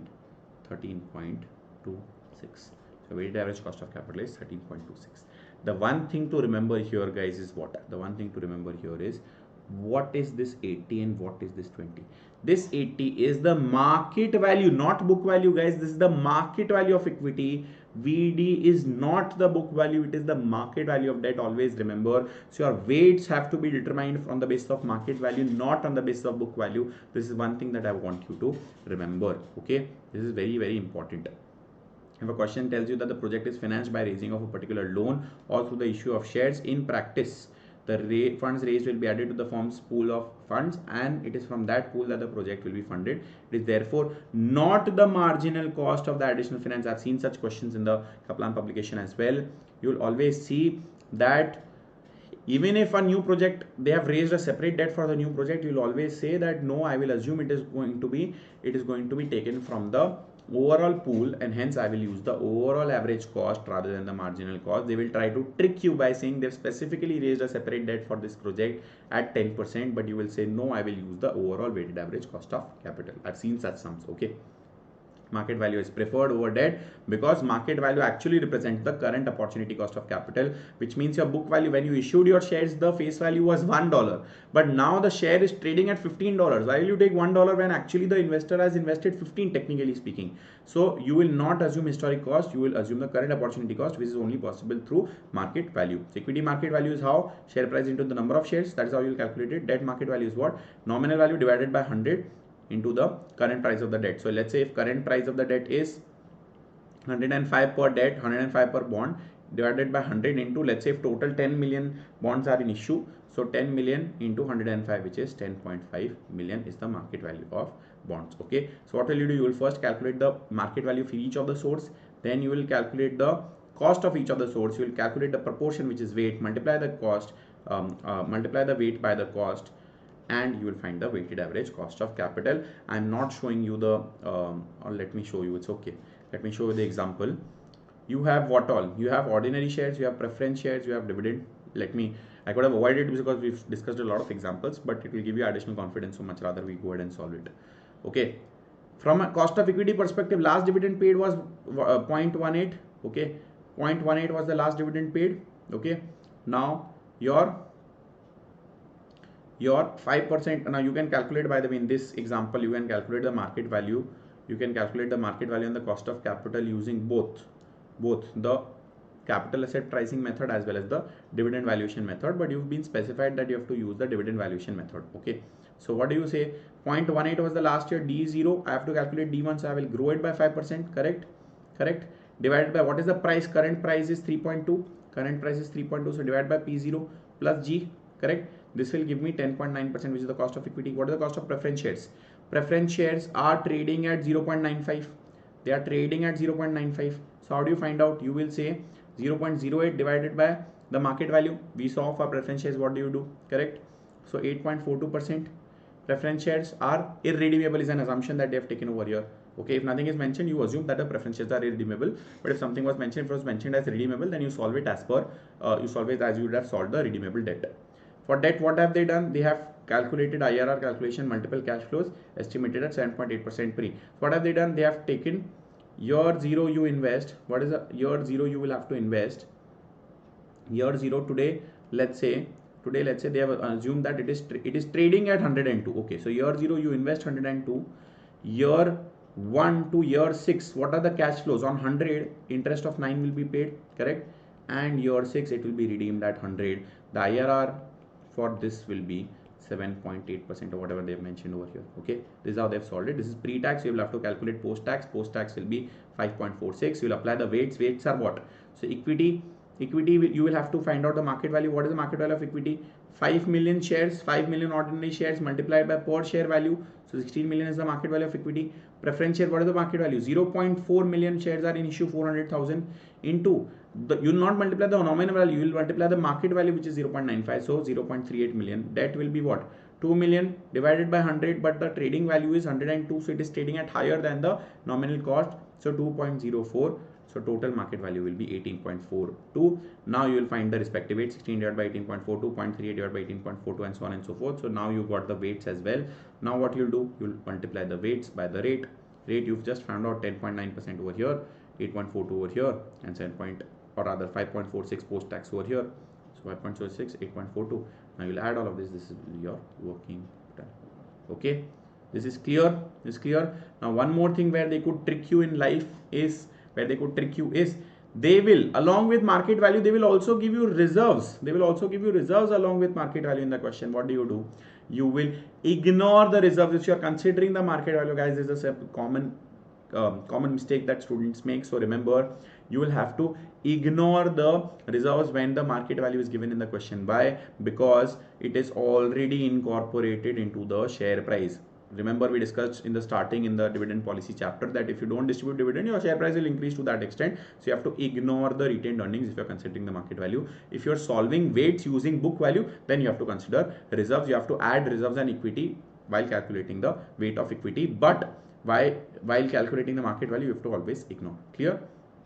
Now, difference between average and marginal cost of capital. Average cost of capital, remember, we have to always use marginal average cost of capital, never marginal. Why? Because this is the weighted average cost of capital of the entire capital employed. What is marginal cost of capital? If you are raising new capital, any new debt you have raised, so what is the cost of that new debt that you have raised? That is your marginal cost of capital, cost of the next incremental capital.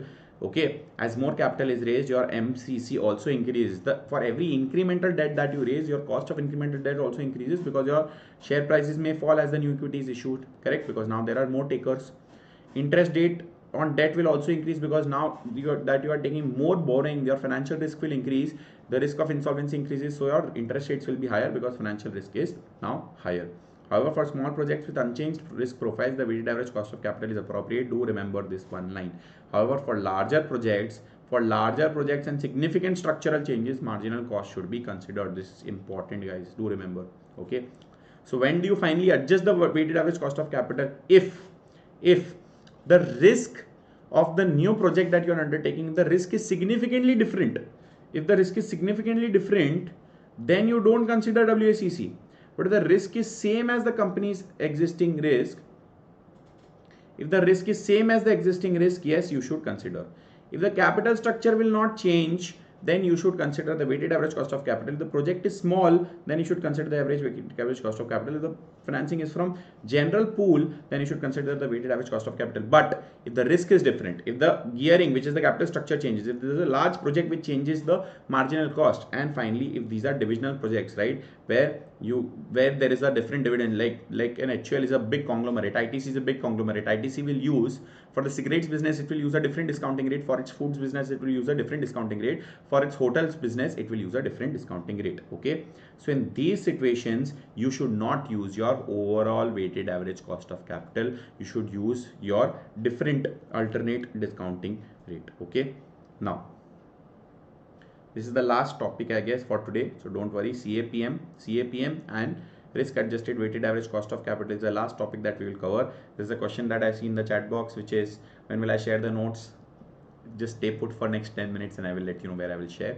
Okay, so what are the different types of risk? The different types of risk will be, there's two categories of risk. Okay, one, there is going to be a systematic risk, which is a risk that will affect all the companies in the economy. For example, if interest rate changes, if there's an inflation, if COVID comes, it will create a problem for the entire economy. If, for example, there's a currency exchange, right, movement, it will affect the entire. Of course, one can say it will affect all companies differently, but it will affect all companies, right? So it will affect all companies due to economy-wide factors. That is called as a systematic risk. But the risk that is particular to one company, for example, there's a fire in the factory, your founder died, things of that sort, management changes, competitive position changes, if there's a product failure, etc., which is specific to one company, that is called as unsystematic risk. So this by the way is also super important, because they can ask you, when they ask you to calculate cost of capital, cost of equity using CAPM, if they ask you to calculate cost of equity using CAPM, they will ask you the assumptions of CAPM. The assumptions of CAPM is that the investor, if I am investing in the market, I will invest not in one company, I will invest in 50 companies, 100 companies, 20 companies, 30 companies. The moment I am investing in multiple companies, I am hedging this unsystematic risk automatically, which means that even if one of my investments, has an issue, let's say there's a fire in the factory for one of the investments, the remaining 49 investments, the remaining 99 investments will give me good returns, right? So investors can eliminate the unsystematic risk through diversifying their portfolio by holding 15 to 20 shares, and hence the CAPM model considers only systematic risk. It does not consider unsystematic risk.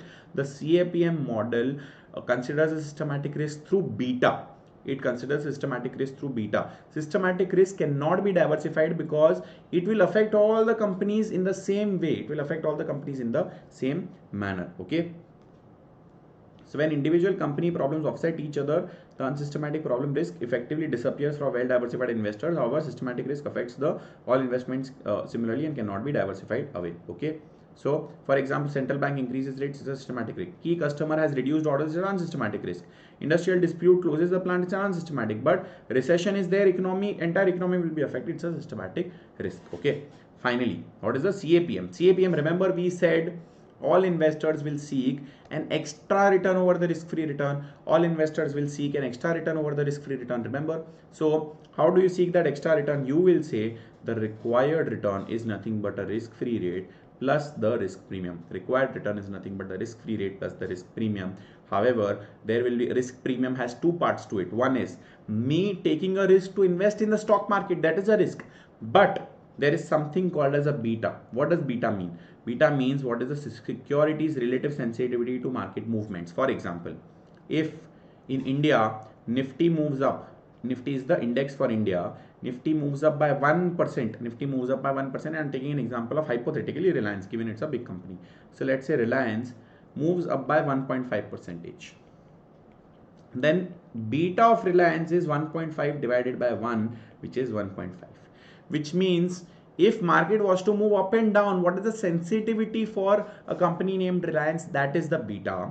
Okay, so what happens now is you say if I am earning a risk-free rate of 5%, typically stock market, which is let's say Nifty, gives me a risk premium. So Nifty, if I would have invested, I would have earned 12%. Okay, so my market risk premium is 7%, which is 12% minus 7%. What is 12% minus 7%? Expected return on the market, ERM. Expected return on the market, or rather this is IE.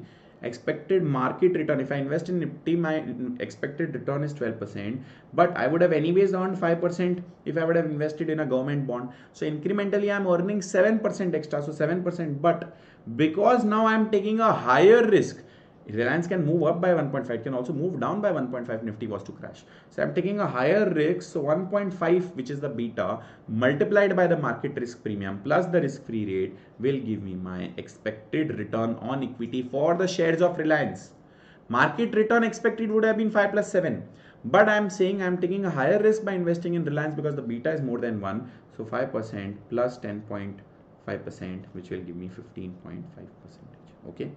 So this is the ERI, which is expected return on investment. Now remember, expected return for the shareholder or the investor becomes the cost of capital, cost of equity for the company. So this is also KE. KE is equal to RF plus beta of that security beta. Beta represents what? Only systematic risk. Remember, CAPM does not consider unsystematic risk. Why? Because unsystematic risk can be removed. Unsystematic can be removed by diversifying the portfolio. So this is RM minus RF multiplied by beta. Okay, this will give you your KE. This is your CAPM. Shows the relationship between risk and return, and effectively your risk premium effectively depends on the market risk premium, the overall market risk premium, and number 2, the securities relevant sensitivity to the market, which is the beta. Understanding the beta very quickly, last 5 minutes guys, don't worry.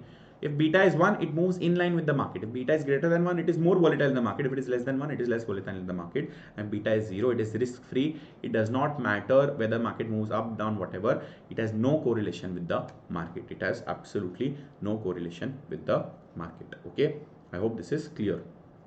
CAPM components, let me cover this part first. Risk free rate, you know that this is typically the short term government bond. You try to match the risk free rate tenure, right? So for example, there could be a 10% rate, there could be a 5% rate. If your project is a 10-year rate, so you take the risk-free rate which is applicable for the 10-year bonds. Okay, so try to match the risk-free period. Market risk premium is the extra return that the investors expect for bearing that extra systematic risk. Typically is 3 to 9%. Beta is calculated using regression analysis of historical security returns and market returns. So like the example of Reliance that I gave you, right? Historically, whenever Nifty would have moved by 1%, Reliance would have moved by 1.5%. That is how we would have calculated that beta. Now, beta, that is one more last point for this chapter and for today. Beta is impacted. Beta is what? Systematic risk. Your beta is impacted by the extent of financial risk that you have. There are typically two types of risk. Always remember this. Typically two types of risk. Number one is business risk, which is your operating risk. For example, if I am a restaurant, and hypothetically the cost of food increases, then this is the risk that will play out for all the restaurants, not just me. So this is a business risk. And second risk is financial risk, which is what? The higher the debt, the higher the gearing that I have, the higher the debt in the capital employed that I have, the higher is my financial risk. The higher are the chances that I will go bankrupt. Okay. Now beta, if it is an unlevered beta, when I say levered, so leverage means financial leverage where you have taken debt. That is leverage. Leverage or gearing is the same meaning. So only business risk is covered by unlevered beta. So if the beta is unlevered, beta is what? Systematic risk. If the beta is unlevered, it only represents systematic risk. Unlevered beta, which is nothing but all equity financed business. If the business is financed only by equity, if it is an all equity financed business, then it is an unlevered beta. But when you add the financial risk, so levered beta represents it now represents financial risk plus your business risk. Business risk anyways are represented in the unlevered beta also. The levered beta will represent both the financial risk and the business risk. I hope this part is clear. Okay, so what do? You will say, how do you calculate it? You will calculate it, and I'll give you an alternate formula. It's very simple only.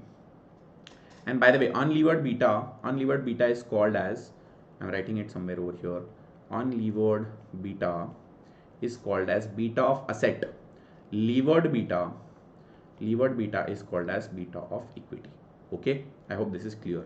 So in an all equity financed company, beta of asset is equal to beta of equity. There is no difference because there is no financial risk. But if there is a financial risk, then there is a beta of equity. So how do you calculate it? I will say beta of equity is nothing but beta of asset multiplied by what? Multiplied by, I will say, equity plus. And I also explain you the logic, the way to remember this formula. It's very easy, by the way. Equity plus 1 debt into 1 minus T upon equity. This is the formula to remember. Why? We are saying if it was only beta of asset, there was only equity, correct? But now the way to remember, I'll show you as a ratio. Okay, beta of asset represented only equity, but beta of equity represents equity plus debt into 1 minus T. So if now you would have calculated through ratio and proportions, right? So how would you calculate it? You are wanting to calculate this number. Okay, you're wanting to calculate this number. You will say beta of asset multiplied by this equity plus debt into 1 minus T divided by equity. Clear? Is this clear? This is an easier way to remember. Beta of asset into equity into debt plus 1 minus debt into 1 minus T. Equity plus debt into 1 minus T upon equity. So you have to increase. Your risk will increase, remember. So it will always be higher. Beta of equity will always be higher than beta of asset because you are adding financial risk. Okay, you always remember. If you don't forget the formula, just find out this. Okay, this is how you calculate the ratio proportions that we had learned in the childhood. Okay, so what do? When there are projects with a different risk? If it is a telecom company which is entering into a pharma project, what do? You will say your telecom beta will be very different. So you will say, I will take a pharma company's beta. I will take a pharma company's beta, but the pharma company will have its own equity beta. You need only systematic risk, which is the business risk of the pharma company, because your capital structure is different. So let's say if it is a telecom company, let's say Vodafone. Vodafone enters into manufacturing medicines. What will it do? Hypothetically, it will take Sun Pharma's beta, but Sun Pharma's beta will have its capital structure. It will have its own gearing. So what do you have to do? You will have to take Sun Pharma's beta. You will have to ungear. You will have to find the beta of asset of pharma business. So you will have to ungear using the debt equity ratio of Sun Pharma. Then you find the beta of asset, and then once you found the beta of asset, you re-gear. So once you found out the business risk, which is the beta of asset, then you re-gear using your own debt equity, using the debt equity of Vodafone Idea. Okay, and then that beta you use in the CAPM model to find out the cost of equity for that different project. Okay, let us see an example. Let us see one example and then we are done. Anyways, the simple one, current risk free rate is 3.5, market rate is 11%, identified by a proxy company 1.3, so 1.3 into 11%, or actually market risk premium will be 11% minus 3.5, so 7.5, 7.5% into 1.3 plus 3.5 will give you your cost of equity. Okay, what are the different assumptions, guys? This is important from an exam perspective. What are the different assumptions of CAPM? That investors are well diversified, which is why it doesn't take into account the unsystematic risk, that the markets are perfect. Unfortunately, I don't know why they keep taking these assumptions that everyone is a perfect one. Unrestricted borrowing or lending at a risk free rate. Okay, single period horizon, and rational or risk averse investors. This is important, guys. Okay, limitations, beta estimation, empirical anomalies, all of these calculations you can read this at your end. Okay, what are the advantages? It is practically effective, it is risk focused, it talks about project appraisal utility, and finally it is market based, used on absorbable market data rather than subjective estimates. Okay, this is clear. I hope this one is clear. That is where we end this chapter. We'll start with this chapter, capital structure, tomorrow, and we'll end today. What all chapters have we covered? We've covered investment appraisals. From my notes perspective, we've covered. Now your question, Priyal had asked me this question, I will answer it now. So what have we covered today? We've covered investment appraisals, which is chapter 2 to chapter 6. Second, we've covered 2 chapters of business finance, which is what? Which is effectively chapter two or maybe three. I think we've covered three. Let me see. No, we've covered two. Okay, we've covered two. So we've covered chapter 16 and 17. Okay, we've covered these many. Third, you have to do self study of what? You have to do self study of chapters 1, 11 and 12 at your end. Okay, you have to do self study of chapter 1, 11 and 12 at your end, and remaining chapters we will cover tomorrow. Okay, 5:30 p.m. IST sharp tomorrow, guys. First of all, before we go ahead, and I have still not told you where the notes are there, so let me take the benefit of seeking from you. Was this session helpful, guys? I really want to know from you all in the chat box. Was this session helpful? Any suggestions for tomorrow, guys? Was this session helpful? Please let me know. Was this session helpful? Please let me know. Please let me know if this session was helpful. Anything, any comments, any suggestions for tomorrow's lecture, guys? I'll wait for another 30 seconds and then I will tell you where the notes are kept. They are not kept yet. I will have to upload. I have not uploaded yet.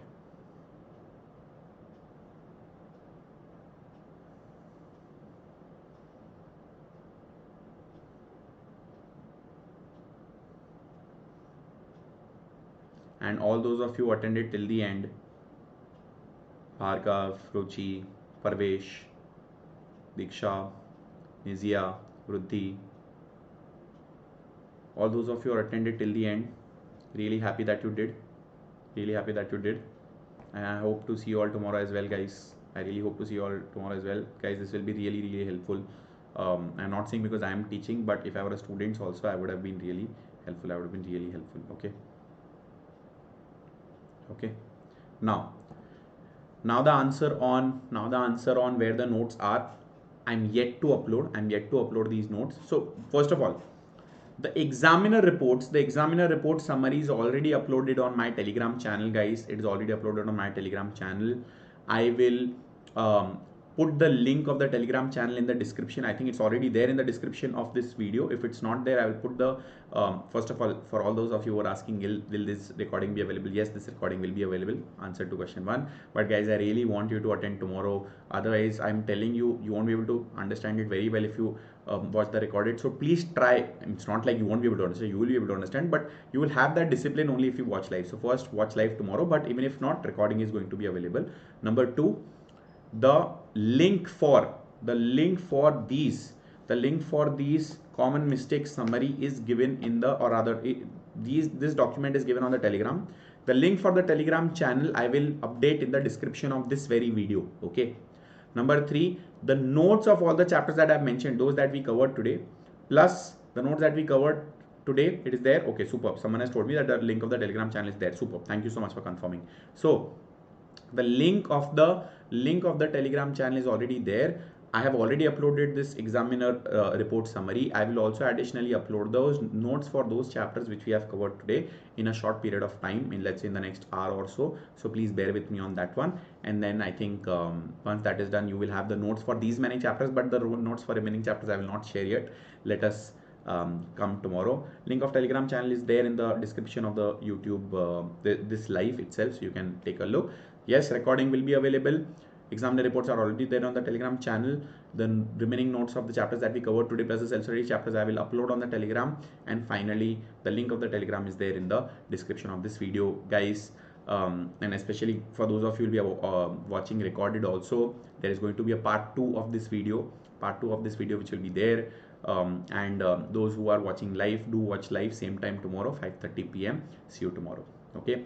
And happy to sort of engage on any suggestions that you might have. Please feel free to put it in the chat box. Again, once again, all those of you attended live, Ruchi, Bhargav, Vruddhi, Parvesh, Nizia, Diksha.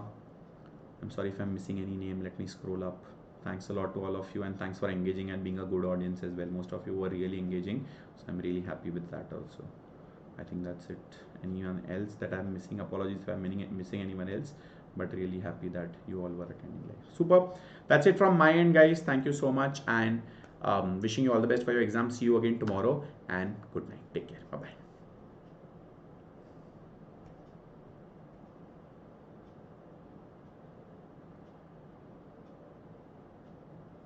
Bye bye. All the best. Thank you.